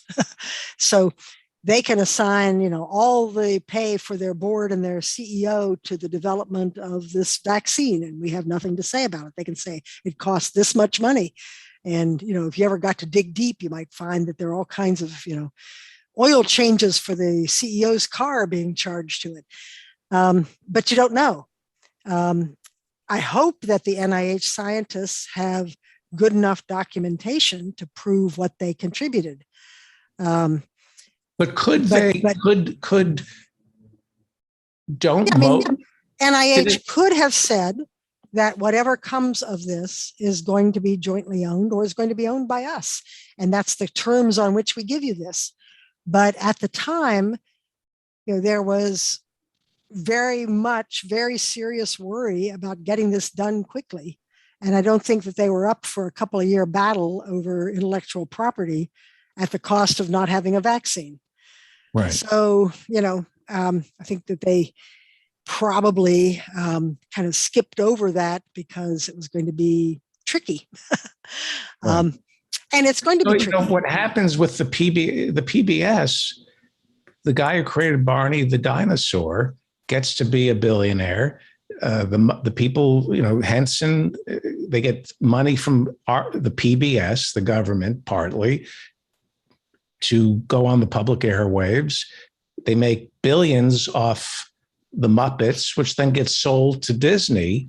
Well, there wouldn't be Sesame Street and the Muppets without the initial funding. Oh, come on. We aren't going to skewer Snuffleupagus and Big Bird.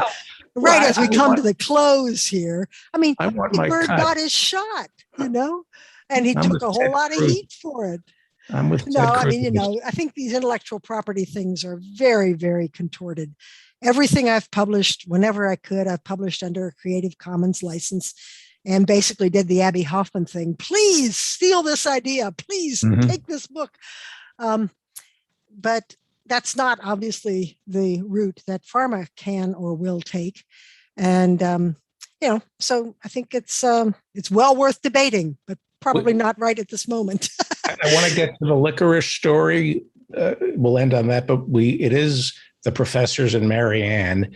And I do want to, if you can spare a few more minutes, if you can spare, I will share you with our professors to see if they have any questions.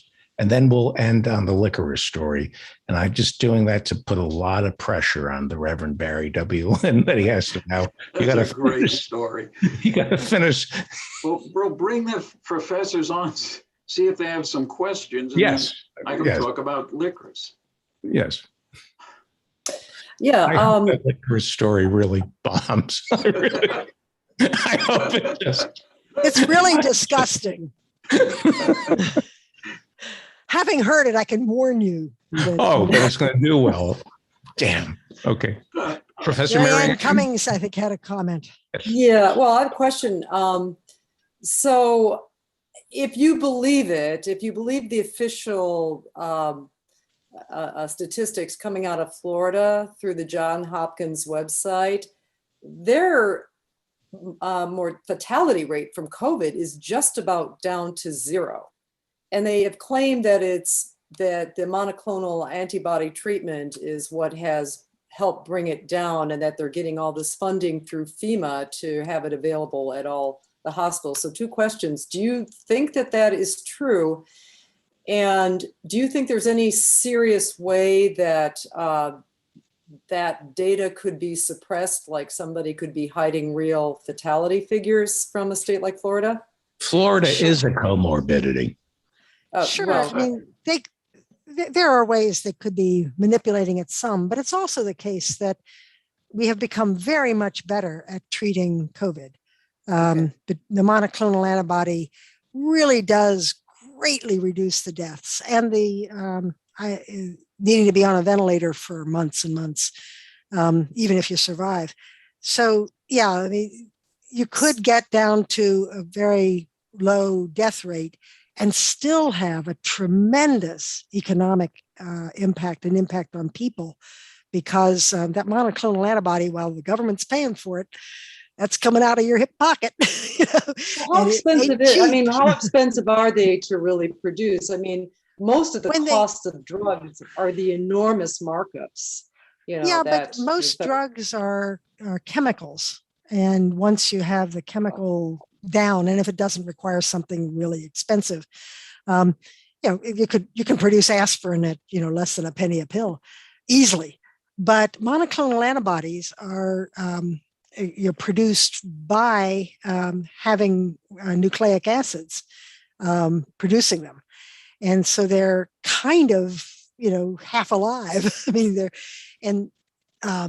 and so, I mean, at least initially when it came out, they were $4,000 a shot, plus the cost of getting them. How old are they? I mean, how long have they been? 6, 8 weeks. You know, No, not very but long. how long have the monoclonal antibodies been around in terms of a, you know, of a treatment? No mean, more than a year or two. Okay. They're very new. Yeah. So, you know, who came up with them? You know. Well, I mean, initially, remember the enthusiasm for getting the plasma of people who had recovered from COVID, and that turned out not to have very much effect. But it turned out that if you honed in on the specific antibodies, it was really pretty effective. And also the people who are getting COVID right now are not as fragile and frail as the people who got it a year ago. There are, you know, when you just look at the overall, you know, portrayal, there are lots of relatively young white men, you know, who have pretty good lungs and hearts and kidneys and livers, you know, and so they have a little more resilience. But anyway, I mean, yes, the monoclonal antibodies are changing the game, and the new pills probably will also, and just that, you know, the medical care system has learned a lot about how to support these people too. So when this first happened, you know, I mean, people were just sort of flying blind. I mean, they were using what they knew from other diseases, but now, you know, there are protocols for this disease, and we know much better what to do and what to look out for. And, you know, and there's, I mean, the medical journals still are at least half filled with COVID reports, you know. So do we or do we not anticoagulate people? What are the indications that you should use anticoagulation in a person who's very sick with COVID? Well, you know, you didn't have that a year ago. Right. So yeah, I mean, it's not inconceivable that we will have a very low death rate compared to what we had in 2020, because I mean, among people who got the disease, because we have better treatment. Right. Full disclosure, we're talking with Dr. Joanne Lynn. Full disclosure, she is only a medical doctor. She is not a subscriber to Joe Rogan or Jimmy Dore's podcast. And I feel, just so we don't get into any trouble, she is only a doctor. She is not familiar with Jimmy Dore or Joe Rogan. So make your decisions accordingly. Professor Ann Lee or Professor Jonathan Bick, before we say goodbye, anything? I'm just wondering if you're planning, Dr. Lynn, if you're planning on enrolling in the Joe Rogan postdoctoral fellowship program. No, I'm very busy helping Barry write his book. Okay. Thank you for that plug. Professor Lee? No, I pass. Although I will mention that Florida has a tendency to, you know, lowball its data.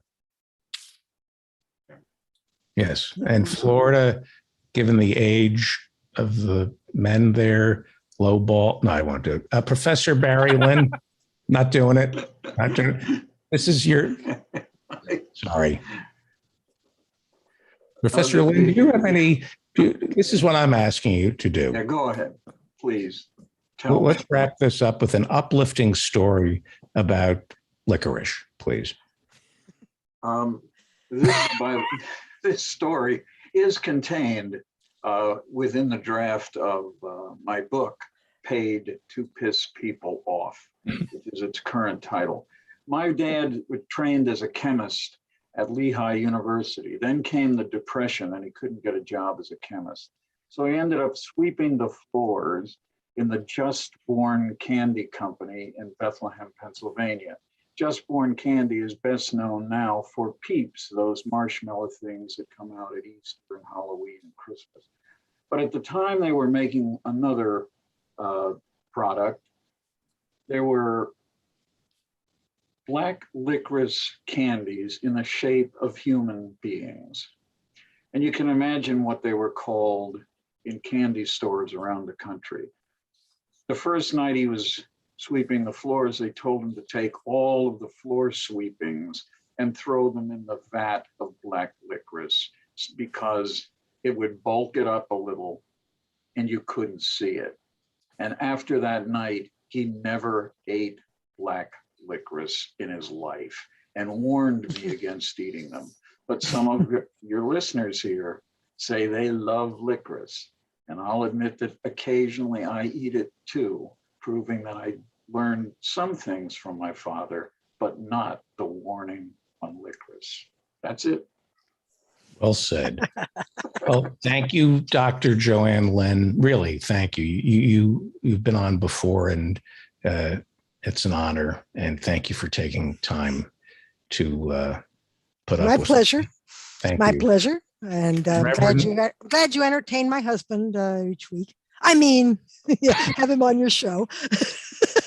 He's a gift. He really is.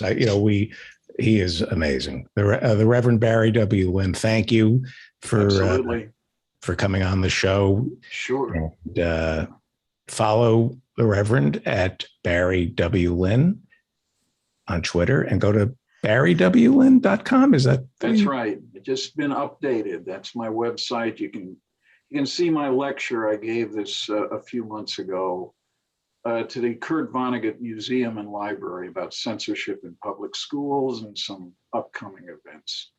Right. Thank you. No money in the curse jar today, Reverend.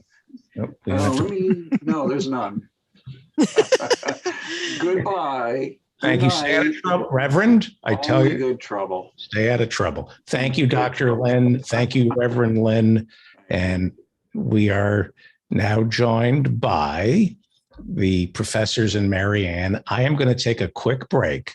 And when we come back, we will be joined by the professors and Marianne. The professors and Marianne. We don't have Professor Adnan Hussein today.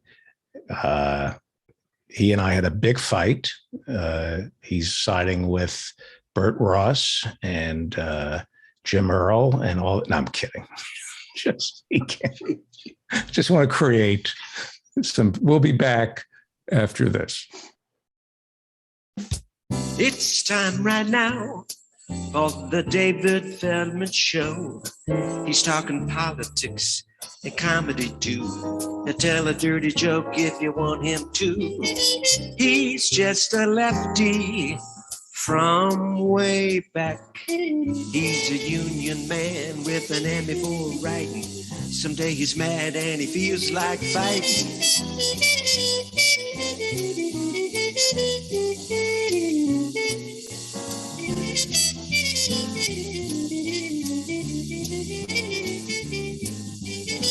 It's time right now for the David Feldman Show.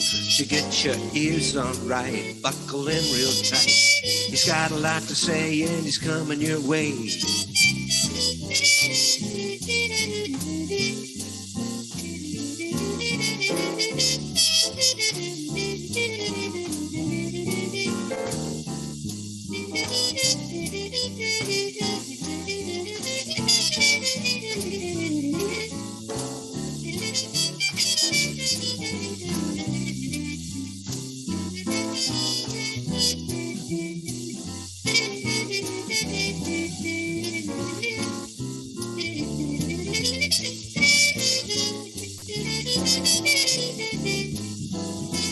It's time right now for the David Feldman Show. So get your ears on right.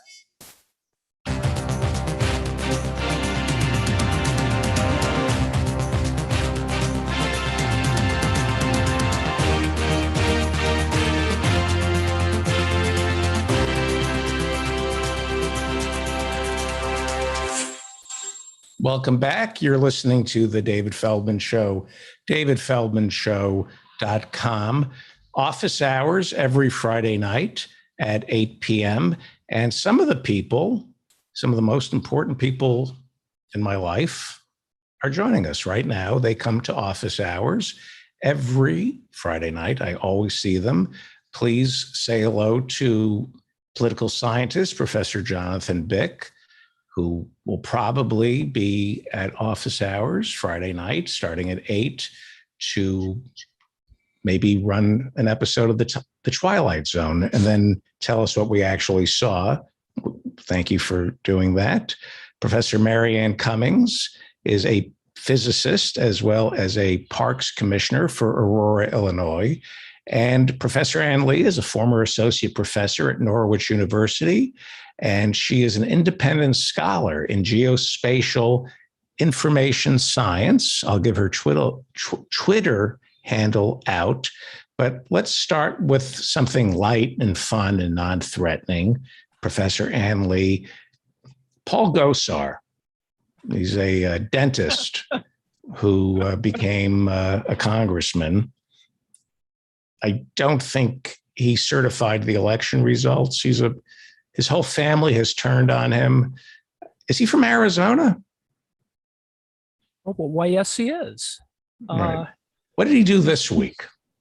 Well, he tweeted a anime, a relatively crude one, but there is this tendency, I think, among GOP sort of staffers. I think they're graphic staffers, and they like putting the heads of people, juxtaposing them on top of certain anime battle sequences.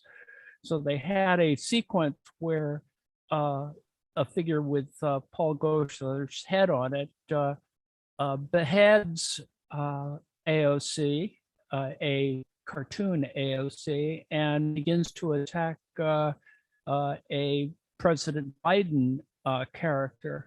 And needless to say, it all divided along party lines. Some folks in the GOP defended it as simply speech rights, and some very significant members of the Democratic Party actually really denounced it in serious ways. It went all the way up to Nancy Pelosi to comment on it. And it generated a certain amount of buzz, and pretty much the same sort of things. Gosar released a fairly long statement doing a quite bizarre interpretive analysis of why it all existed at a kind of symbolic level, and people should just relax. Just relax. That except that on the Democratic side, people like Ted Lieu said, if somebody did that in my work, in any other workplace, somebody would be down in HR, and they probably likely would have gotten fired. So I think there's some fairly serious stuff going on. On the other hand, this will certainly draw the so-called First Amendment defenses of these sorts of things, and in some ways it could backfire if people really wanted to take him up on an ethics offense of some kind. And in fact, he's not the only person. I mean, it's clear that Marjorie Taylor Greene, et cetera, and all the other of that ilk have said and done pretty equally stupid things without much consequence. So, do we see this, do we see this at all on the left or from the Democratic Party? Is there any hint of violence on our side? I don't recall any. Most of them are have a much gentler satirical bent, and it's obvious that, or it seems obvious that Gosar is just simply prodding the base, and I would say this is another diversion the GOP loves putting up diversions when other things are happening. And so this week we have 16 people being subpoenaed. And I think this draws attention away from some of that. And as I understand it, we have now a couple week pause on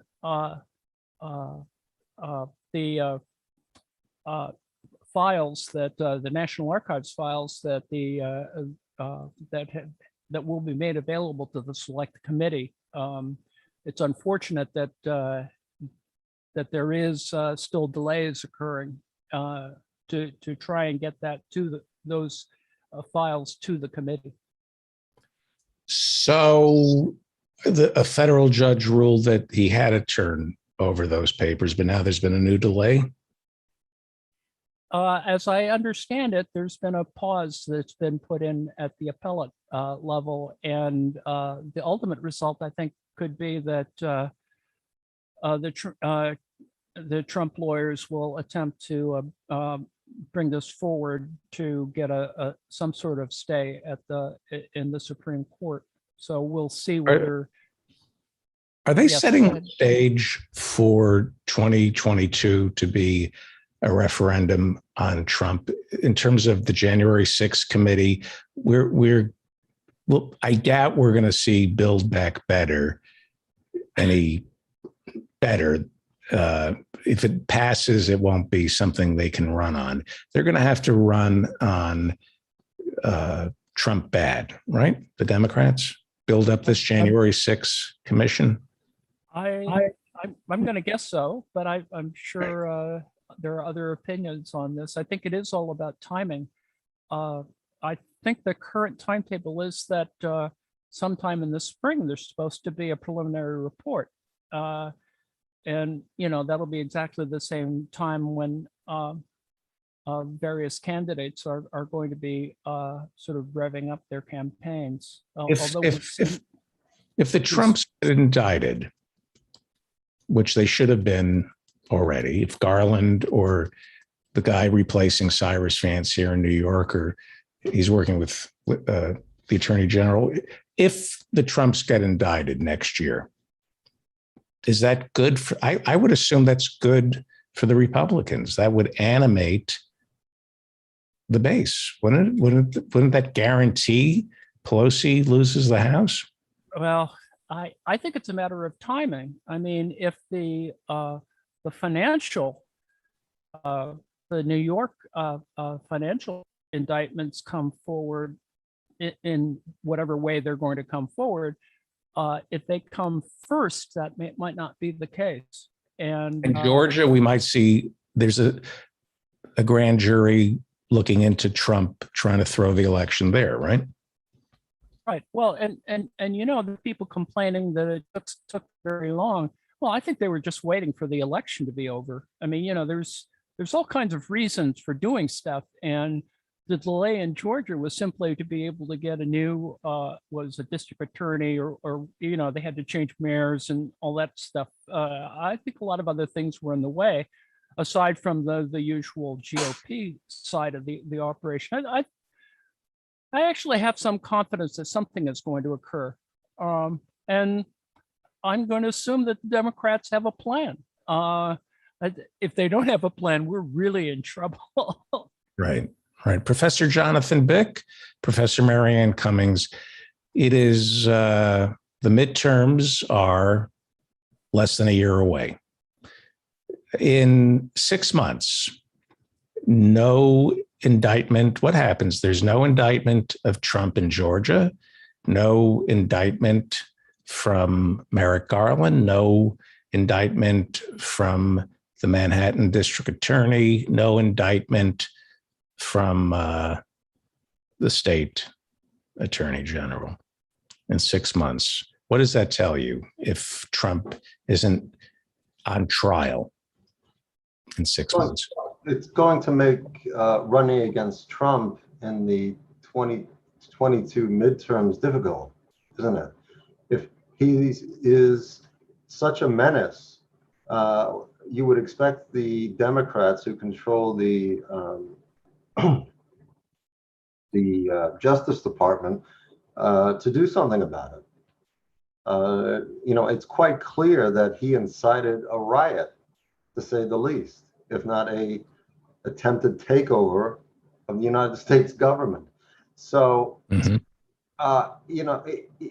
if the Democrats don't follow through on bringing Trump to justice, it's going to be more difficult to make a case that all the Democratic voters have to come out and vote for Democrats who are reluctant to do anything substantial in terms of policy because Trump is waiting to come back.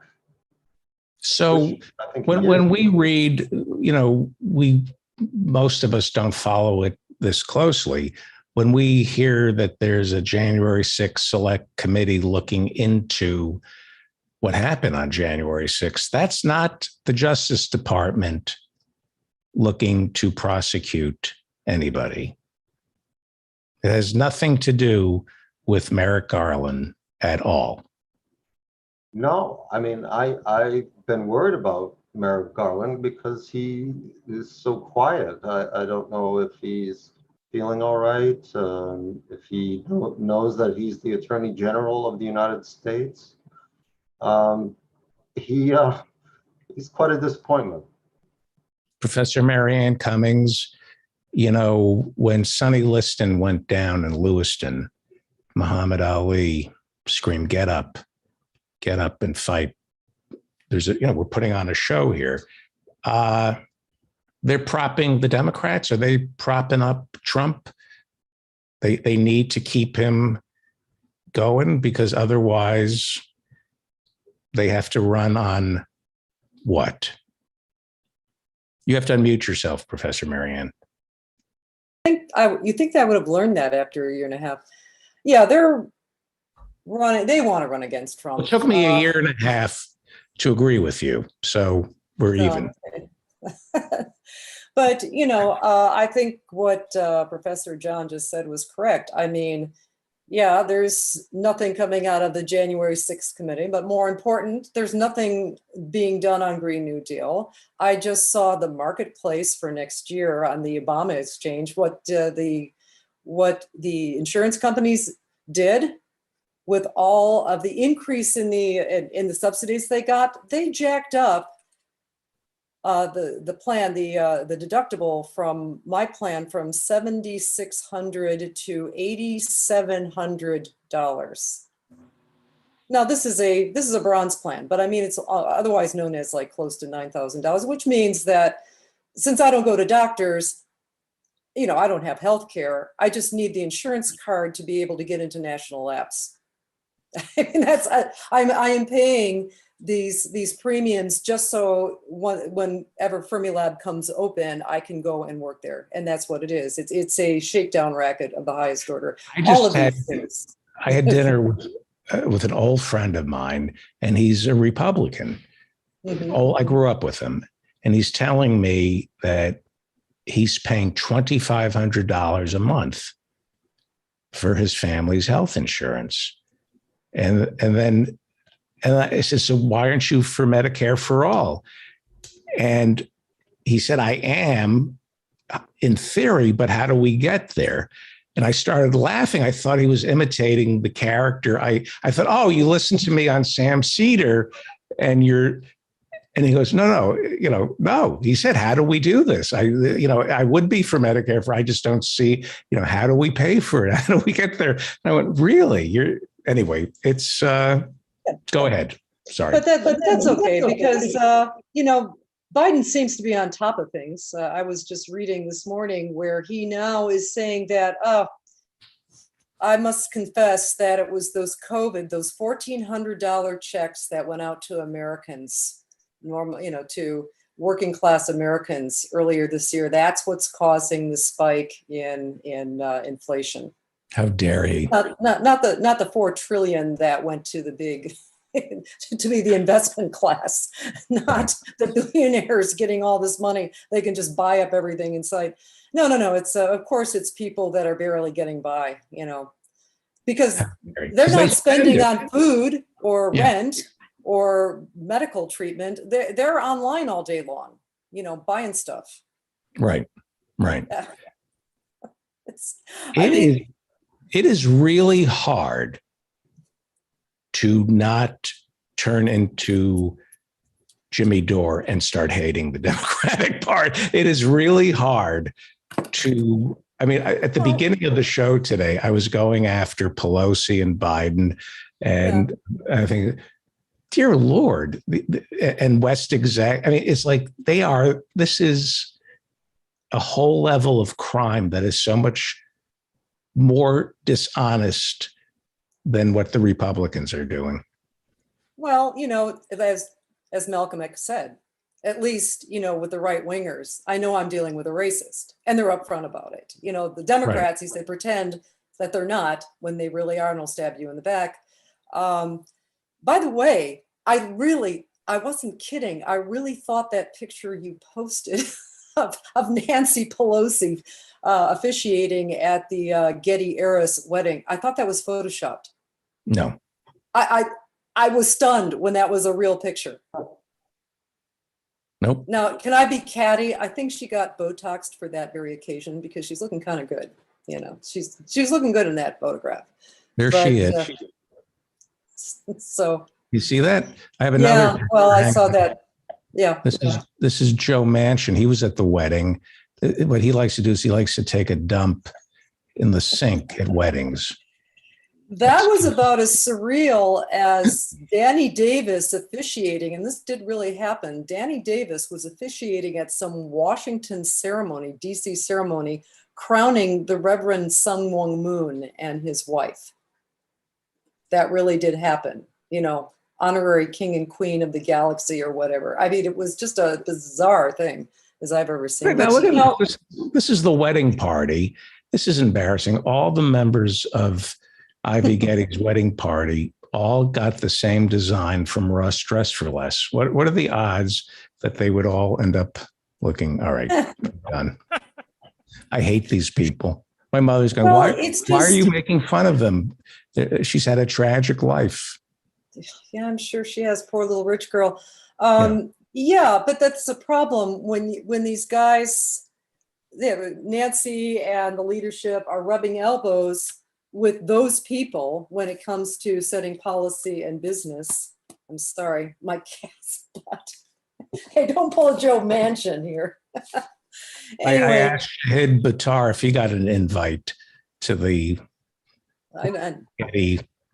But can you imagine the mindset of somebody who wouldn't stop to think that this is like the world's worst photo op at this point? Yeah. You know, when so many people are struggling and you want to retain the House and the Senate, maybe. I don't think they care. I think this is maybe a little cynical on my part, but Nancy Pelosi will be just fine as minority leader again. She'll still collect the money. She's just seen to it that the progressives do not have a single victory. And that's her victory. The progressives are now looking pretty ineffectual. They're looking, you know, like they do not look like a force that's going to fight for us at the moment. So, you know, she's happy. This is what she did before she left for Glasgow for the climate change summit. She flew to San Francisco to officiate a wedding for a billionaire oil heiress. Well, where are they having that wedding? In their pyramid? I mean, where is this? It is just, it's one of those things that you keep to yourself. And, you know, if you have that kind of money, nobody should know. I mean, it's like, it's kind of, you know, Pelosi's like Trump daring us. I mean, for her to officiate with the homelessness in San Francisco, and that, you know, to be around that opulence, those people who are just worthless, and then to head off to the climate summit after sucking up to oil money, it's like Trump just out in the open daring us. I think she's just as arrogant, and she's just as confident that, she'll never be challenged. Her power and influence, whether or not she is the majority leader or the minority leader, doesn't matter. I mean, she'll go to the same parties, she'll do the same fundraiser. She'll basically please the donor class just as much in the minority as she does in the majority. Right. And so, Mitchin, sorry about that phone over there. My phone is talking now. I don't know when that started, but the Internet of Things. Right. But anyway, I think that, that's what we're facing. A lot of us have said this for a long time. I mean, the Democrats are helpless on purpose. When you've got the heel and the hero in a wrestling match, they're both paid by the same people. When you've got a fixed boxing match, who gets paid? Who gets paid off? The people taking the dive get paid off. Mm-hmm. So, so then we have this president who doesn't even know who's president on most days, saying stuff like, the tone deafness of Biden's statements this morning was just astounding. He called Satchel Paige a Negro, I believe. Oh, that was the other thing. We all knew that he was a racist, and that's. Well, I think he was trying to say the Negro Leagues. I think he was fumbling around because part of his brain knows that you have to be careful around racial things, but it's he can't quite get the words out anymore. He used to be quite a motor mouth jackass when he was at his peak, but I think his handlers were grateful. All he said was Negro. Yeah, he could have used the other N word, right? Yeah. Yeah. But, I think that that's the point is that there's the Democrats just the image, the visuals are just a hapless group of people who will, of course, not change anything, which is what Joe Biden pledged to his donors. So, and then meanwhile, the earth is burning. They're doing nothing. Right.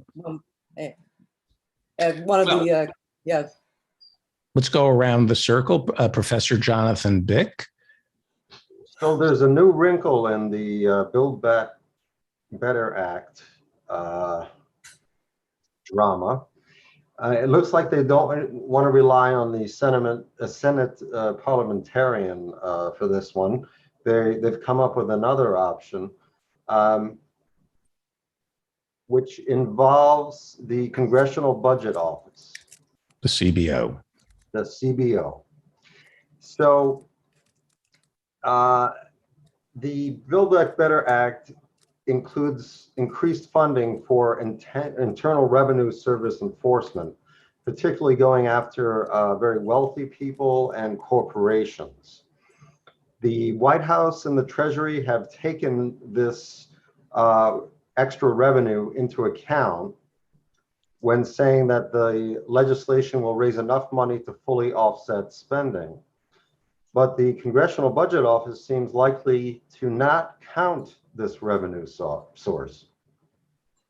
The House bill of the BBB Act it includes $80 billion funding boost for the IRS, which is expected to raise $400 billion over 10 years. So, this is important to realize and this is consistent with other studies that show when you invest $1 in the IRS to collect more taxes, to adequately fund them, update their computers, etc., that they return about $4 for every $1 that you invest there.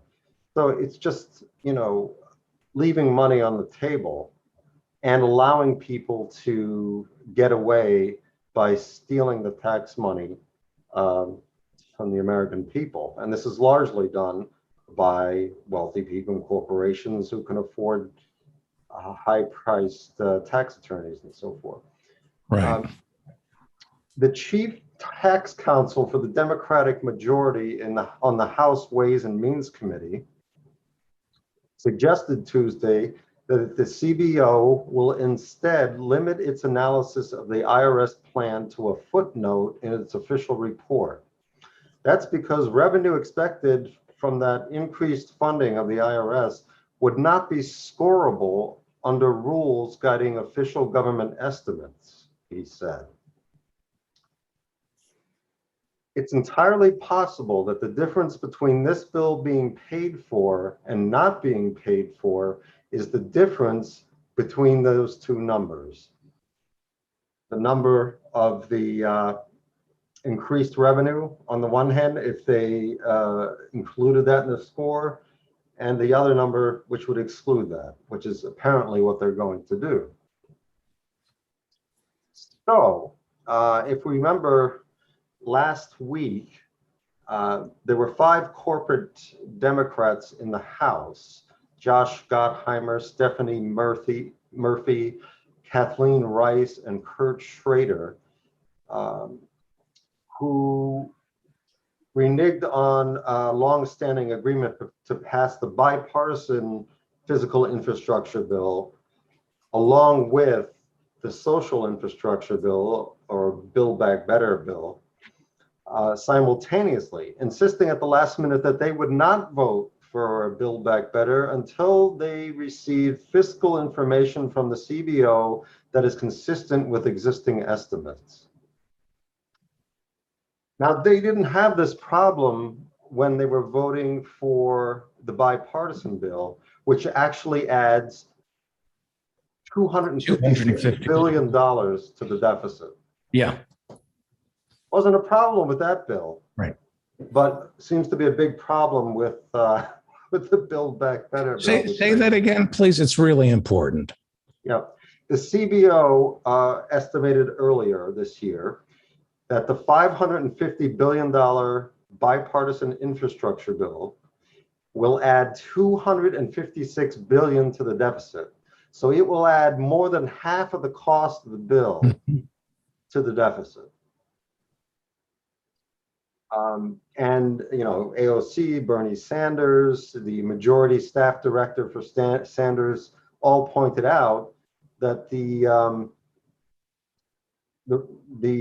conservative Democrats didn't have a problem with that, but they do have a problem with it now when it comes to the Build Back Better plan, because this plan actually does things for ordinary Americans, and that can't be tolerated. Right. Conservatives will not sanction such an abuse of power by the American people and their representatives. Right. That's not going to happen. What has to happen is we have to subsidize corporations. And if some of that trickles off and helps people, that's okay. But if you do try to help people directly, that becomes a big problem for conservatives, whether they be Republicans or these corporatist Democrats. It's really It's grotesque, and we have no idea yet, really, what the public-private partnerships are going to look like. They're baked into this infrastructure bill are public-private partnerships. If a certain amount of money is being spent, how does that work? What is a public-private partnership? How does that work? Well, Anybody? Oh, well, go ahead, John.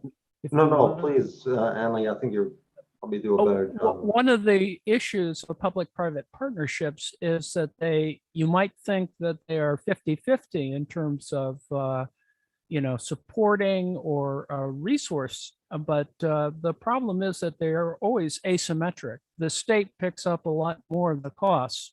There are, of course, and this is part of the whole business of tax incentives that are built into that, but they are definitely asymmetric. I mean, the point of public-private partnerships is sort of a way of not admitting to a kind of socialism for public spending. Can you give me an example of give me an example of a public-private partnership? There's certain grants. Sherwood Brown, Senator Sherwood Brown and his wife. No, sorry. My sister hates Sherwood Brown's wife. Sorry. as some of the energy projects can be seen as public-private partnerships where you get localized investment or corporate buy-in, depending, and then there's essentially a cross subsidy in terms of whether it's a tax, a tax incentive or some other kind of way in which parallel bonds are being produced or some other kind of the advantage, of course, is that certain structural changes will occur, and that's what some people are counting on. The fact that this has a problematic deficit effect now in the fourth quarter is a big deal relative to accounting and stuff like that. But the reality is that it's a much larger issue, and I think we won't. And I think that you want to look at a bigger CBO report on the longer term effects of some of these things, and that hasn't yet been done. That's one of the things. The other thing is that we have a kind of countervailing media frenzy at the present moment that is for some reason jacking up the boogeyman of inflation, where the reality may be, in fact, that gas price, and this is a minority view, but it is interesting to see that the inability to get more fossil fuel controls at COP26 are partially because there's trouble with Saudi Arabia constraining fuel production because Biden is actually holding tough, or maybe Blinken is holding tough on acknowledging a meeting with MBS, and that there's still a lot of friction going on there because the Biden administration does not want to take the same position that the Trump administration took. Well, isn't there, I believe that MBS has caused a divide between Biden and Macron in France because they're now going to buy their bone saws from America and not France. Am I mis? Likely. There's just a lot of pressure because of those arms deals. There is some underlying pressure that's going on back and forth, and I think that the Biden people want to soft pedal it, and now you have simultaneously gas prices taking a slight uptick, and unfortunately you have this greatest inflation since in 30 years, blah blah blah. And there's a lot more nuance there. I think that's problematic. And also in terms of COP26, it's a real problem that there was a lot of capitulation of the fossil fuel industries, regardless of the country. Whereas I think there was some progress on methane, which I think is going to be going to have a structural implication that 100 now over 105 countries have agreed to lower methane emissions by 30%. I won't do the joke about Biden and the Duchess of Cornwall. That's been done. Not going to do it. Too easy. We have Mark Savasco. So what I'm going to do is very quickly ask Professor Marianne Cummings to talk for 3 minutes and get the last word, and then you'll finish on Monday. How's that? Okay. Yeah, because there were 3 things I wanted to bring up, but okay. I'll mention the quickest one. And that was Kyle Rittenhouse. My God. I've got 2 comments on that. One, I think the initial narrative of the mainstream media and a lot of the lefty Twittersphere has gotten this story wrong as much as they got the initial narrative of the that Covington High School kid, the Native American drummer. I think the basic facts of this whole story have been misrepresented. What is the story? Not that KR isn't problematic, but I am highly doubtful that he gets convicted on any of the homicide counts. Now, the other thing about that is like downtown Aurora, there's some things not being mentioned. There were rioters. I mean, people just were throwing fire bombs and lighting cars and trying to break into businesses. And there were people out there who were armed, and they mostly stopped it. While like tons of police cars are just sitting 3 blocks, letting this all go on.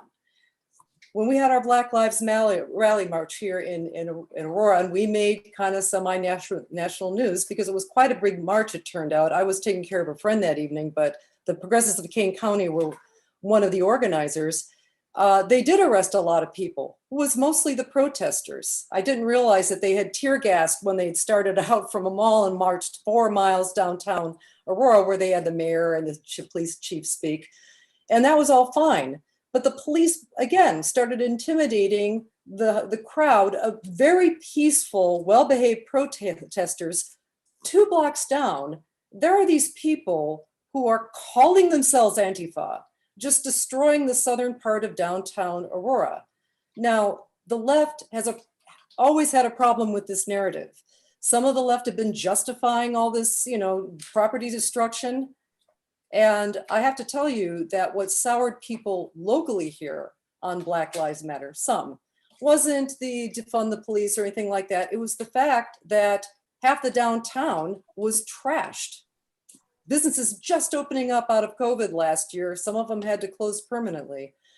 But that wasn't BLM. That was no, and that was it. They are conflating. Even lefty journalists are conflating the people calling themselves Antifa, whatever that is, to all the violence and looting and everything else. And I know in Aurora, the people who were trashing the downtown had absolutely nothing to do with the Black Lives Matter rallies. As a matter of fact, and I'm we pretty don't know sure if that the Antifa, people we don't who know were if looting- Antifa is agent provocateurs. We don't.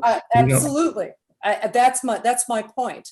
But the police were behaving the same. The police were allowing people to destroy property and things like that. And they did probably were the police. It was probably plainclothes policemen. And the ironic thing about the first guy that Rittenhouse killed was that he was caught on camera just before Rittenhouse came across the street to put out a car fire or something. He was trying to push a dumpster lit on fire into this business, and he was stopped by a bunch of armed people. And this guy was like spouting the N-word to one of the people who were armed, who happened to be an African-American. So this guy's obviously crazy. So, it was kind of unfortunate that he and Rittenhouse interacted, because that was kind of like the perfect storm of disaster. But, again, it's like the facts of the story, kind of the mainstream media got wrong. I think it's going to be kind of an ugly fallout when he gets acquitted, if he gets acquitted. And I don't see, I don't see him getting convicted of first-degree murder. Not in the slightest. Yeah, so, not with that judge.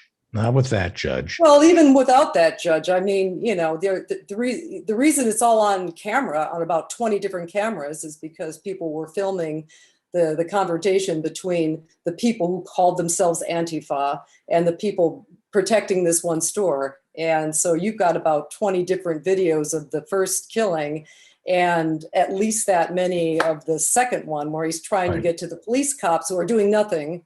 So I'm like, yeah, this story is really problematic. That's not going to be pretty. To be continued. Professor Marian Cummings will join us on Monday.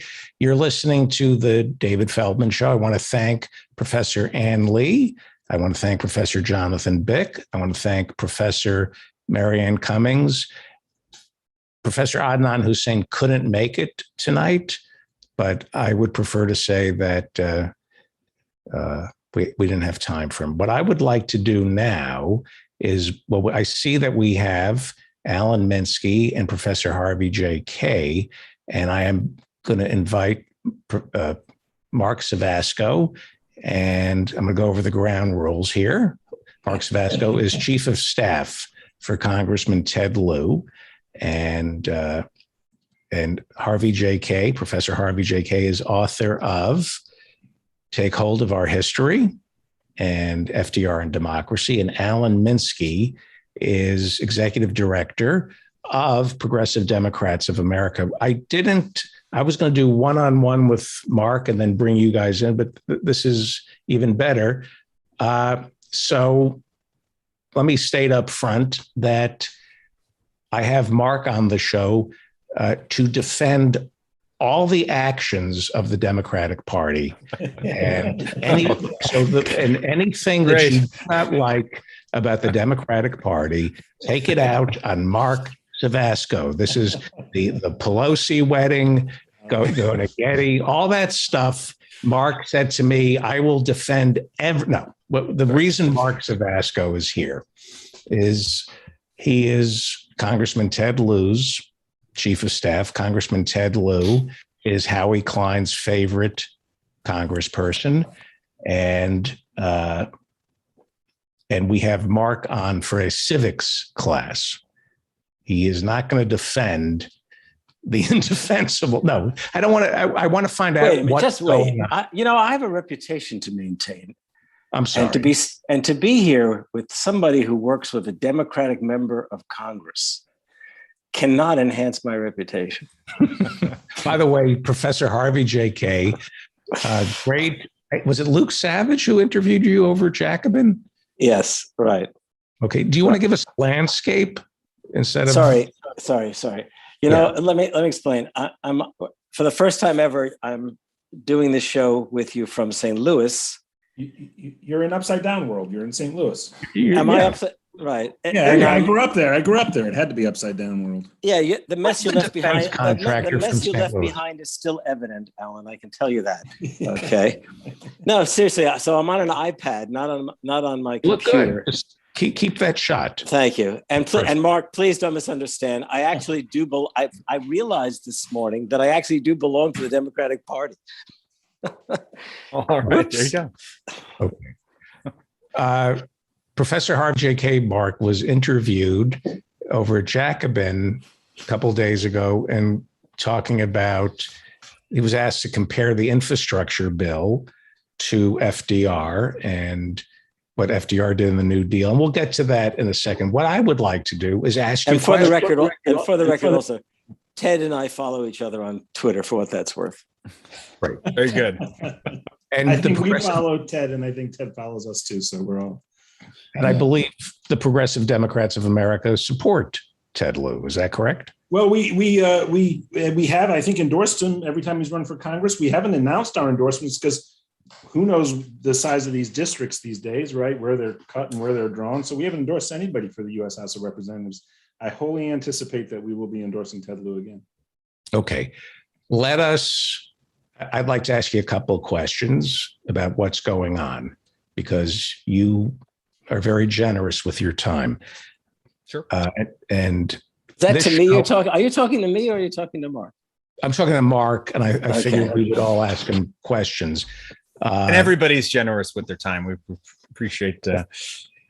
David's my straight man. Yeah. So my listeners are leftists, primarily leftist center. And just for the record, I'm not leaving the Democratic Party. I'm going to stay and start kicking people out. I'm a Democrat. But there's some people in there who have to go. Where do we stand with Build Back Better? No judgment, just where are we with Build Back Better? How do you see this happening? Well, I think we have a pretty strong commitment from all sides of the Democratic caucus in the House to support a bill next week, and I fully expect that we will do that, and I think it will be a strong bill. Will we get a CBO report by then? That's the expectation. Yes. Right. And then it's in the Senate, and then we have to. Then we sort of start this negotiation, all over again with the two United States senators that I'm sure we're all aware of, who have their own points of view and their own concerns, and I think we're going to pass a bill that gives us a strong position going into those discussions. But the political realities are the political realities, right? The most well-meaning progressives in the House can't control who got elected to the United States Senate in 2020. That's just the reality, and that's where we're at. Congresswoman Pramila Jayapal, who is head of the Congressional Progressive Caucus, has about 90 members, about 100 members who, big. Did she see the Congressional Black Caucus coming? It seems like a week ago at this time, she was holding out. You can't vote on the bipartisan bill until you give us what we want, or even vote on the Build Back Better. And then she was outflanked by the Congressional Black Caucus. Was that a shock? Well, let me, and I'll start here. I have to be a little bit careful with I get it. how I describe all of this, because I'm privy to some information that I'm I'm not going to share publicly. But by the way, have another drink. By the way, I sent you. I will say malt liquor. Have another sip. Loosen up a little. I will say this. Not everything that's been reported on how all of this went down is I'm sure you'll all find this shocking, is 100% accurate. With at least given my understandings of sort of some of the dynamics at play here. But let me say it this way. You mentioned the 90-member, Progressive Caucus. That in and of itself is a pretty diverse caucus with a wider, what you mean by progressive, that varies quite a bit, as you can imagine. You poll any random 90 people and you're going to get quite a bit of different views, never mind from all over the country. So what it means to be progressive is different. And even among people for whom they have a lot of agreement on what it means to be progressive, they may disagree on tactics and on how to on the process and and how we should move forward here. Look, I think it became increasingly clear that the leverage that we had or supposedly had, that progressives supposedly had, maybe wasn't as strong a hand as people thought that it was. I don't want to put words in anybody's mouth or sort of whatever, cast aspersions or give provide motives for people. But this idea that we could have forever just held out and refused to do the bipartisan bill, which, by the way, is supported by a majority of the Progressive Caucus. I mean, we should all be very clear about that. The vast majority, I would say, support the bipartisan infrastructure bill. It's not, I know that there's some, disappointment with how things have unfolded here, but I think it's a mistake to somehow make it seem like this bill and the accomplishment of getting this passed is a bad thing or is not appropriate. Your expertise, and this is why I love having you on the show, your expertise is appropriations bills, budget. Well, I worked for an appropriator for almost a decade and lived and breathed those bills for a while. Yeah. So it's $550 billion in extra spending, right? The other half was already earmarked. And do we know exactly where that money is going? Do we know which contractors are getting it? Does Congress have any say in how that money is spent? Or is that left to Pete Buttigieg over at the Department of Transportation? Well, there's a number of ways that the money will be spent. Most of it will go to states. To determine their and each individual state gets to determine who gets the contract, right? to a certain extent, yeah. And is that going to be and local transportation authorities and transit authorities, et cetera? And will there be inspector generals looking into who's getting these contracts? Yeah, I would assume so. Sure. The inspector general for the Department of Transportation, so there's strings attached. We're not, the federal government isn't saying to West Virginia, here's $1 billion to build that big road you needed, spend it any way you want. Right. Yeah. I'm not sure what is there some example I'm missing here? I mean, my understanding, and I'm not trying to be contentious here. My understanding is that this infrastructure bill was a transfer of wealth to the cronies and buddies of the contractors. It's not really it's going to be padded. Everything's going to be 25% extra. And it's because it's corporate spending. It's not government spending. It's corporate spending. Padded payrolls, false expense accounts, right? So I'm just trying to understand the concern.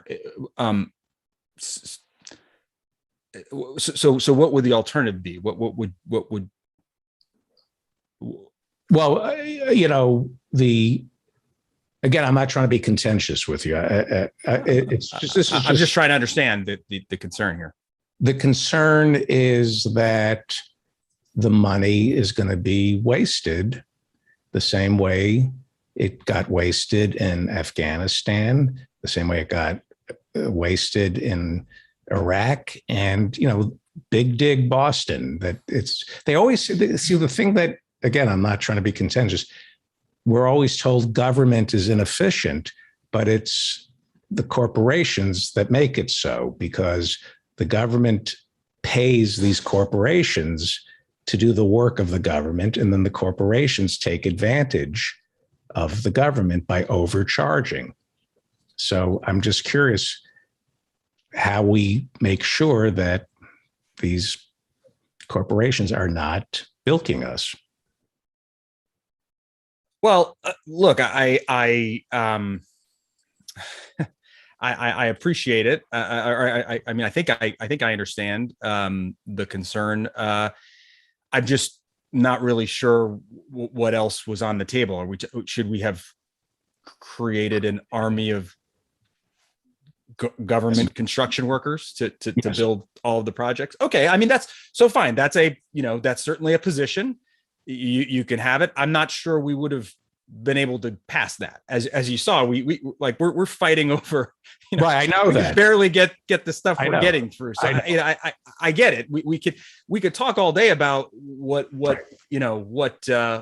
if we were king for a day, what we would create. Right. I don't have that luxury. I'm working in the world. I understand of reality, and we have to make. Okay, I'm going to add. So just for this is not easy because I want to be respectful of you.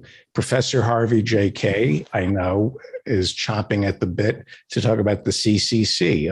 Am I no, or CCC? Do you want to talk about the CCC? No, CCC? I fully appreciate the constraints that have been on Congress, okay?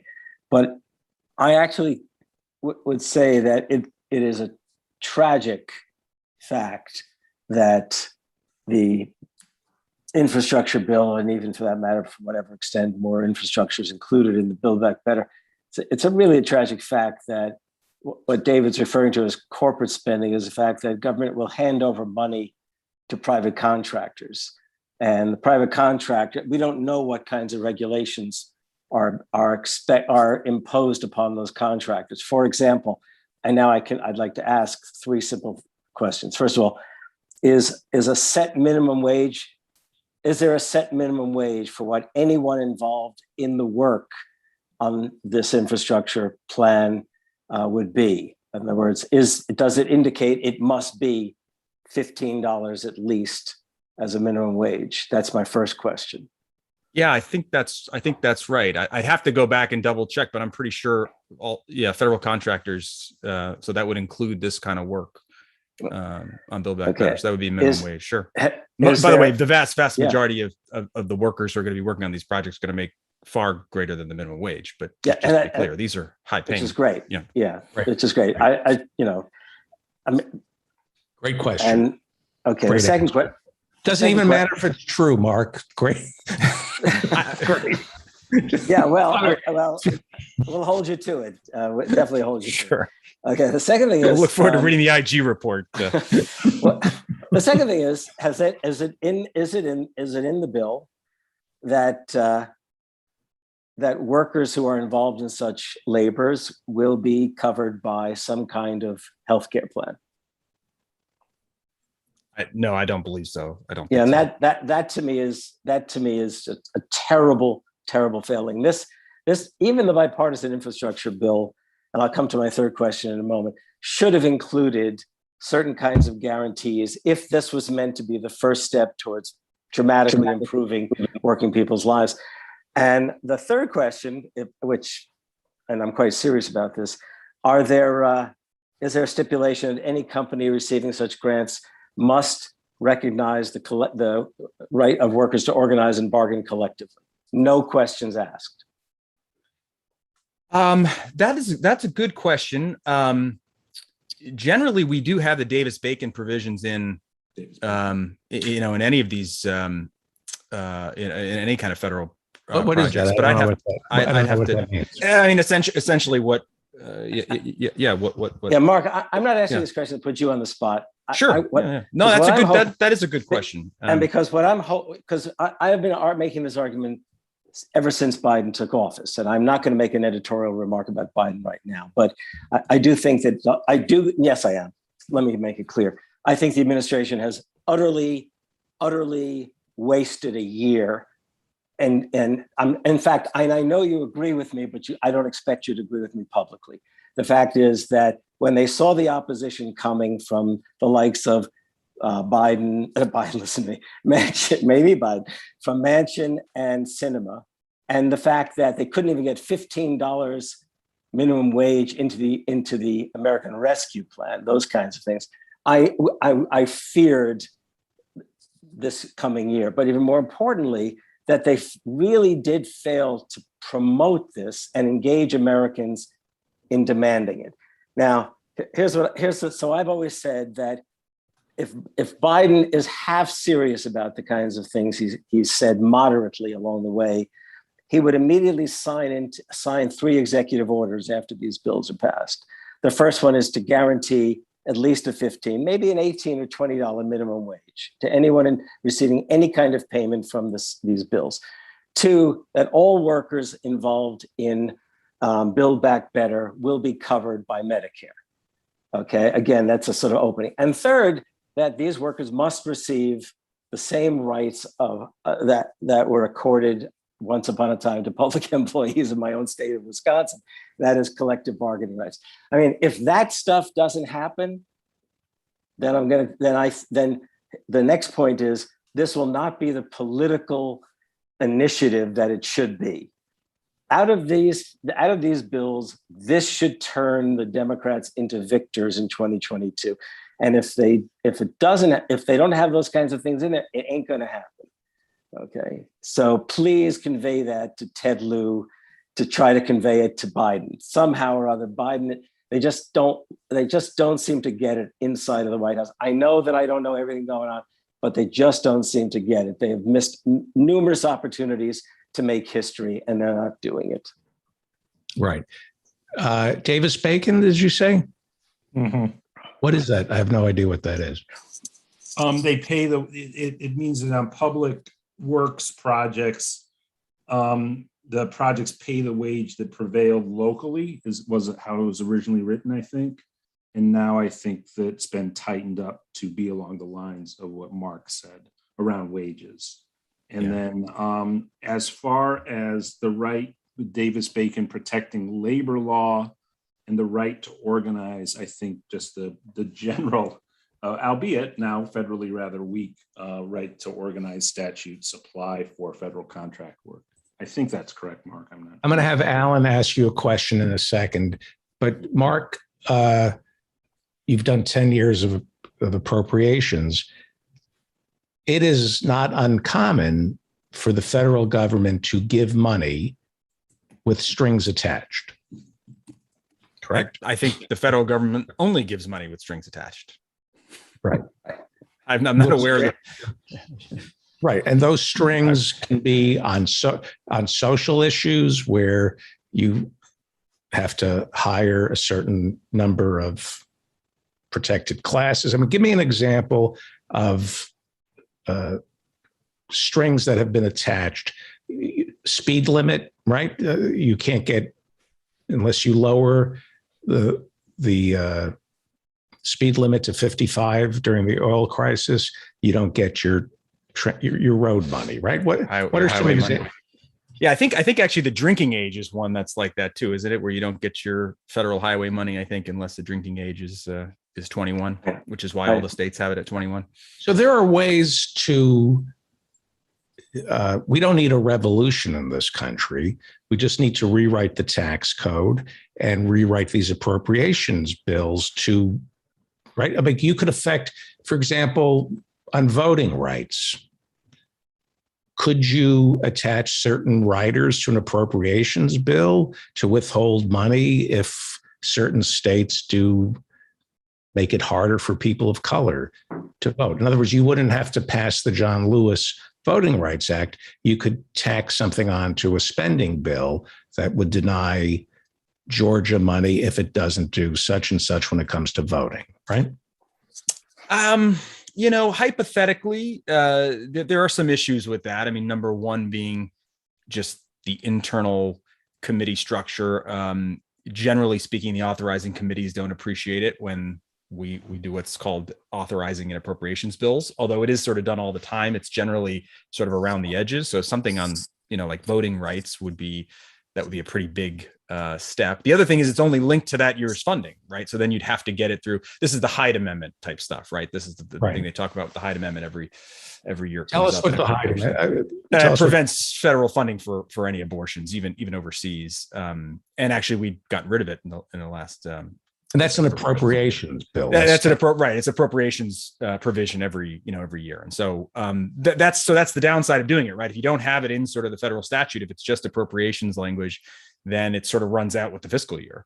So I don't know that we'd want to link voting rights to an annual appropriations bill. But to take a step back, we can't pass appropriations bills without 60 votes of the United States Senate right now. That's the reality. So we could be creative, and believe me, I'm happy to do sort of whatever congressional role playing and come up and creative, be creative and think about this stuff. But that doesn't change the political reality of Does where the we're House at. have a parliamentarian? Sure. And obviously the Senate does. And is the Senate parliamentarian going to take the lead on the reconciliation bill? Professor Jonathan Bick earlier was saying it's going to be just pretty much left to the CBO on this reconciliation bill. What will be left to the CBO? Whether or not this Build Back Better is doable. Well, that's not a reconciliation. That's not a question that a parliamentarian would address. She might well address the question of whether or not things that are included in there should be allowed to be included in there. Right. Okay. Alan, you have a question? Alan is the executive director. I've been doing research because that's what I like to do. Just come here, kick back and do research. But actually, believe it or not, the Davis-Bacon is still local prevailing wages. So if they're unionized workers in the region, then that can really make the wages much higher. The Department of Labor compiles the statistics locally, and that determines the wages. So the prevailing wage is roughly the average wage for, I'm not sure, the kind of work that is done, this sort of way it's categorized is how the people will be paid on the federal contract, at least that much. And they can't go lower than that. However, Davis-Bacon doesn't protect the right to organize. There was an executive order in 2010 under the Obama administration, obligation of federal contractors to notify employees of their rights under federal labor laws. And I haven't found that that's been rescinded. So in the Obama years, there was so obviously until January 2017 at least, there was the obligation of all workers under federal contracts to notify employees of their rights under federal labor laws. However, you'd have to go and see if Trump. But aren't these temp jobs primarily? Well, they're people who do work until the project's done. So how can you you're unionizing a 6-month job? How can that's a difficult lift? But again, that's what the statute is as of 2010 in the Obama years. Don't know. How does the money? This is a basic civics question. You know, I work in television. I never know, after the show is taped, how does it get into your TV? I have no idea. And nobody can explain it to me. How does the money get, like you pass an appropriations bill, you pass a budget. Like what are the steps to getting that money to West Virginia? And how do we slow it down and make sure it doesn't get to West Virginia? No, how does the money get to West Virginia? I have gone as, sorry, I know you're not asking me, but I have this image that they sort of put it into buckets and Manchin. Sorry. In his yacht, he takes it over in his yacht. Is that what he does? He finds a waterway to get it to West Virginia. We pay West Virginia in pennies. Takes it to Harper's Ferry. We just give it to them in pennies and make them. I got a few things to say, but you guys go ahead. Go ahead, yeah. Mark, how does it get there? Like, what are the steps? Like, Biden signs it into law, and then the money. Where does the money come from? Well, it sort of depends what it is we're talking about, right? So, for example, is it a federal grant that's going directly to, whatever, a museum in Wisconsin? Then they would have this money, the 1.2 trillion. Right, but it's going to, hundreds of entities. Who finds out? Like, does somebody at the Department of Treasury say, in accounts receivable? Does Marge, so there's accounts receivable say, right. So there's a Treasury Department. That's right. And now they have authorization to spend tax revenue on, on projects. So some of that money will go to local transit authorities, directly to state governments, sometimes to local government. I mean, so for example, a lot of the Rescue Act, which is something, talk about messaging that we don't talk about enough, because it did a lot of good. But a lot of that money went directly to state local governments that needed it. Governments that were, decimated from the pandemic and the lack of economic activity going on. So some of it went directly to school boards, some of it went to, all kinds of other things. So, but it sort of depends. There's also local, or there's also, small entities that might qualify for a federal grant, right? And so that would come directly from the Treasury Department to, a small town museum or a local, business that's getting, whatever, solar panels or what have you. So, it just sort of depends on what we're talking about. Do we have like an Alan Weisselberg who's just sitting there, seeing who keeps an eye on all of it? I mean, I don't know. I would imagine that there are, there's a small army of folks over at Treasury that are that are kind of so all the money goes through the Treasury Department. In other words, you can't. Oh, I see. Okay, I didn't know this. So in other words, any money that the federal government spends goes through the Treasury Department. Yeah, I can't think of an example. I mean, I've never thought about it that way, but I can't think of an example where that's not the case. Even the legislative branch, we get and the judicial branch would get the money from Treasury. So yeah. I see. So they see where all the money goes. And where Sure. would David, Top and where line. does David get in line to get some of this money? That's right.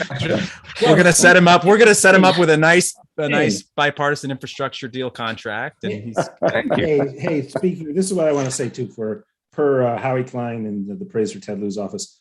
Harvey and I talk all the time, and Harvey, I of course mentioned many times, one of your favorite bills of the past year was introduced by Ted Lieu, which is something Progressive Democrats of America supports, which was for the Federal Writers Project.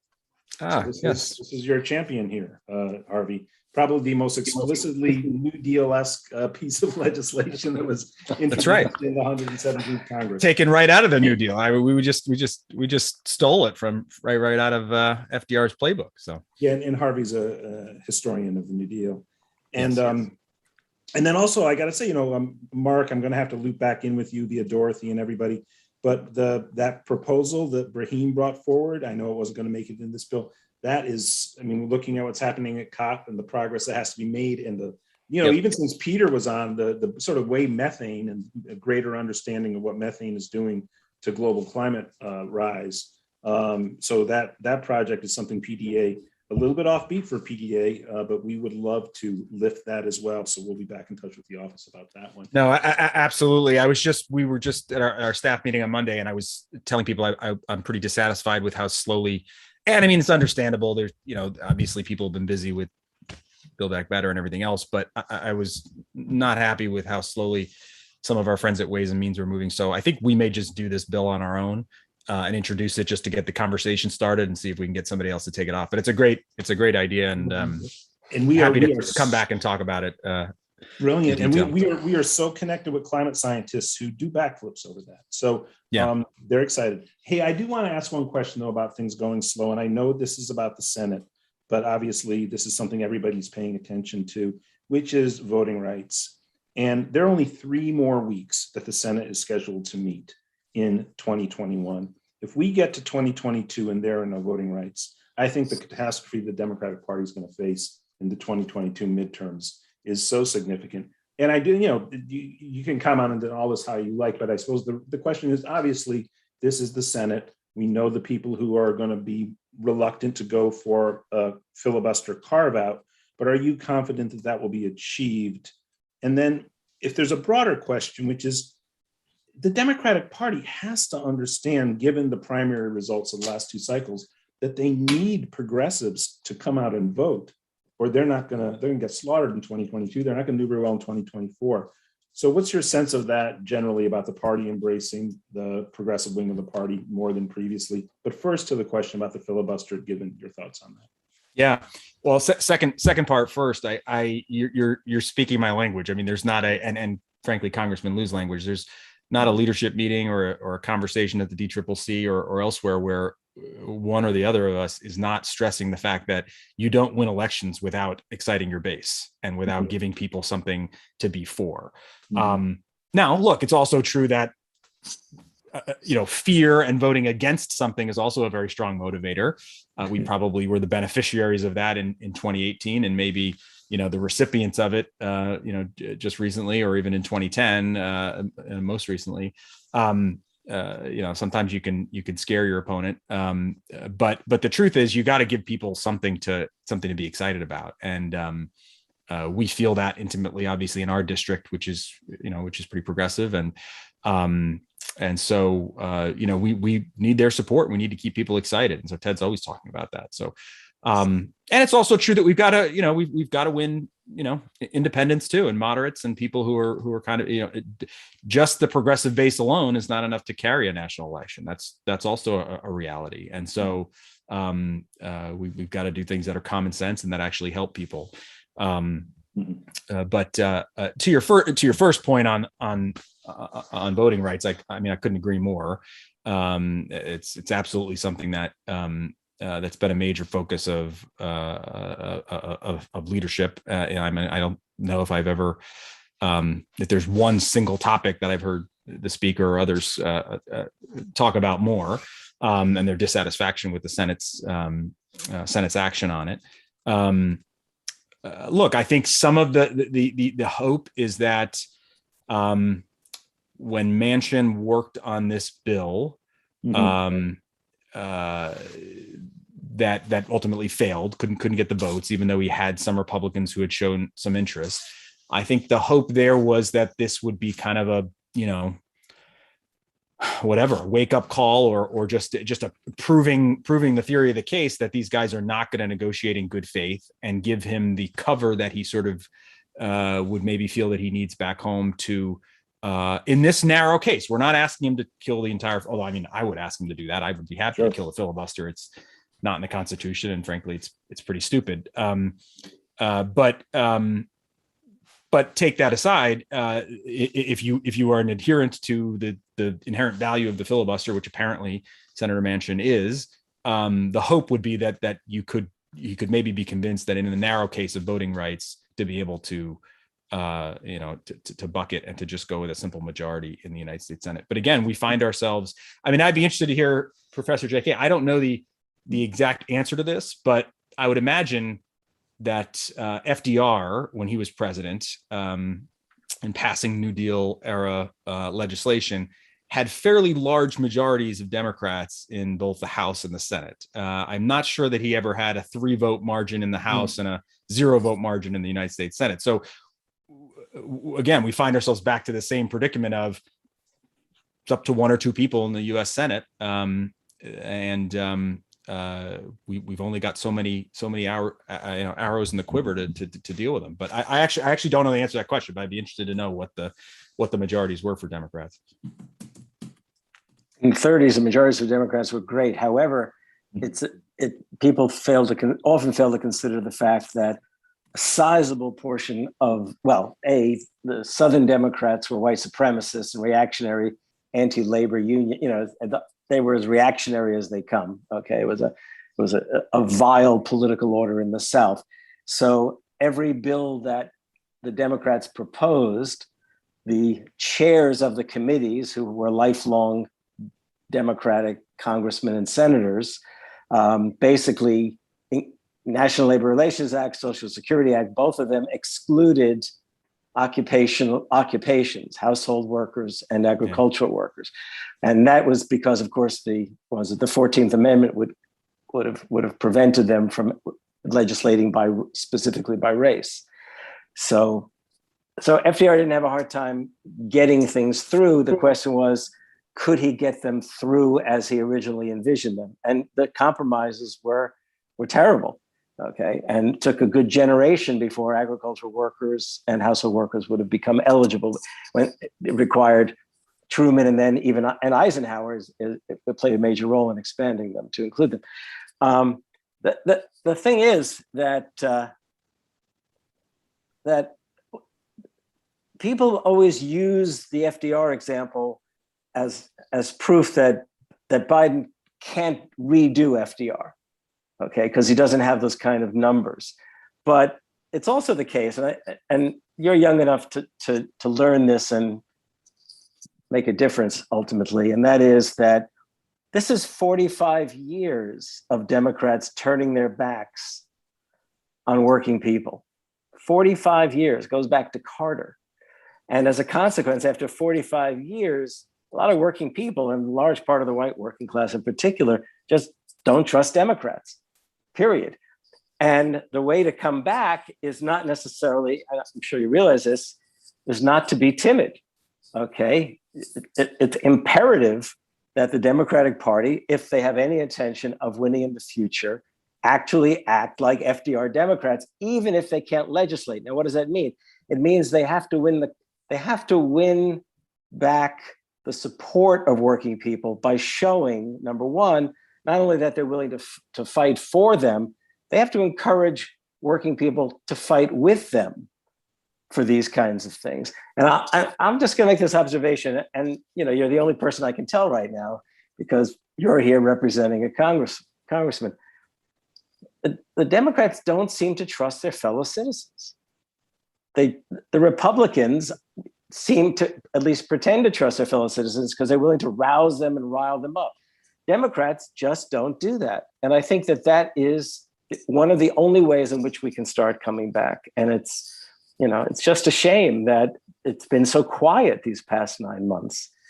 I think I say it seriously, really seriously. Yeah, let me just interrupt.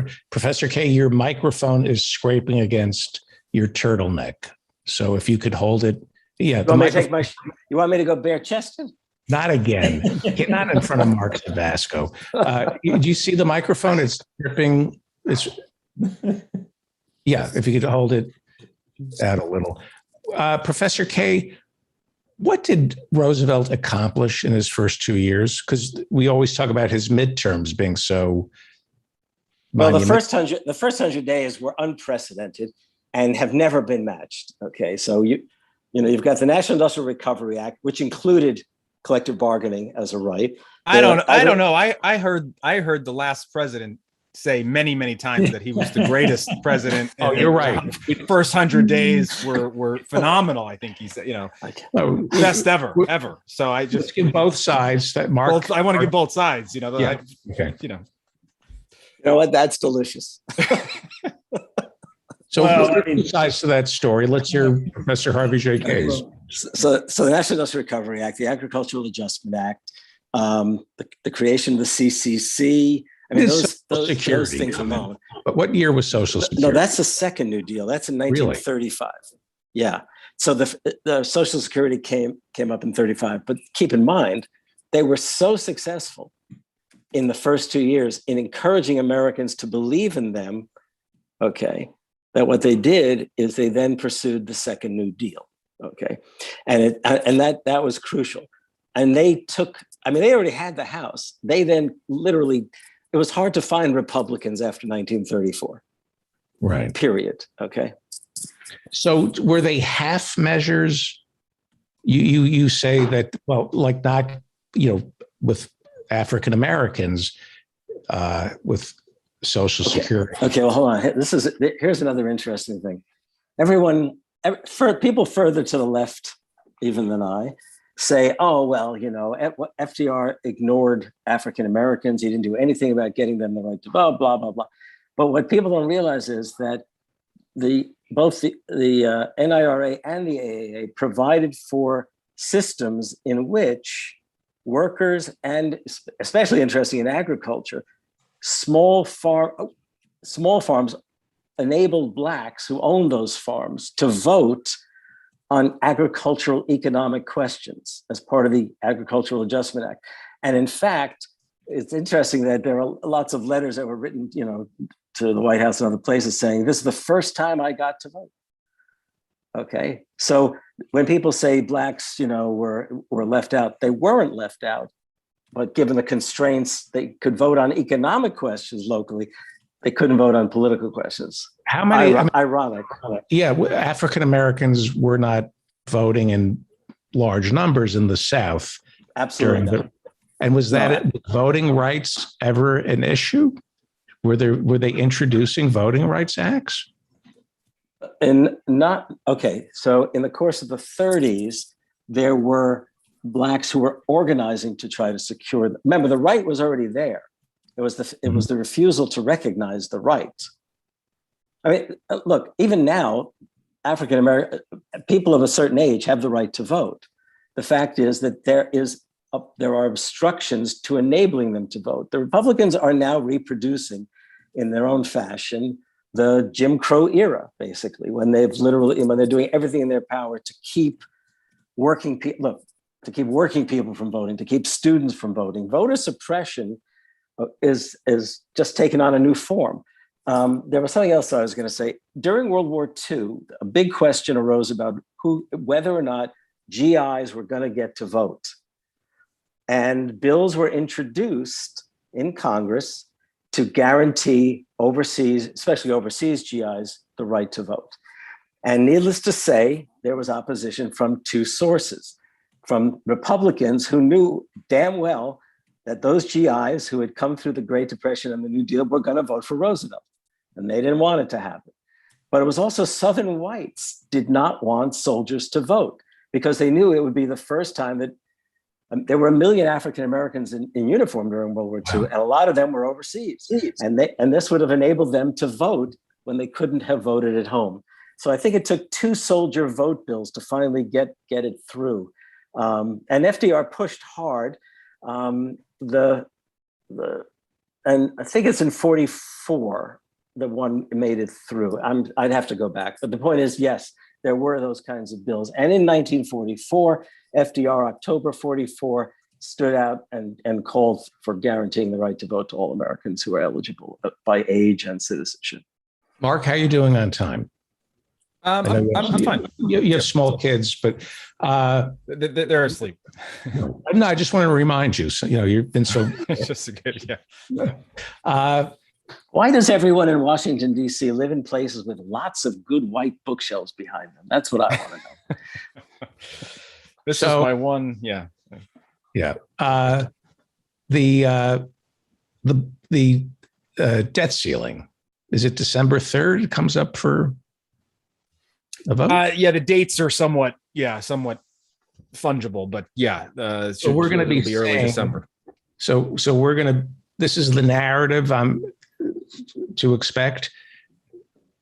Debate on Build Back Better, this massive spending bill that Manchin is against, and the debt ceiling, raising the debt ceiling. So this is all going to be about fiscal responsibility, getting our financial house in order, inflation. What is going to inform Build Back Better? Is the debt ceiling going to be used as a cudgel to? Is the debt ceiling going to be used as a cudgel to bring the price tag on Build Back Better down even further? Yeah, it's a good question. There's always a risk in prognosticating because there'll be a clip of this you can play later to show how horribly wrong I was. But my guess is inflation will be more, even though I think it's a wrong way of looking at it. I think it will be more of an impact on.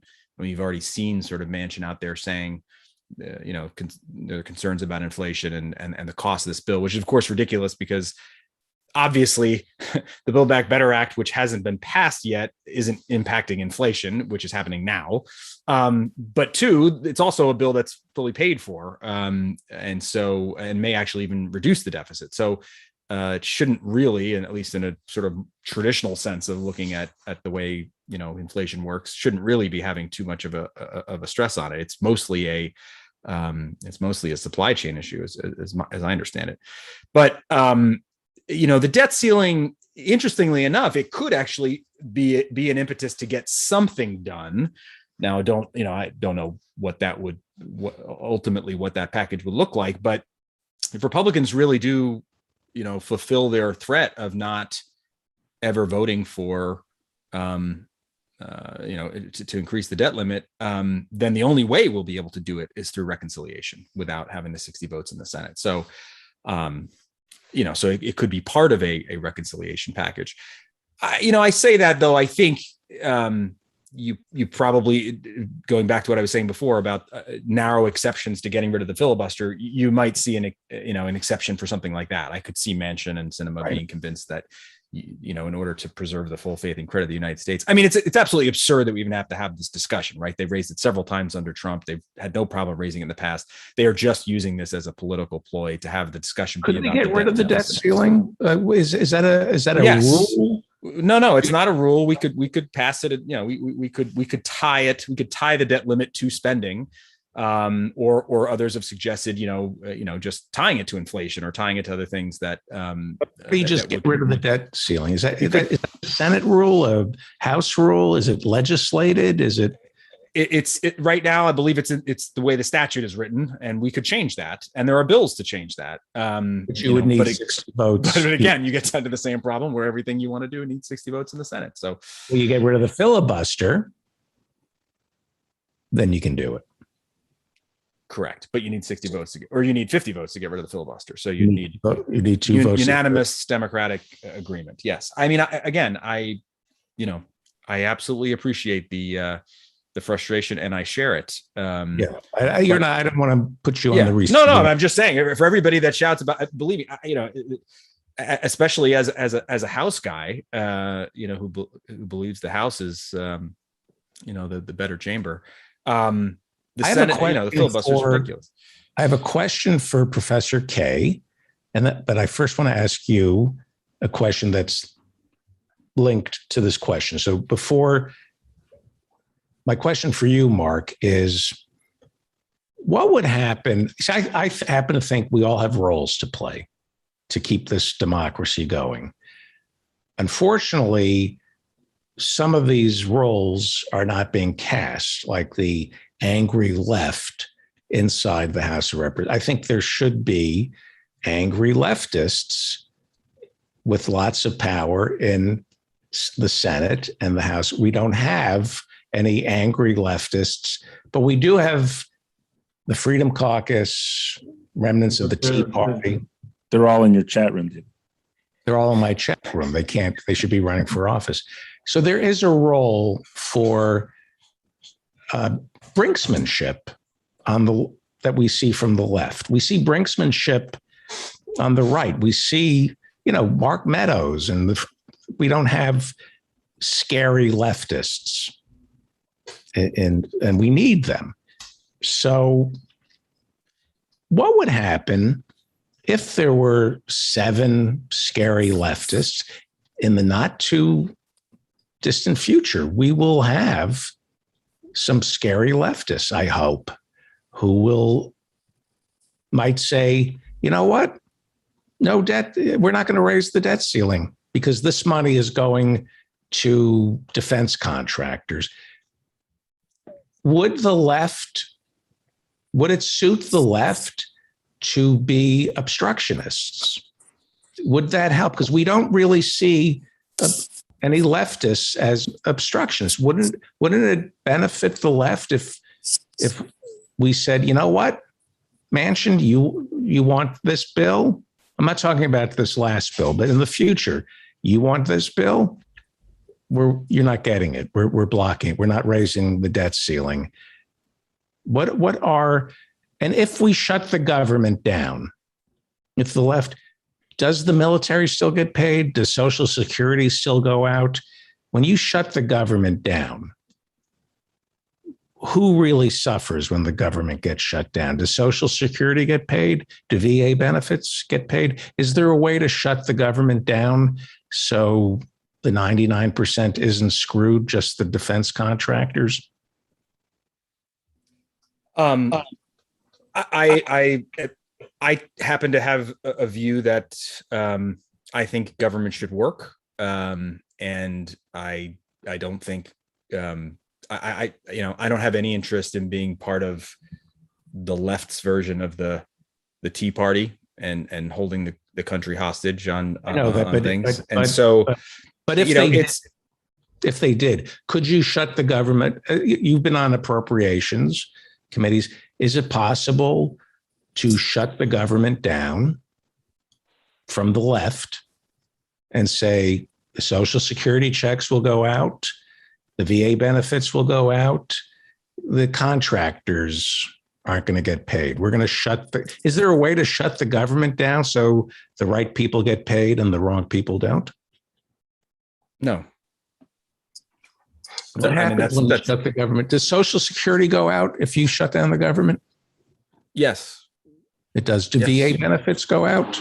Did we shut down any VA hospitals? We actually fund the Department of Veterans Affairs 1 fiscal year in advance. So they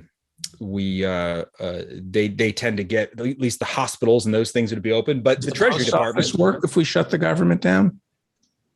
The post office is different. They don't get a lot of direct appropriations. There's fees, stamps cost money, right? So it's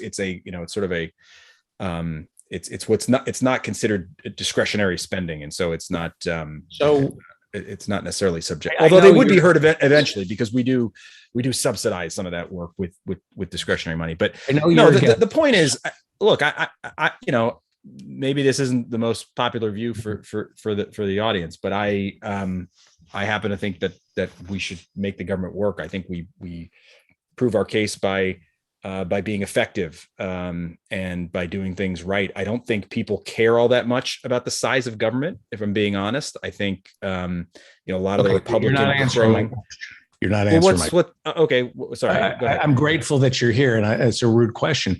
I know you're against this. It's not rude. You're against this, but everybody has a role to play, and it seems to me that if the right can be obstructionist, we should have some obstructionists on the left. Well, we want to do different things. We're trying to do different things, right? Democrats, by our nature, we're trying to we're trying to make the government work better for people. So it's anathema. It's not in our DNA to shut that stuff down and but it's in the DNA. Make it fall apart. Republicans don't care. They're happy to have the government shut down. So we're just on the left. There are people on the left who want to take 20% off Pentagon spending. So we're not. So there are people on the left who don't want money going to health insurance companies. So we have interests, like we're interested in the appropriation bills, and we want to cut government spending. We don't want to subsidize. I guess we just ought to elect more progressives, David. Right, but could we then obstruct? Could we engage in brinksmanship and scare the other side? No, because they don't care. Right. They don't care. Shut the government down. Go ahead. That's the Tea Party's mantra. They don't like government. They don't think government should work. So I just came up with they're the Teat Party. They suck the Tea Party off the sucking out the tea. Yeah, this is the teat. They do. Dick Armey created the Tea Party, and for people who suck off the teat of government, it's corporations who suck off the teat of government. That should be called the Teat Party. Go ahead, Professor. I know I'm asking you a tough question, but go ahead, and then we'll wrap it up. You didn't ask me a question. Oh, my question is, was the left 2 years into the Roosevelt administration saying he's just like Biden? You know the answer to that. Was the left saying that Roosevelt was a disappointment 2 years in? Was the left saying that Johnson was a disappointment 2 years in? In the course of the first 2 years, there were elements of the left. Okay. I believe in those first 2 years, it was interesting. The communists, in fact, in the first 2 years, this is before the creation of the Popular Front, remained somewhat critical. But most communists, that is, the sort of regular everyday communists, whose numbers were never very great anyhow, were very pro-Roosevelt. The socialists were angry that Roosevelt was stealing their platform, but socialists were aligning themselves with Roosevelt. So, by 1934, he wasn't getting it from the left, the way Biden is. No, he was getting it from capital. Capitalists came after him. And in fact, right. I said last spring, the best thing that Biden could do would be to piss off the capitalists. Okay, that. If he did that, that would have been a tremendous advantage as we went forward. Okay. Mark, before you go, Alan Minsky is our resident economist. Actually, I'm a Latin scholar. I'm sorry I had to step away in my mind and I missed about the last 15 minutes. I had to write a quote for a press release for COP26. And I use the phrase, and we get to ask Mark and Harvey and David, because you're on the mic, to translate the palindrome in Gerum imus nocte et consumimur igni. In Gerum imus nocte et consumimur igni. And that's the palindrome is a word that is pronounced exactly the same backwards and front. The first clue, of course, is that it is a palindrome, the meaning of which is, in a sense, palindromatic. Palindromatic. It's Latin? It's Latin. It's sort of church. It's sort of church Latin. So it's a little bit later Latin. So it's using. Okay. We can do it. You're not going to speak the Vulgate on our show. Mark Savasco is going to walk off if he hears the Vulgate. it's gonna be like the scene in Life of Brian, where we pinch each other's ears and force each other to do our, what's it called, conjugations correctly on the wall in Jerusalem. So in Jerem, what is it? Be careful, my Latin is a little rusticato. There we go. In Jerem imus nocte et consumimur igni. Okay, ignite for igni is fire. In Jerem, is this going to be?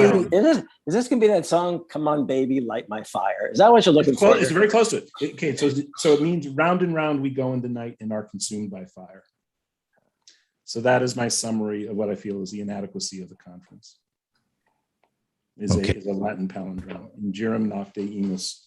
And it is Latin palindromes, Alan, that are killing the left. Yes, they are. They don't have a lot of traction. Which is why we lose elections. That's why we lost in Virginia. Clearly. I was surprised somebody didn't do that in the chat. Maybe they did. I lost track of them. So. Anyway.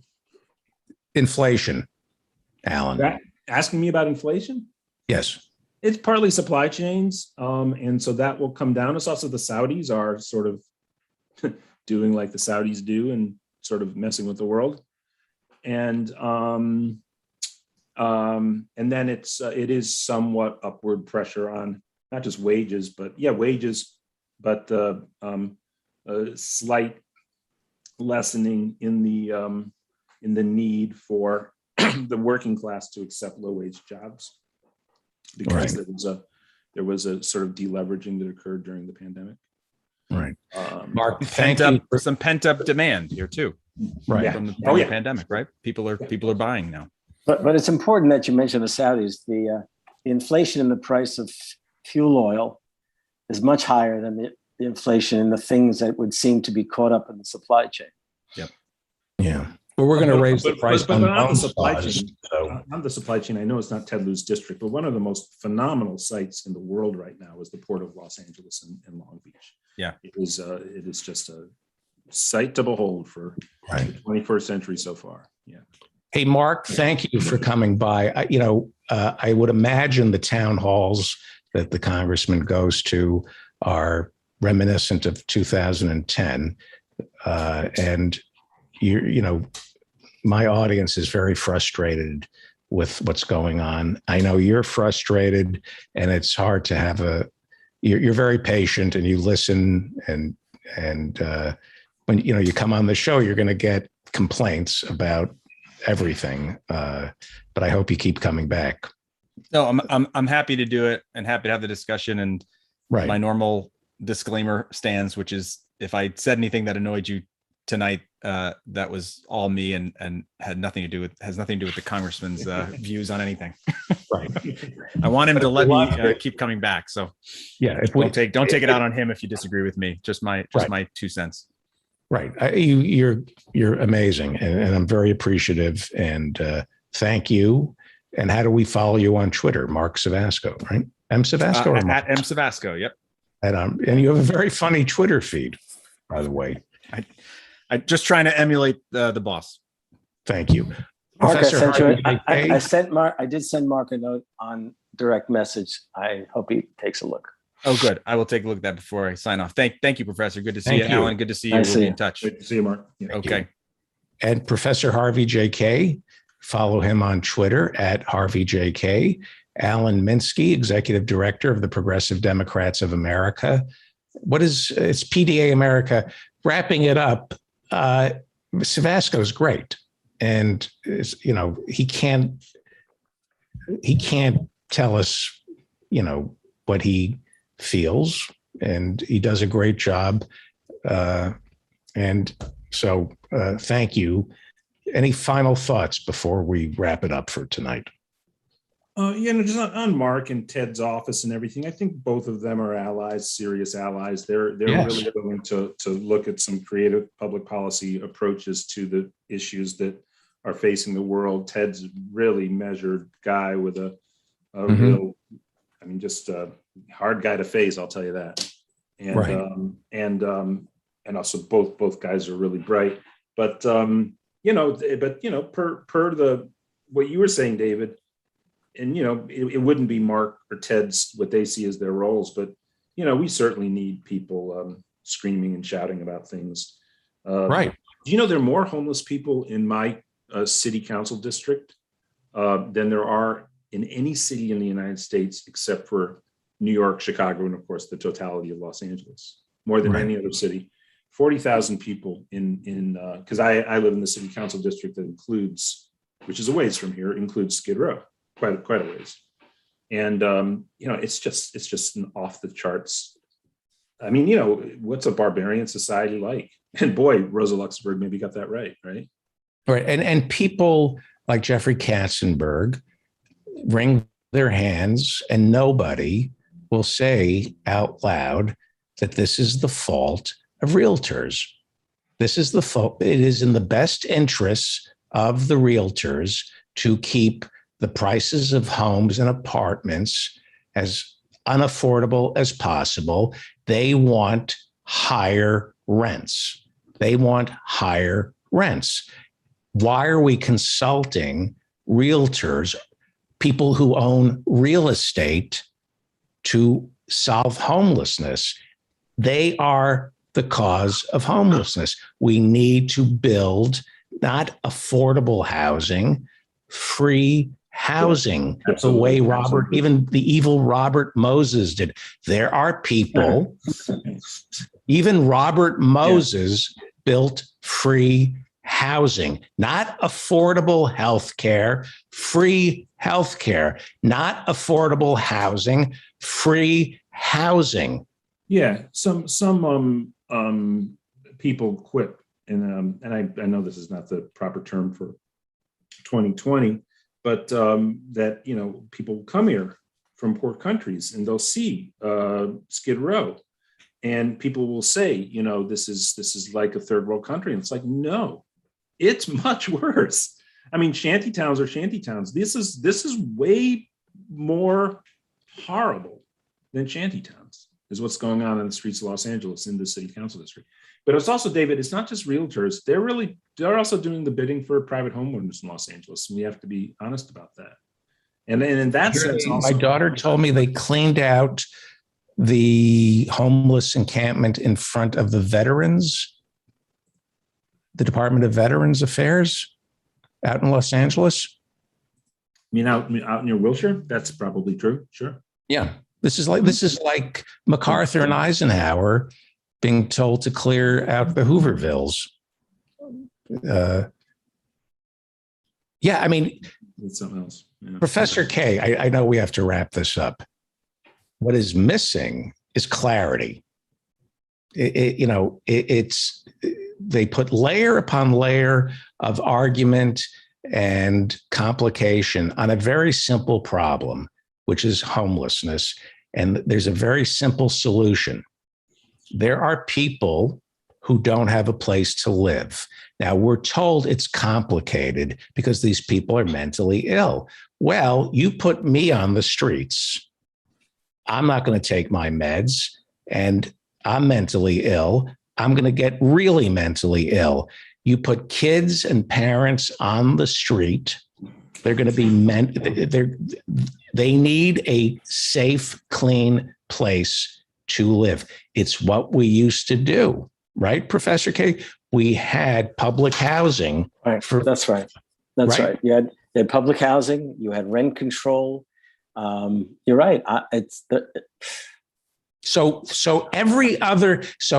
to me, it's, do you own property? You own property. Okay, then you're not going to solve homelessness. You can offer up your opinion about homelessness, but you own property. So you're the cause of homelessness because you want your property values to rise. It's in your best interest for rent to be unaffordable. You want half of a person's salary to go towards rent. So you want to weigh in on homelessness? That's fine, but you are the cause of homelessness. And nobody is saying that somehow the realtors are being brought in to help solve a problem they created. It is like asking the tobacco industry to cure cancer. It is identical. Asking Jeffrey Katzenberg in Los Angeles, who owns $100 million estates, who owns DreamWorks, which is a studio. They own property. Asking Jeffrey Katzenberg to come up with a solution for homelessness is like asking tobacco executives to come up with a cure for cancer. Or it's like asking ExxonMobil to attend the climate summit and offer up some solutions.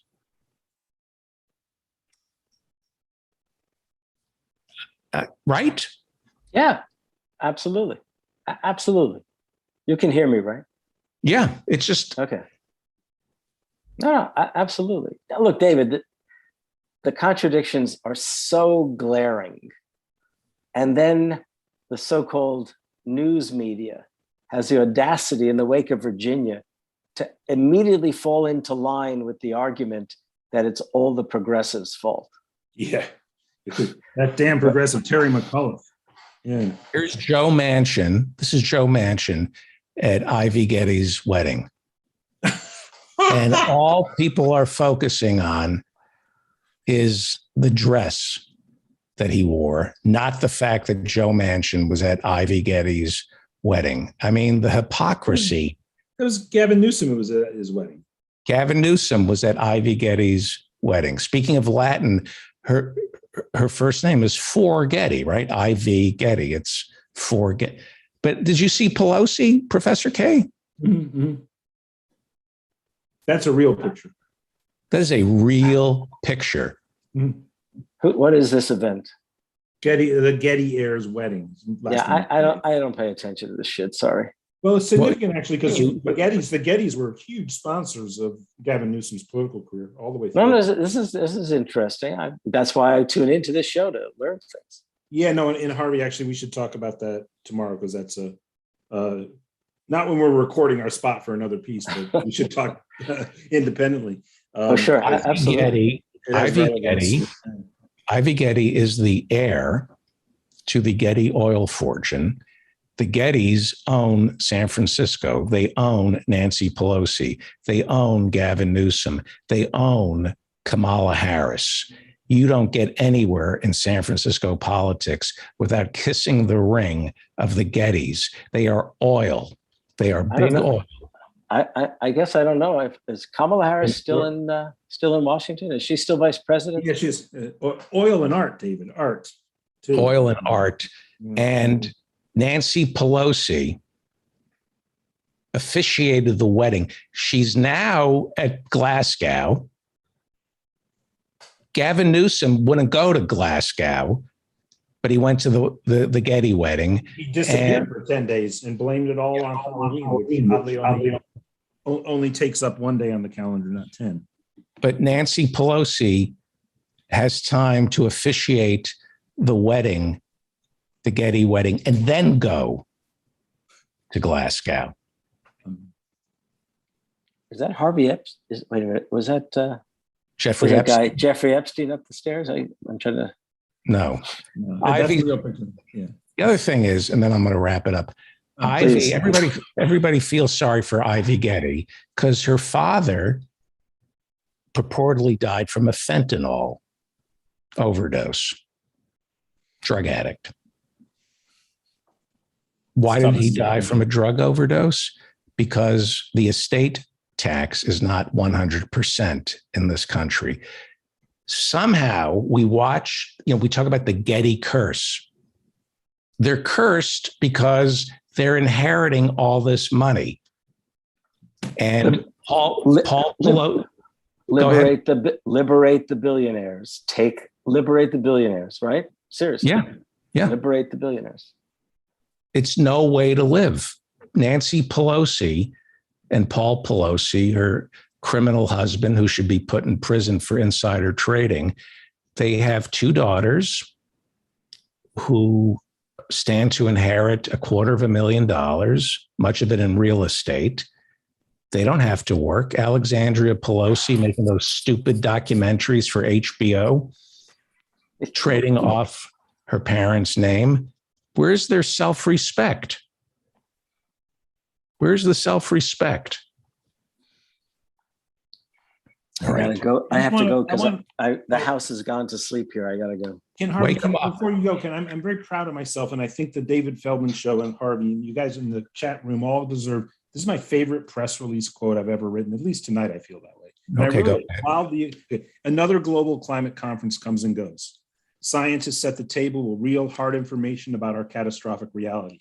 What follows then are bromides, photo ops, and inadequate, incremental, mostly non-binding agreements. The meeting adjourns, and we remain stranded inside the classic palindrome in Jeremy Miss Nocte at Consumere Igni. Round and round we go in the night and are consumed by fire. And that's you guys are my muse. See, that's all. Let me hear it. Let me hear it in Latin. Now that I would have to call my mom, who was Latin. I think the Teat Party, as opposed to the Tea Party, I think we're onto something here. All right. Thank you, Professor K and Professor Minsky. Go by FDR and Democracy. And Alan Minsky, thank you as always. We'll see you next week. You're listening to the David Feldman Show, davidfeldmanshow.com. We're going to wrap it up. This was a great show. This was a great show. Bring Mark back. Mark back. I will bring Mark back. I'll see you Monday, maybe, right? If you're in town. Who? If you're not wasting time with the grandkids, I'm telling you. I'm in St. Louis, not New York. Now. What are you doing wasting time with your grandkids? One grandson. What are you doing there? To the zoo tomorrow. Oh, wrong audience. I know. Are you going to liberate the animals? Good question. Good night, David. Oh my God. Good night, now David. You're in trouble with my audience. Zoos taking kids to the zoo. You know what? I'd rather be with my grandson in the zoo than worry about your audience. All two of us. Yeah. Once you say goodnight, it's just me now. That's it. I'm the audience. Want to thank everybody in the Zoom room for a great show. And I really enjoyed taking your questions with Dan Frankenberger. We talked about doing that yesterday. It's a little nerve-wracking to go. We went to YouTube and we went into the Zoom room and just answered questions, and it was a lot of fun. So thank you. And if you would like to attend a live taping of our show, go to my website. Office hours, Friday night, that would be tonight at 8 p.m. And Rodrigo, I promised you would get the last word.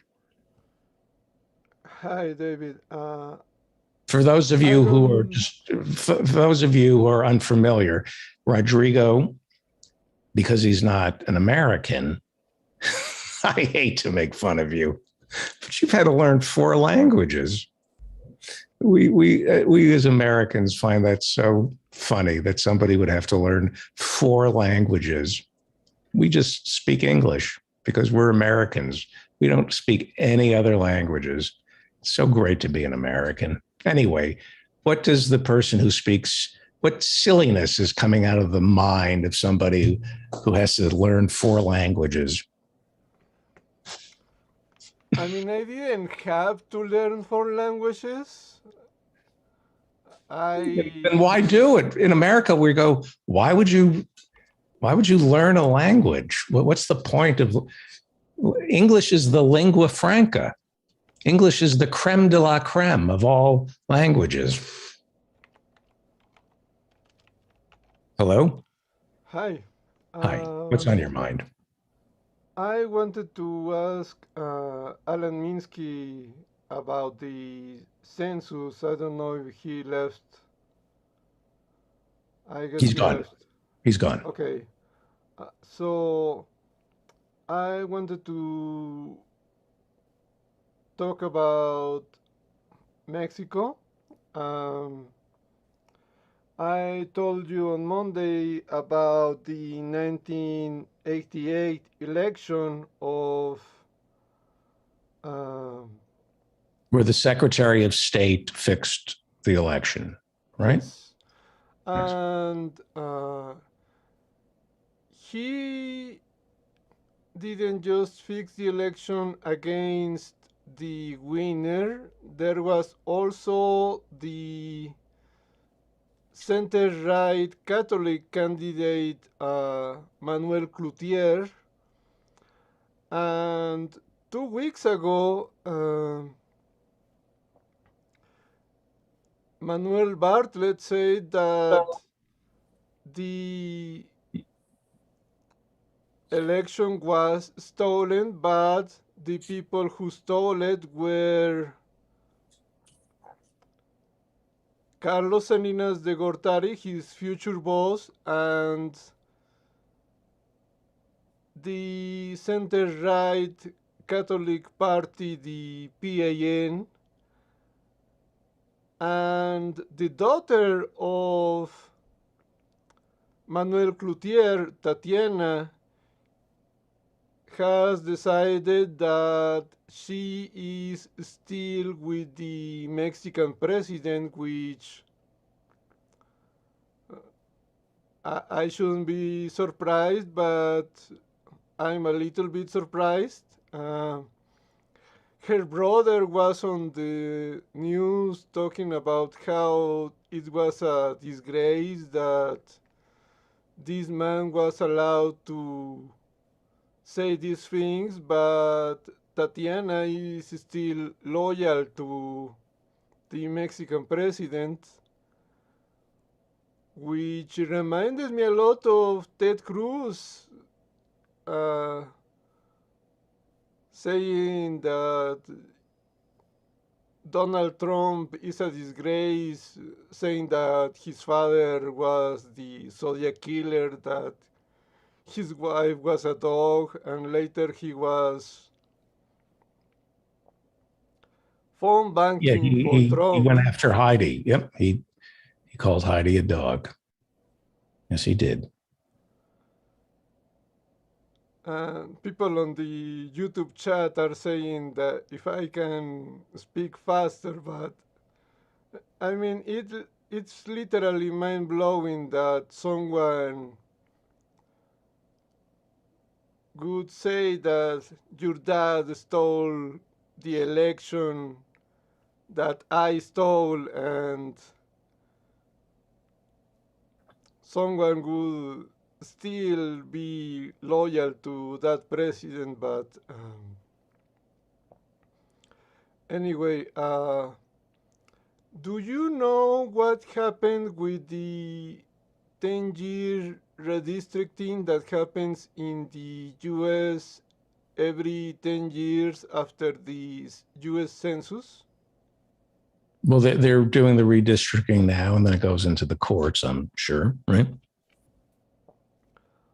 That's what I wanted to ask Aaron about, because 10 years ago, the Republicans discovered that they could, if they ran for everything locally, they could control the redistricting, and the Democrats learned nothing from that. They did not tell people to run locally. I think Bernie was telling people to run locally, but you know, they're going to do the redistricting, and you won't be able to change the gerrymandered districts for another 10 years, which there will probably be a few 100 million, if not a couple of billion climate refugees by then. But you know, if you can run locally. And I don't want to say anything about Warren's question, but I agree with him. Thank you. Okay, great.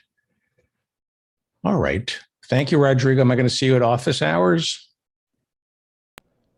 Yes, actually, I was going to play the new episode of your friend Jon Stewart, but I just couldn't. I was going to last week and I just keep disagreeing with him too much. Well, he's a very brave man, Jon Stewart, because he uses the F word. So that makes him a great man. All right. Thank you, Rodrigo. I think that's, do we have, we have more people. Find something else to show. Dan. All right. Dan Heggerts. Okay. Bernie Ho. Bernie Ho, baby cat. Yes. Aldo, you just keep flapping your lips and don't get your priorities straight. Right. Why aren't we having Harvey J? We just had 3 people on that could explain how we could circumvent the current filibuster rules and don't have to rely on Manchin and Sinema. And then we can call our senators, and instead of asking them to please convince them to vote, say, fuck you, we're filibustering. That's the only way things are going to get done. You want any of these bills that are really going to matter to pass, you're saying that the filibuster first.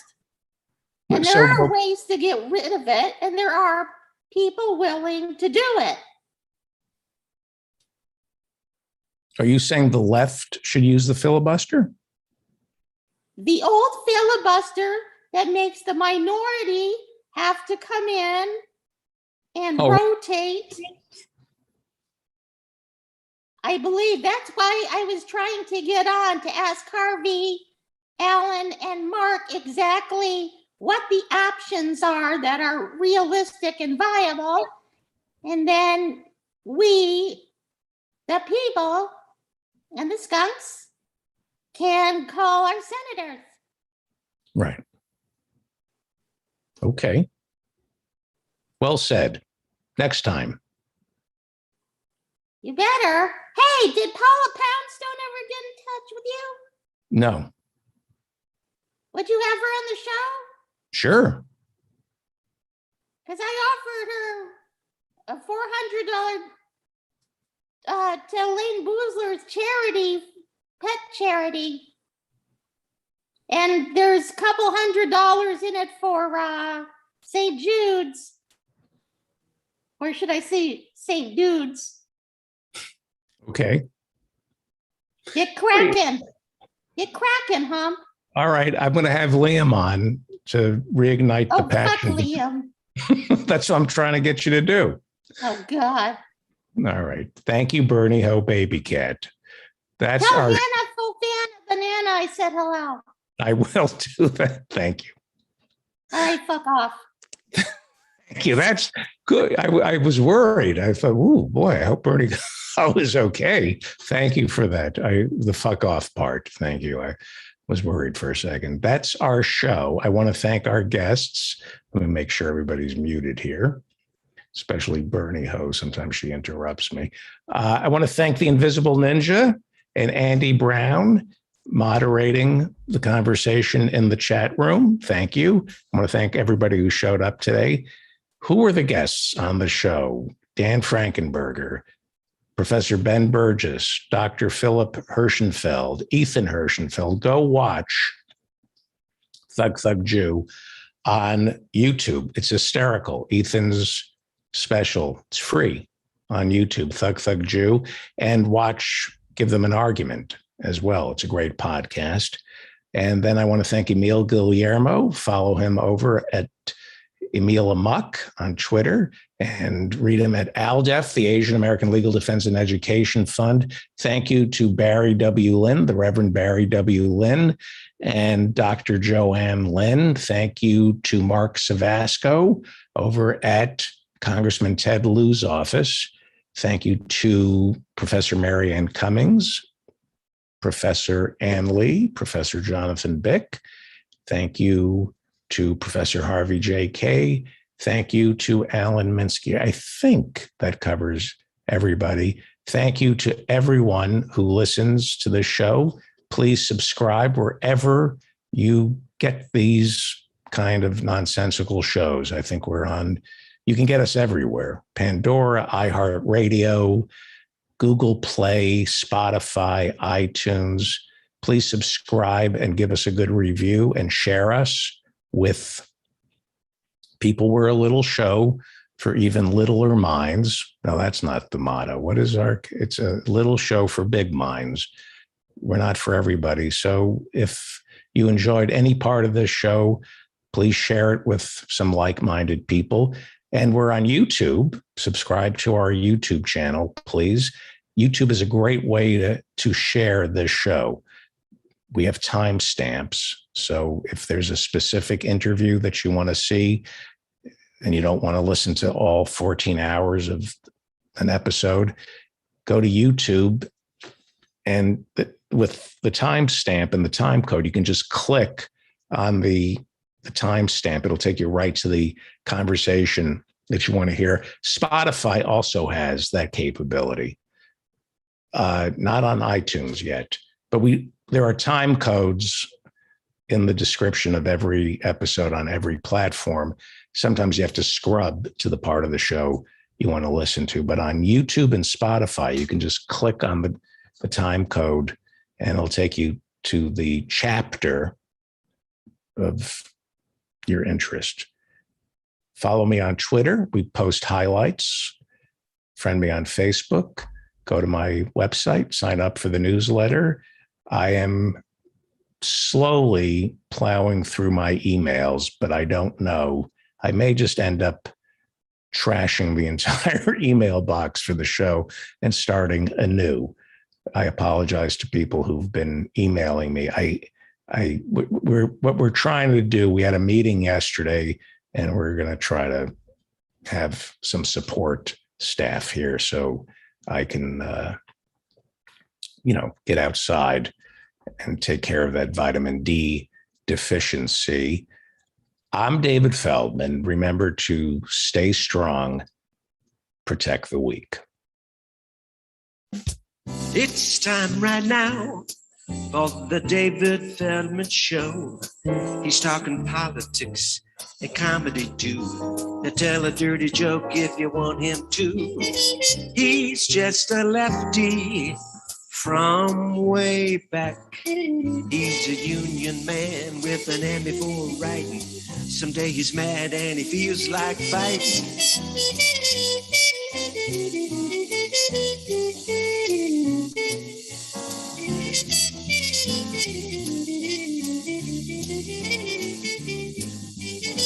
It's time right now for the David Feldman Show. To get your ears on right, buckle in real tight. He's got a lot to say and he's coming your way.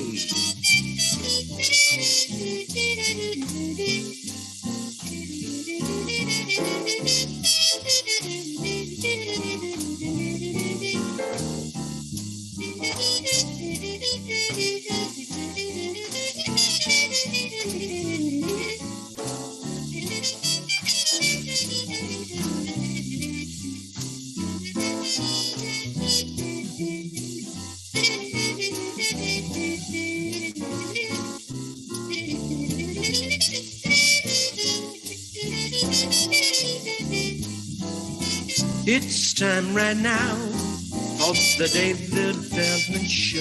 So get your ears on.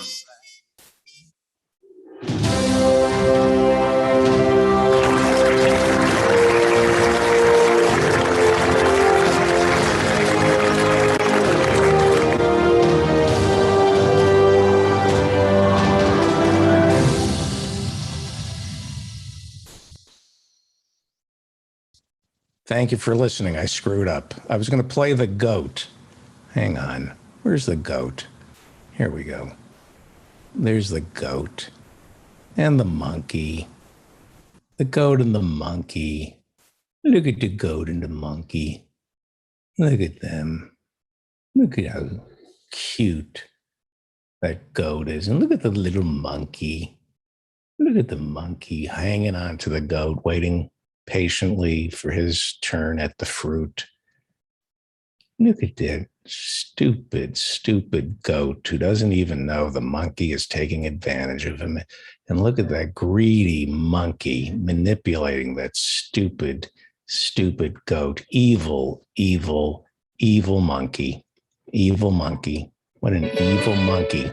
What an evil monkey taking advantage of that stupid goat.